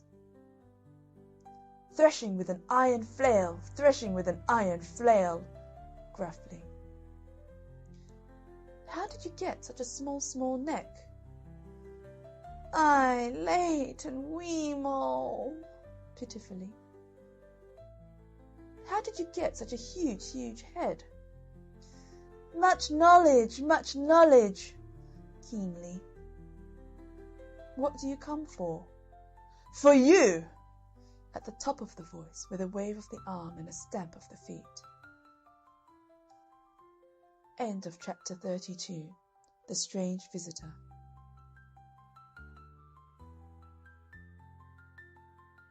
Chapter 33. The Laidly Worm of Spindleston Heugh. In Bamborough Castle once lived a king who had a fair wife and 2 children, a son named Childe Wynd and a daughter named Margaret. Childe Wynd went forth to seek his fortune, and soon after he had gone, the queen his mother died. The king mourned her long and faithfully, but one day while he was hunting, he came across a lady of great beauty, and became so much in love with her that he determined to marry her. So he sent word home that he was going to bring a new queen to Bamborough Castle. Princess Margaret was not very glad to hear of her mother's place being taken, but she did not repine, but did her father's bidding, and at the appointed day came down to the castle gate with the keys all ready to hand over to her stepmother. Soon the procession drew near, and the new queen came towards Princess Margaret, who bowed low and handed her the keys of the castle. She stood there with blushing cheeks and eye on ground, and said, "O welcome, father dear, to your halls and bowers, and welcome to you, my new mother, for all that's here is yours." And again she offered the keys. One of the king's knights who had escorted the queen cried out in admiration, "Surely this northern princess is the loveliest of her kind." At that the new queen flushed up and cried out, "At least your courtesy might have accepted me." And then she muttered below her breath, "I'll soon put an end to her beauty." That same night the queen, who was a noted witch, stole down to a lonely dungeon, wherein she did her magic with spells 3 times 3, and with passes 9 times 9 she cast Princess Margaret under her spell.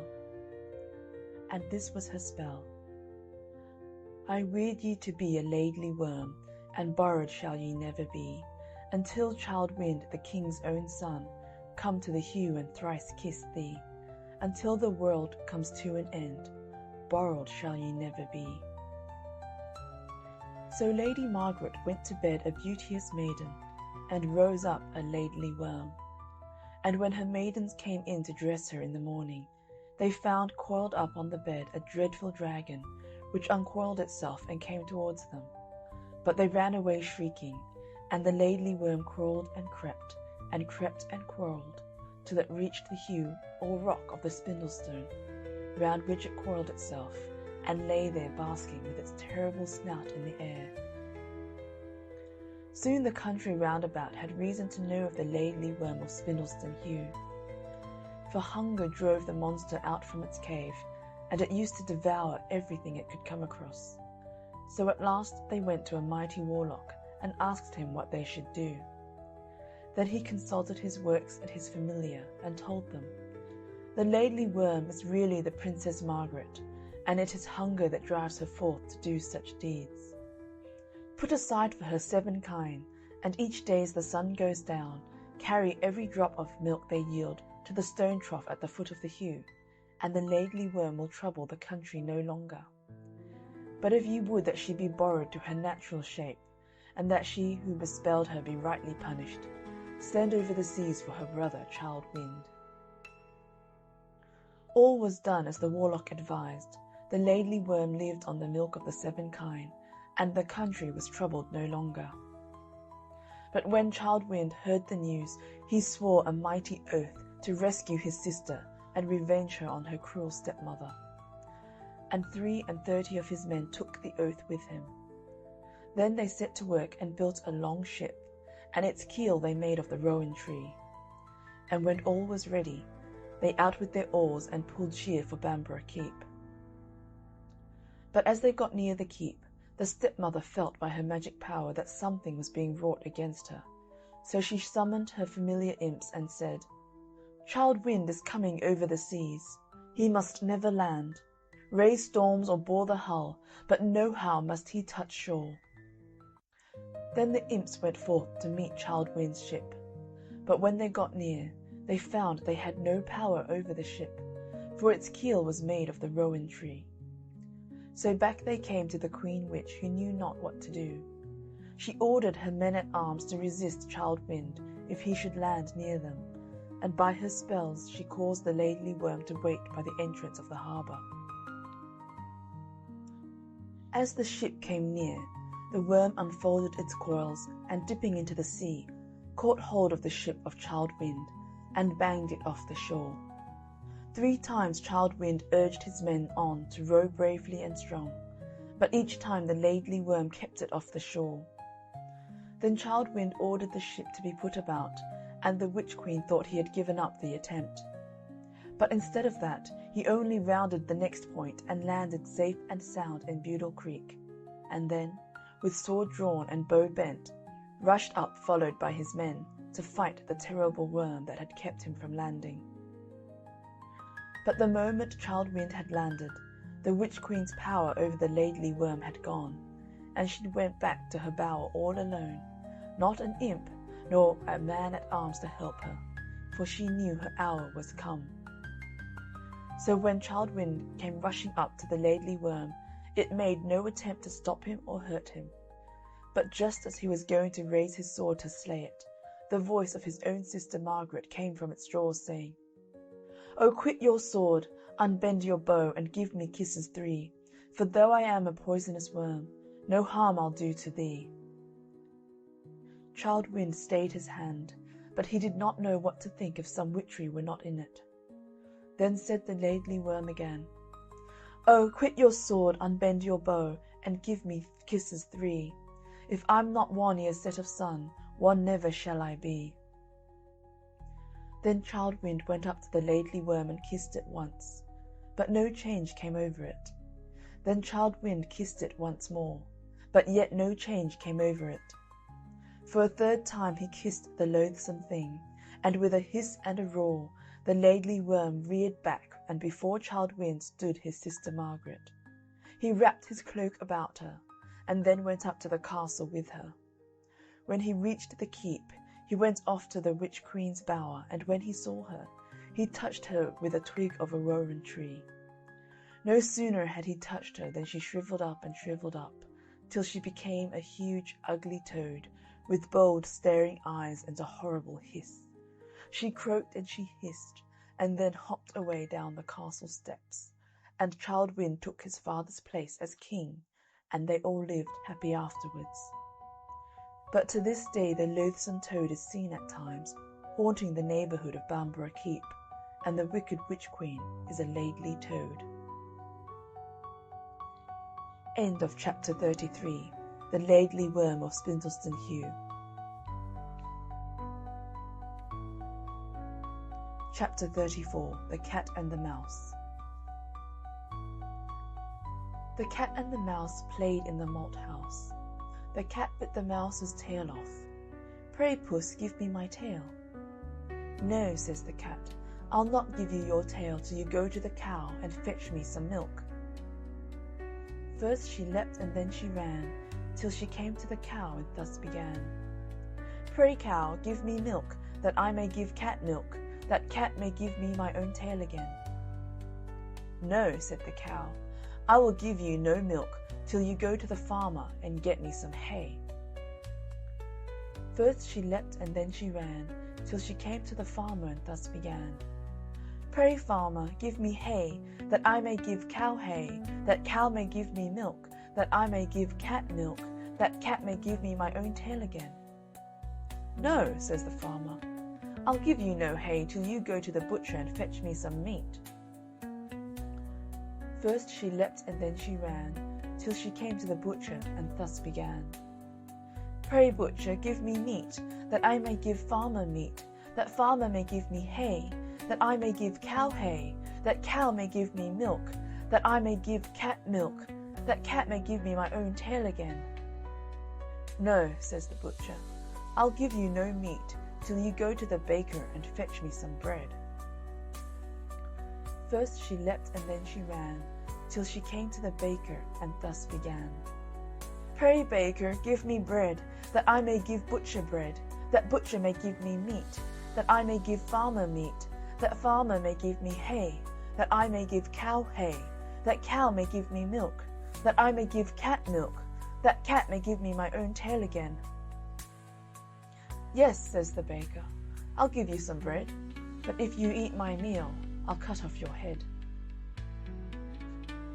Then the baker gave Mouse bread, and Mouse gave Butcher bread, and Butcher gave Mouse meat, and Mouse gave Farmer meat, and Farmer gave Mouse hay, and Mouse gave Cow hay, and Cow gave Mouse milk, and Mouse gave Cat milk, and Cat gave Mouse her own tail again. End of chapter 34. The Cat and the Mouse.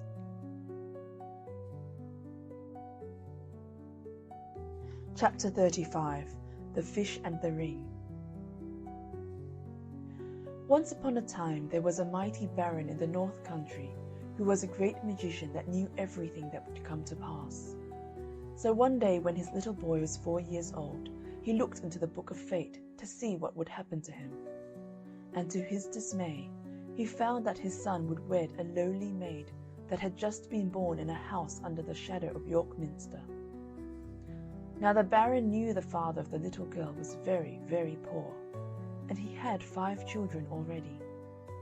So he called for his horse and rode into York, and passed by the father's house, and saw him sitting by the door, sad and doleful. So he dismounted and went up to him and said, "What is the matter, my good man?"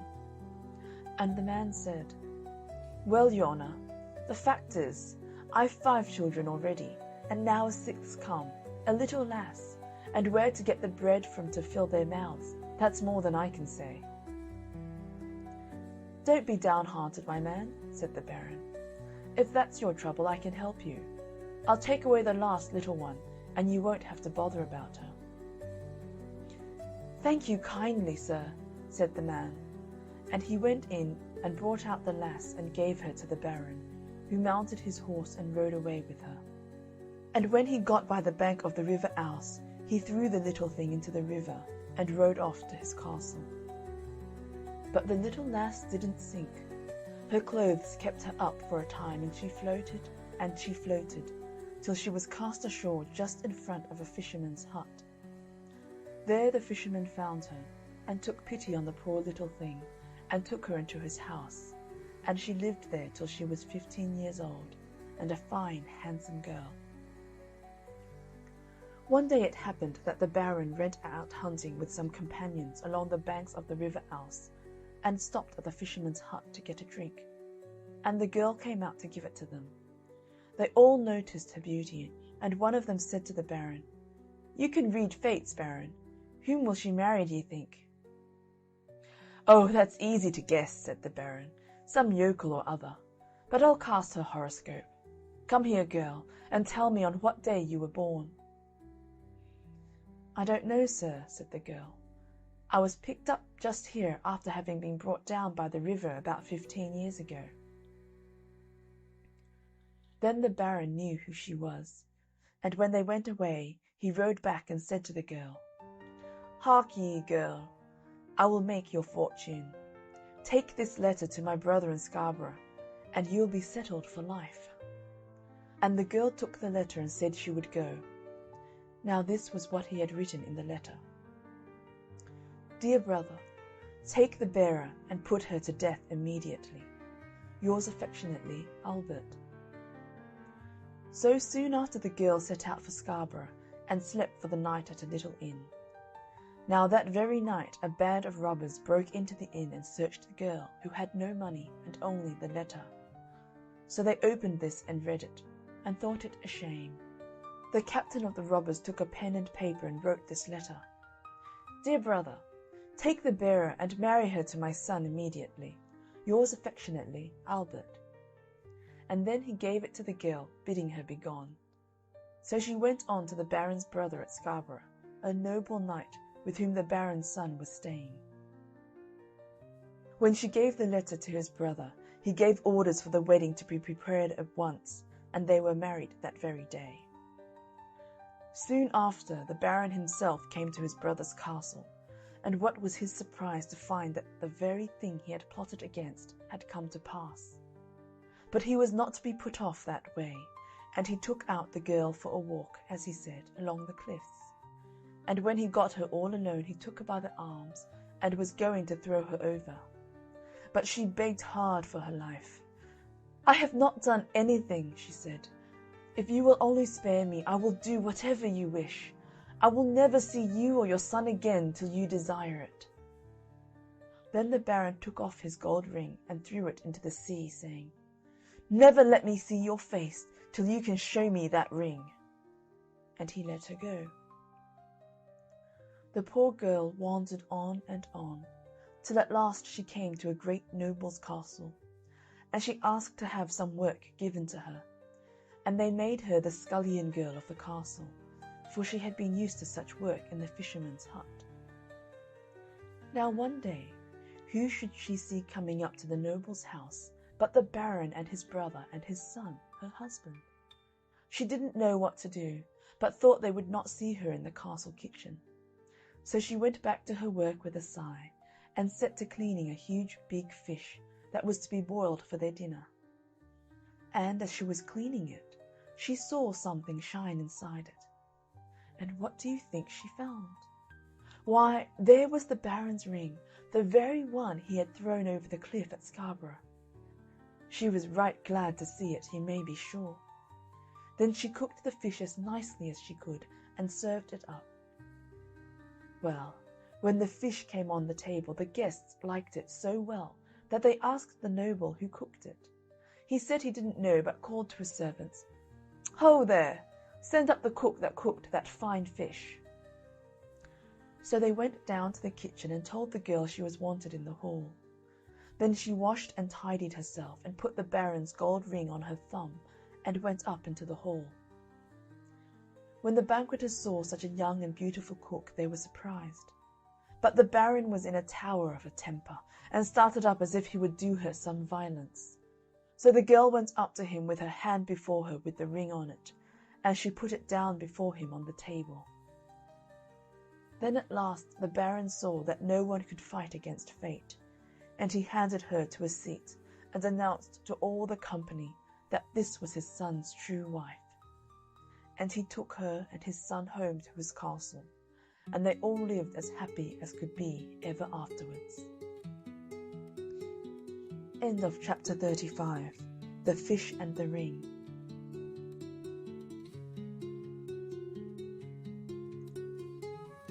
Chapter 36. The Magpie's Nest. Once upon a time, when pigs spoke rhyme, and monkeys chewed tobacco, and hens took snuff to make them tough, and ducks went quack, quack, quacko, all the birds of the air came to the magpie, and asked her to teach them how to build nests, for the magpie is the cleverest bird of all at building nests. So she put all the birds round her and began to show them how to do it. First of all, she took some mud and made a sort of round cake with it.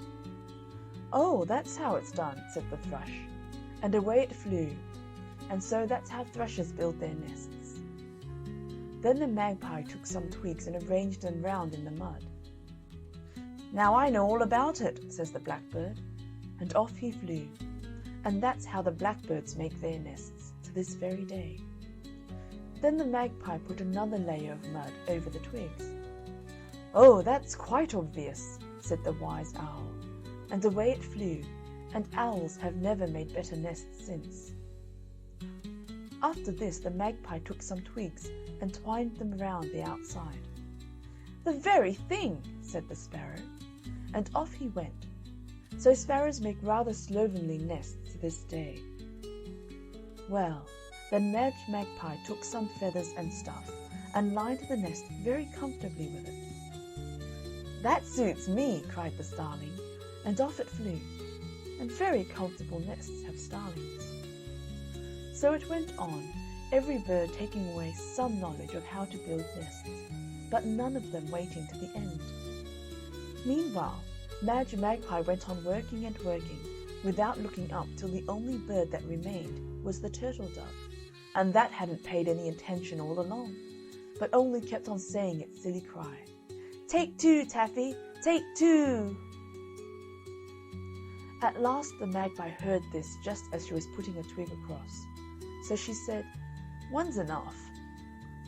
But the turtle dove kept on saying, "Take two, Taffy, take two!" Then the magpie got angry and said, "One's enough, I tell you." Still the turtle dove cried, "Take two, Taffy, take two!" At last, the magpie looked up and saw nobody near her but the silly turtle dove. And then she got rare angry and flew away and refused to tell the birds how to build nests again. And that is why different birds build their nests differently. End of chapter 36, The Magpie's Nest.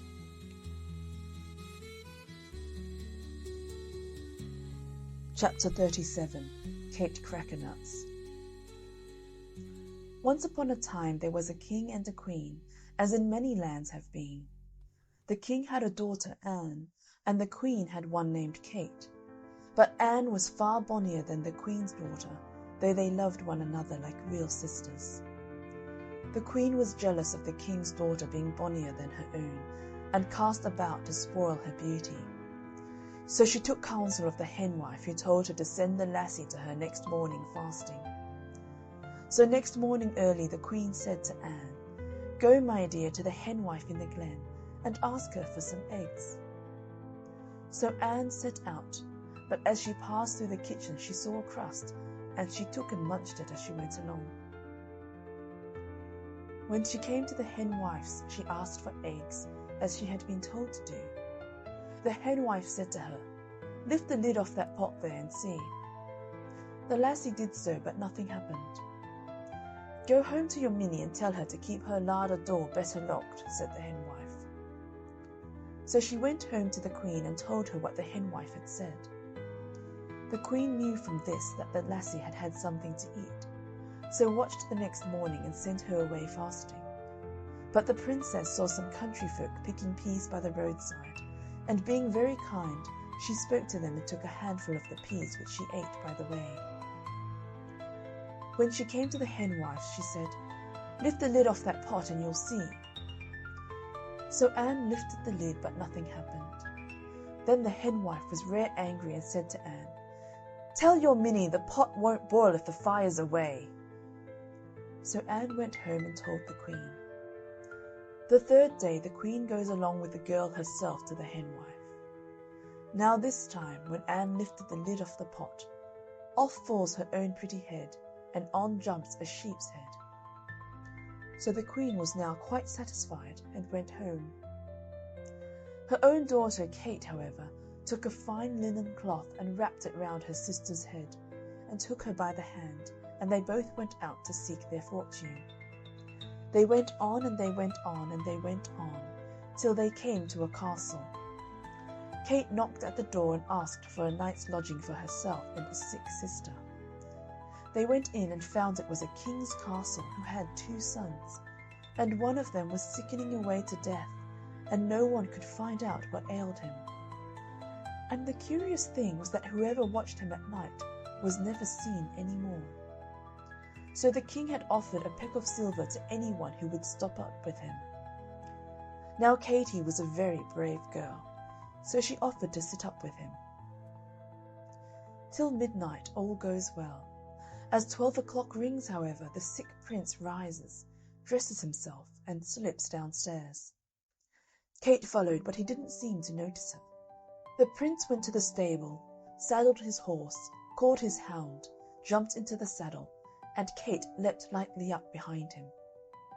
Away rode the prince and Kate through the greenwood, Kate, as they passed, plucking nuts from the trees and filling her apron with them.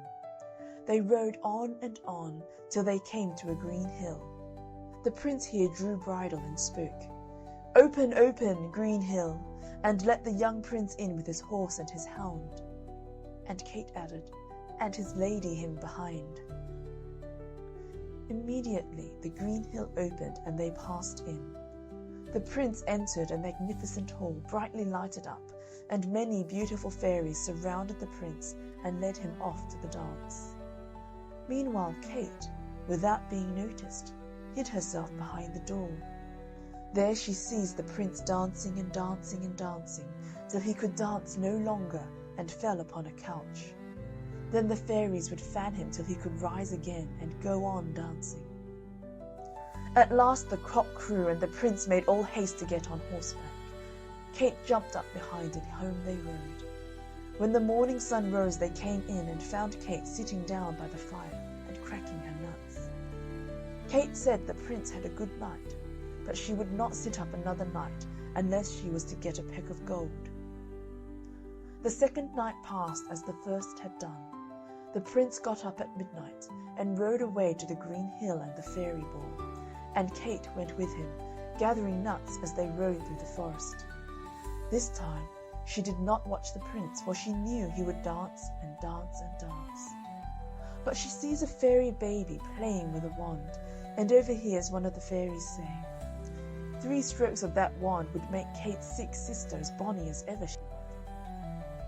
So Kate rolled nuts to the fairy baby, and rolled nuts till the baby toddled after the nuts and let fall the wand, and Kate took it up and put it in her apron. And at cock-crow they rode home as before, and the moment Kate got home to her room, she rushed and touched Anne 3 times with the wand, and the nasty sheep's head fell off, and she was her own pretty self again. The third night Kate consented to watch only if she should marry the sick prince. All went on as on the first 2 nights. This time the fairy baby was playing with a birdie. Kate heard one of the fairies say, 3 bites of that birdie would make the sick prince as well as ever he was. Kate rolled all the nuts she had to the fairy baby till the birdie was dropped, and Kate put it in her apron. At cock-crow they set off again, but instead of cracking her nuts as she used to do, this time Kate plucked the feathers off and cooked the birdie. Soon there arose a very savoury smell. "Oh," said the sick prince, "I wish I had a bite of that birdie." So Kate gave him a bite of the birdie, and he rose up on his elbow. By and by he cried out again, "Oh, if I had another bite of that birdie!" So Kate gave him another bite, and he sat up on his bed. Then he said again, "Oh, if only I had a 3rd bite of that birdie!" So Kate gave him a 3rd bite, and he rose quite well, dressed himself, and sat down by the fire. And when the folk came in next morning, they found Kate and the young prince cracking nuts together. Meanwhile his brother had seen Annie, and had fallen in love with her, as everybody did who saw her sweet pretty face. So the sick son married the well sister, and the well son married the sick sister, and they all lived happy and died happy, and never drank out of a dry cappy. End of chapter 37. Kate Crackernuts.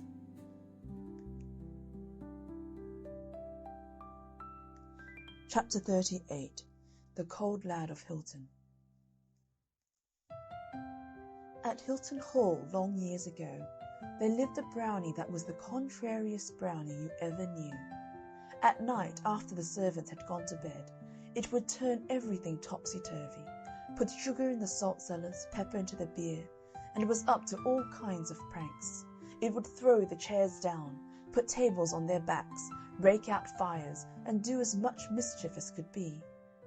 But sometimes it would be in a good temper, and then... "What's a brownie?" you say. "Oh, it's a kind of a sort of a bogle, but it isn't so cruel as a redcap." "What? You don't know what's a bogle or a redcap? Ah, me! What's the world a-coming to?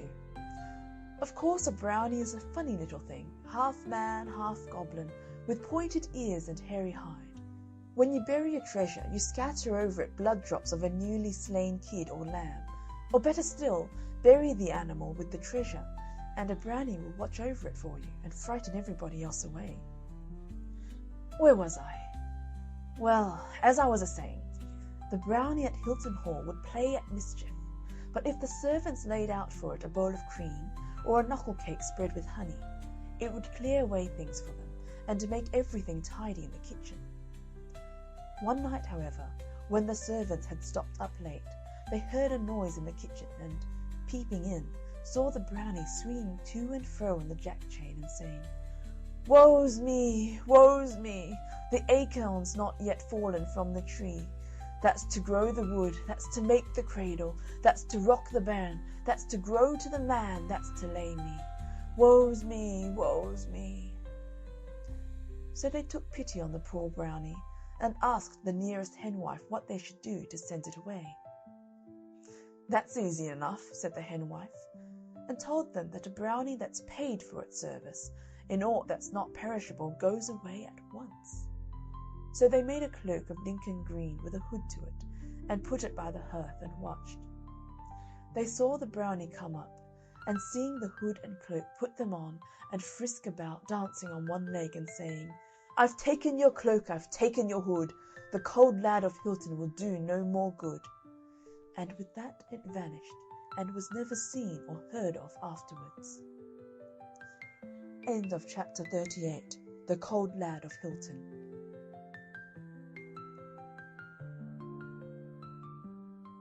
Chapter 39. The Ass, the Table, and the Stick. A lad named Jack was once so unhappy at home through his father's ill treatment that he made up his mind to run away and seek his fortune in the wide world. He ran and he ran till he could run no longer, and then he ran right up against a little old woman who was gathering sticks.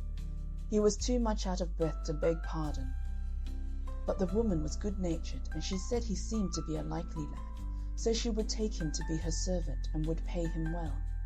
He agreed, for he was very hungry, and she brought him to her house in the wood, where he served her for 12 months and a day. When the year had passed, she called him to her, and said she had good wages for him. So she presented him with an ass out of the stable, and he had but to pull Neddy's ears to make him begin at once to eeyore. And when he brayed, there dropped from his mouth silver sixpences, and half-crowns, and golden guineas. The lad was well pleased with the wage he had received, and away he rode till he reached an inn. There he ordered the best of everything, and when the innkeeper refused to serve him without being paid beforehand, the boy went off to the stable, pulled the ass's ears, and obtained his pocket full of money. The host had watched all this through a crack in the door, and when night came on he put an ass of his own for the precious Neddy of the poor youth. So Jack, without knowing that any change had been made, rode away next morning to his father's house. Now I must tell you that near his home dwelt a poor widow with an only daughter. The lad and the maiden were fast friends and true loves, but when Jack asked his father's leave to marry the girl, "Never till you have the money to keep her," was the reply. "I have that, father," said the lad, and going to the ass he pulled its long ears. Well, he pulled and he pulled, till one of them came off in his hands. But Neddy, though he hee-hawed and he hee-hawed, let fall no half-crowns or guineas. The father picked up a hay-fork and beat his son out of the house. I promise you he ran. He ran and ran till he came bang against the door and burst it open, and there he was in a joiner's shop. "You're a likely lad," said the joiner. "Serve me for 12 months and a day, and I will pay you well." So he agreed, and served the carpenter for a year and a day. "Now," said the master, "I will give you your wage," and he presented him with a table, telling him he had but to say, "Table, be covered," and at once it would be spread with lots to eat and drink. Jack hitched the table on his back, and away he went with it till he came to the inn. "Well, host," shouted he, "my dinner to-day, and that of the best." "Very sorry, but there is nothing in the house but ham and eggs."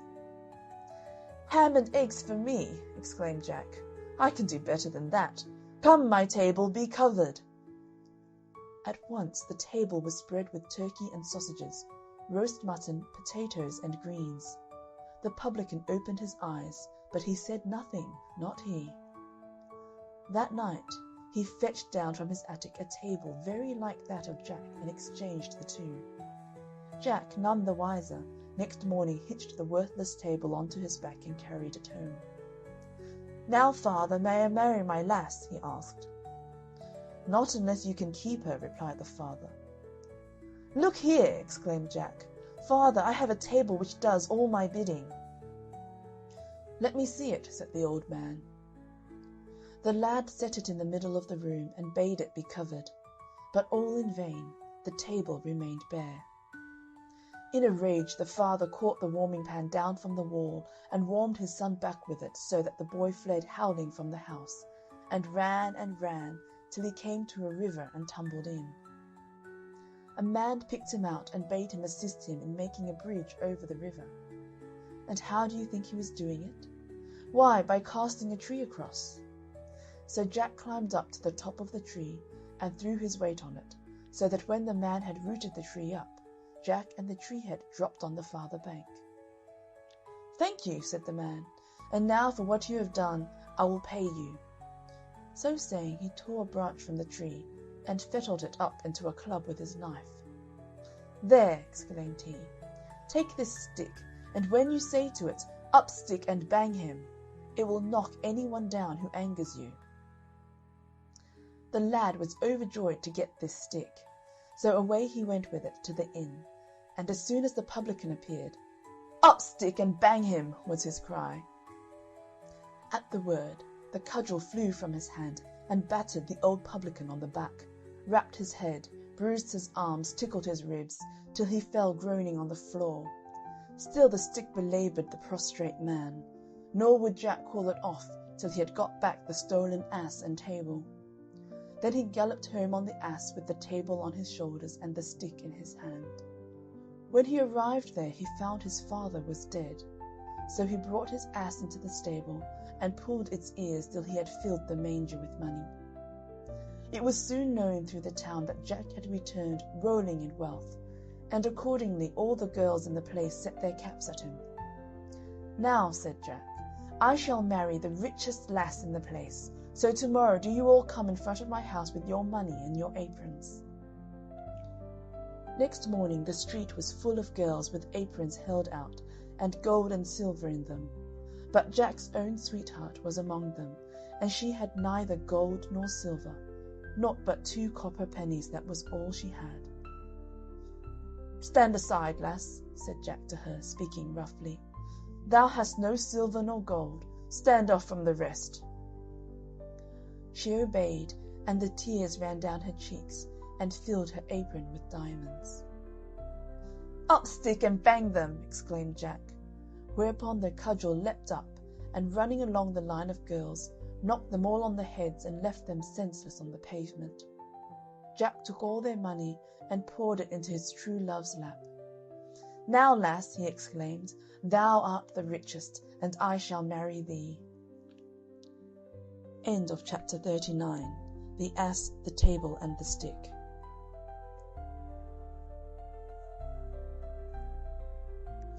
Chapter 40. Fairy Ointment. Dame Goody was a nurse that looked after sick people and minded babies. One night she was woke up at midnight, and when she went downstairs, she saw a strange, squinny-eyed, little ugly old fellow, who asked her to come to his wife who was too ill to mind her baby. Dame Goody didn't like the look of the old fellow, but business is business, so she popped on her things and went down to him, and when she got down to him, he whisked her up onto a large coal-black horse with fiery eyes that stood at the door, and soon they were going at a rare pace, Dame Goody holding on to the old fellow like grim death. They rode and they rode, till at last they stopped before a cottage door. So they got down and went in, and found the good woman abed with the children playing about, and the babe, a fine bouncing boy, beside her. Dame Goody took the babe, which was as fine a baby boy as you'd wish to see. The mother, when she handed the baby to Dame Goody to mind, gave her a box of ointment, and told her to stroke the baby's eyes with it as soon as it opened them. After a while it began to open its eyes. Dame Goody saw that it had squinny eyes just like its father, so she took the box of ointment and stroked its 2 eyelids with it.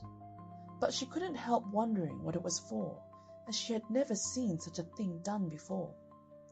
So she looked to see if the others were looking, and when they were not noticing, she stroked her own right eyelid with the ointment.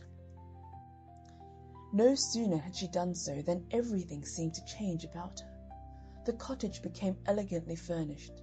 The mother in the bed was a beautiful lady dressed up in white silk.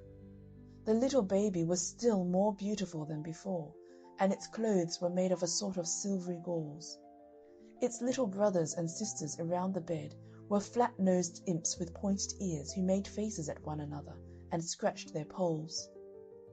Sometimes they would pull the sick lady's ears with their long and hairy paws. In fact, they were up to all kinds of mischief, and Dame Goody knew that she had got into a house of pixies. But she said nothing to nobody, and as soon as the lady was well enough to mind the baby, she asked the old fellow to take her back home. So he came round to the door with the coal-black horse with eyes of fire, and off they went as fast as before, or perhaps a little faster, till they came to Dame Goody's cottage, where the squinny-eyed old fellow lifted her down and left her, thanking her civilly enough, and paying her more than she had ever been paid before for such service. Now next day happened to be market day, and as Dame Goody had been away from home, she wanted many things in the house, and trudged off to get them at the market. As she was buying the things she wanted, who should she see but the squinny-eyed old fellow who had taken her on the coal-black horse. And what do you think he was doing? Why, he went about from stall to stall, taking up things from each. Here's some fruit, and there's some eggs, and so on. And no one seemed to take any notice. Now Dame Goody did not think it her business to interfere, but she thought she ought not to let so good a customer pass without speaking. So she ups to him and bobs a curtsy and says, "Good'n, sir, I hopes as how your good lady and little one are as well as—" But she couldn't finish what she was a-saying, for the funny old fellow started back in surprise, and he says to her, says he, "What, do you see me today?" "See you?" says she. "Why, of course I do, as plain as the sun in the skies. And what's more," says she, "I see you are busy too into the bargain." "Ah, you see too much," said he. "Now, pray, with which eye do you see all this?" "With the right eye, to be sure," said she, as proud as can be to find him out. "The ointment! The ointment!" cried the old pixie thief. "Take that for meddling with what don't concern you. You shall see me no more." And with that he struck her on her right eye, and she couldn't see him any more. And what was worse, she was blind on the right side from that hour till the day of her death. End of chapter 40. Fairy Ointment. Chapter 41. The Well of the World's End. Once upon a time, and a very good time it was, though it wasn't in my time, nor in your time, nor anyone else's time. There was a girl whose mother had died, and her father had married again, and her stepmother hated her because she was more beautiful than herself, and she was very cruel to her. She used to make her do all the servants' work, and never let her have any peace. At last, one day, the stepmother thought to get rid of her altogether. So she handed her a sieve and said to her, "Go, fill it at the Well of the World's End, and bring it home to me full, or woe betide you." For she thought she would never be able to find the Well of the World's End, and if she did, how could she bring home a sieve full of water? Well, the girl started off, and asked every one she met to tell her where was the Well of the World's End. But nobody knew, and she didn't know what to do, when a queer little old woman, all bent double, told her where it was, and how she could get to it. So she did what the old woman told her, and at last arrived at the Well of the World's End. But when she dipped the sieve in the cold, cold water, it all ran out again. She tried and she tried again, but every time it was the same, and at last she sate down and cried as if her heart would break. Suddenly she heard a croaking voice, and she looked up and saw a great frog with goggle eyes looking at her and speaking to her. "What's the matter, dearie?" it said. Oh dear," she said. "My stepmother has sent me all this long way to fill this sieve with water from the Well of the World's End, and I can't fill it nohow at all." "Well," said the frog, "if you promise me to do whatever I bid you for a whole night long, I'll tell you how to fill it." So the girl agreed, And then the frog said, "Stop it with moss and daub it with clay, and then it will carry the water away." And then it gave a hop, skip, and jump, and went flop into the well of the world's end. So the girl looked about for some moss, and lined the bottom of the sieve with it, and over that she put some clay, and then she dipped it once again into the well of the world's end, and this time the water didn't run out, and she turned to go away. Just then the frog popped up its head out of the well of the world's end and said, "Remember your promise." "All right," said the girl, for thought she, "What harm can a frog do me?" So she went back to her stepmother and brought the sieve full of water from the well of the world's end. The stepmother was fine and angry, but she said nothing at all. That very evening they heard something tapping at the door low down, and a voice cried out, "Open the door, my hinny, my heart. Open the door, my own darling. Mind you the words that you and I spoke, down in the meadow at the world's end well." "Whatever can that be?" cried out the stepmother, and the girl had to tell her all about it, and what she had promised the frog. "Girls must keep their promises," said the stepmother. "Go and open the door this instant," for she was glad the girl would have to obey a nasty frog. So the girl went and opened the door, and there was the frog from the well of the world's end, and it hopped and it skipped and it jumped till it reached the girl, and then it said, "Lift me to your knee, my hinny, my heart. Lift me to your knee, my own darling. Remember the words you and I spoke, down in the meadow by the world's end well." But the girl didn't like to, till her stepmother said, "Lift it up this instant, you hussy. Girls must keep their promises." So at last she lifted the frog up onto her lap, and it lay there for a time till at last it said, "Give me some supper, my hinny, my heart. Give me some supper, my darling. Remember the words you and I spake, in the meadow by the well of the world's end." Well, she didn't mind doing that, so she got it a bowl of milk and bread and fed it well. And when the frog had finished, it said, "Go with me to bed, my hinny, my heart. Go with me to bed, my own darling. Mind you the words you spake to me, down by the cold well so weary." But that the girl wouldn't do, till her stepmother said, "Do what you promised, girl. Girls must keep their promises. Do what you're bid, or out you go, you and your froggy." So the girl took the frog with her to bed, and kept it as far away from her as she could. Well, just as the day was beginning to break, what should the frog say but, "Chop off my head, my hinny, my heart. Chop off my head, my own darling. Remember the promise you made to me, down by the cold well so weary." At first the girl wouldn't, for she thought of what the frog had done for her at the well of the world's end. But when the frog said the words over again, she went and took an axe and chopped off its head, and lo and behold, there stood before her a handsome young prince, who told her that he had been enchanted by a wicked magician, and he could never be unspelled till some girl would do his bidding for a whole night and chop off his head at the end of it. The stepmother was that surprised when she found the young prince instead of the nasty frog, and she wasn't best pleased, you may be sure, when the prince told her that he was going to marry her stepdaughter because she had unspelled him. So they were married and went away to live in the castle of the king, his father, and all the stepmother had to console her was that it was all through her that her stepdaughter was married to a prince. End of chapter 41. The Well of the World's End.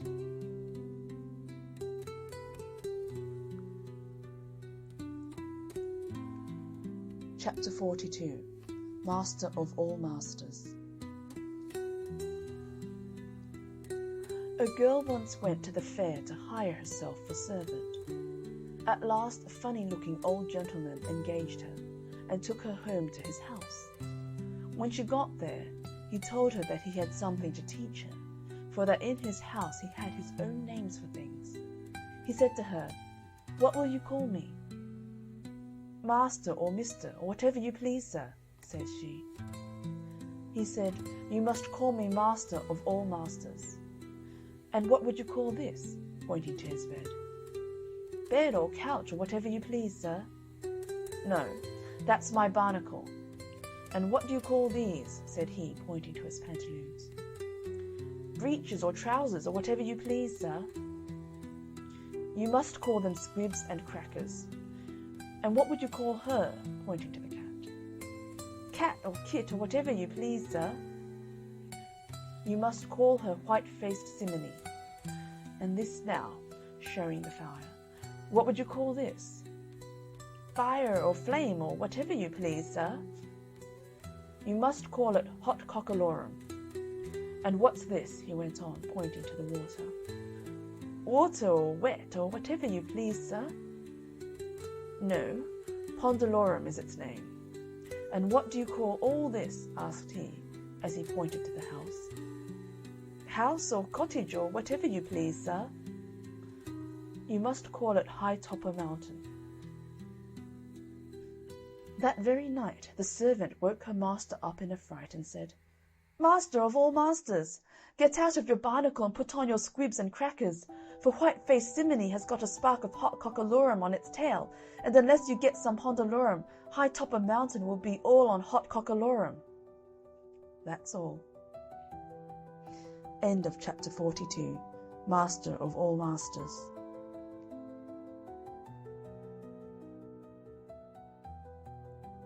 Chapter 43, The Three Heads of the Well. Long before Arthur and the Knights of the Round Table, there reigned in the eastern part of England a king who kept his court at Colchester. In the midst of all his glory, his queen died, leaving behind her an only daughter, about 15 years of age, who for her beauty and kindness was the wonder of all that knew her. But the king, hearing of a lady who had likewise an only daughter, had a mind to marry her for the sake of her riches, though she was old, ugly, hook-nosed, and humpbacked. Her daughter was a yellow dowdy, full of envy and ill nature, and, in short, was much of the same mould as her mother. But in a few weeks the king, attended by the nobility and gentry, brought his deformed bride to the palace, where the marriage rites were performed. They had not been long in the court before they set the king against his own beautiful daughter by false reports.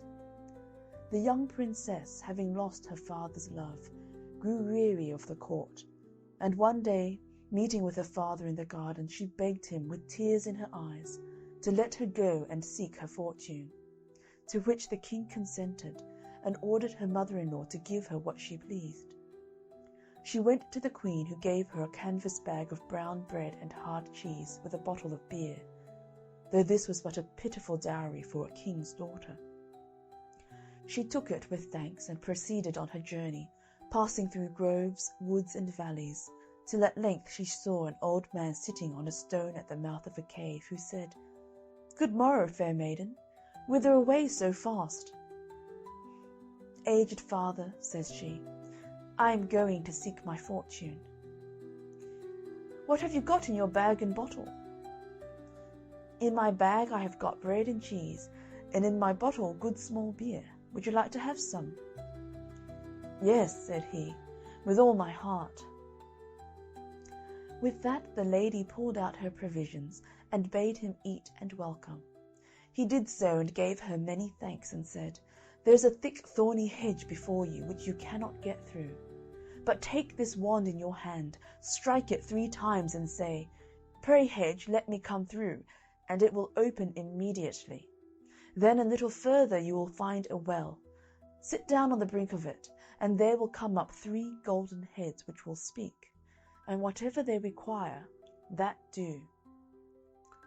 Promising she would, she took her leave of him. Coming to the hedge, and using the old man's wand, it divided and let her through. Then, coming to the well, she had no sooner sat down than a golden head came up singing, "Wash me and comb me, and lay me down softly, and lay me on a bank to dry, that I may look pretty when somebody passes by." "Yes," said she, and taking it in her lap, combed it with a silver comb, and then placed it upon a primrose bank. Then up came a second and a third head, saying the same as the former. So she did the same for them, and then, pulling out her provisions, sat down to eat her dinner. Then said the heads one to another, "What shall we weird for this damsel who has used us so kindly?" The first said, "I weird her to be so beautiful that she shall charm the most powerful prince in the world." The second said, "I weird her such a sweet voice as shall far exceed the nightingale." The third said, "My gift shall be none of the least, as she is a king's daughter. I'll weird her so fortunate that she shall become queen to the greatest prince that reigns." She then let them down into the well again, and so went on her journey. She had not travelled long before she saw a king hunting in the park with his nobles.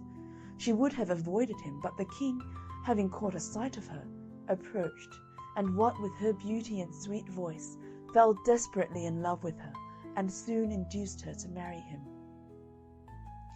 This king, finding that she was the king of Colchester's daughter, ordered some chariots to be got ready, that he might pay the king, his father-in-law, a visit. The chariot in which the king and queen rode was adorned with rich gems of gold. The king, her father, was at first astonished that his daughter had been so fortunate, till the young king let him know of all that had happened. Great was the joy at court amongst all, with the exception of the queen and her club-footed daughter, who were ready to burst with envy. The rejoicings with feasting and dancing continued many days. Then at length they returned home with the dowry her father gave her. The humpbacked princess, perceiving that her sister had been so lucky in seeking her fortune, wanted to do the same. So she told her mother, and all preparations were made, and she was furnished with rich dresses and with sugar, almonds, and sweetmeats in great quantities, and a large bottle of Malaga sack. With these she went the same road as her sister, and coming near the cave the old man said, "Young woman, whither so fast?" "What's that to you?" said she. Then said he, "What have you in your bag and bottle?" She answered, "Good things which you shall not be troubled with." "Won't you give me some?" said he. "No, not a bit nor a drop, unless it would choke you." The old man frowned, saying, "Evil fortune attend ye." Going on, she came to the hedge, through which she espied a gap, and thought to pass through it. But the hedge closed, and the thorns ran into her flesh, so that it was with great difficulty that she got through. Being now all over blood, she searched for water to wash herself, and looking round she saw the well. She sat down on the brink of it, and one of the heads came up, saying, "Wash me, comb me, and lay me down softly," as before. But she banged it with her bottle, saying, "Take that for your washing." So the second and third heads came up, and met with no better treatment than the first.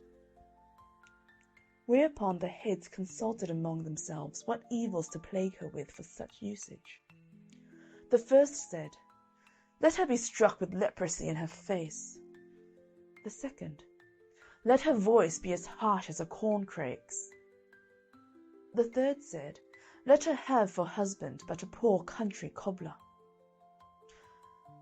Well, she goes on till she came to a town, and it being market day, the people looked at her, and seeing such a mangy face and hearing such a squeaky voice, all fled but a poor country cobbler. Now he not long before had mended the shoes of an old hermit, who having no money gave him a box of ointment for the cure of leprosy, and a bottle of spirits for a harsh voice. So the cobbler, having a mind to do an act of charity, was induced to go up to her and ask her who she was. "I am," said she, "the King of Colchester's daughter-in-law." "Well," said the cobbler, "if I restore you to your natural complexion, and make a sound cure both in face and voice, will you in reward take me for a husband?" "Yes, friend," she replied, "with all my heart." With this the cobbler applied the remedies, and they made her well in a few weeks. after which they were married, and so set forward for the court at Colchester. When the queen found that her daughter had married nothing but a poor cobbler, she hanged herself in wrath. The death of the queen so pleased the king, who was glad to get rid of her so soon, that he gave the cobbler £100 to quit the court with his lady, and take to a remote part of the kingdom, where he lived many years mending shoes, his wife spinning the thread for him. End of chapter 43. The Three Heads of the Well. End of English Fairy Tales. We hope you enjoyed tonight's Sleep audiobook. If you liked this audiobook and want to listen to more, please check out our channel at Sleep Audiobooks. And if you prefer to listen to each story individually, they will also be uploaded to our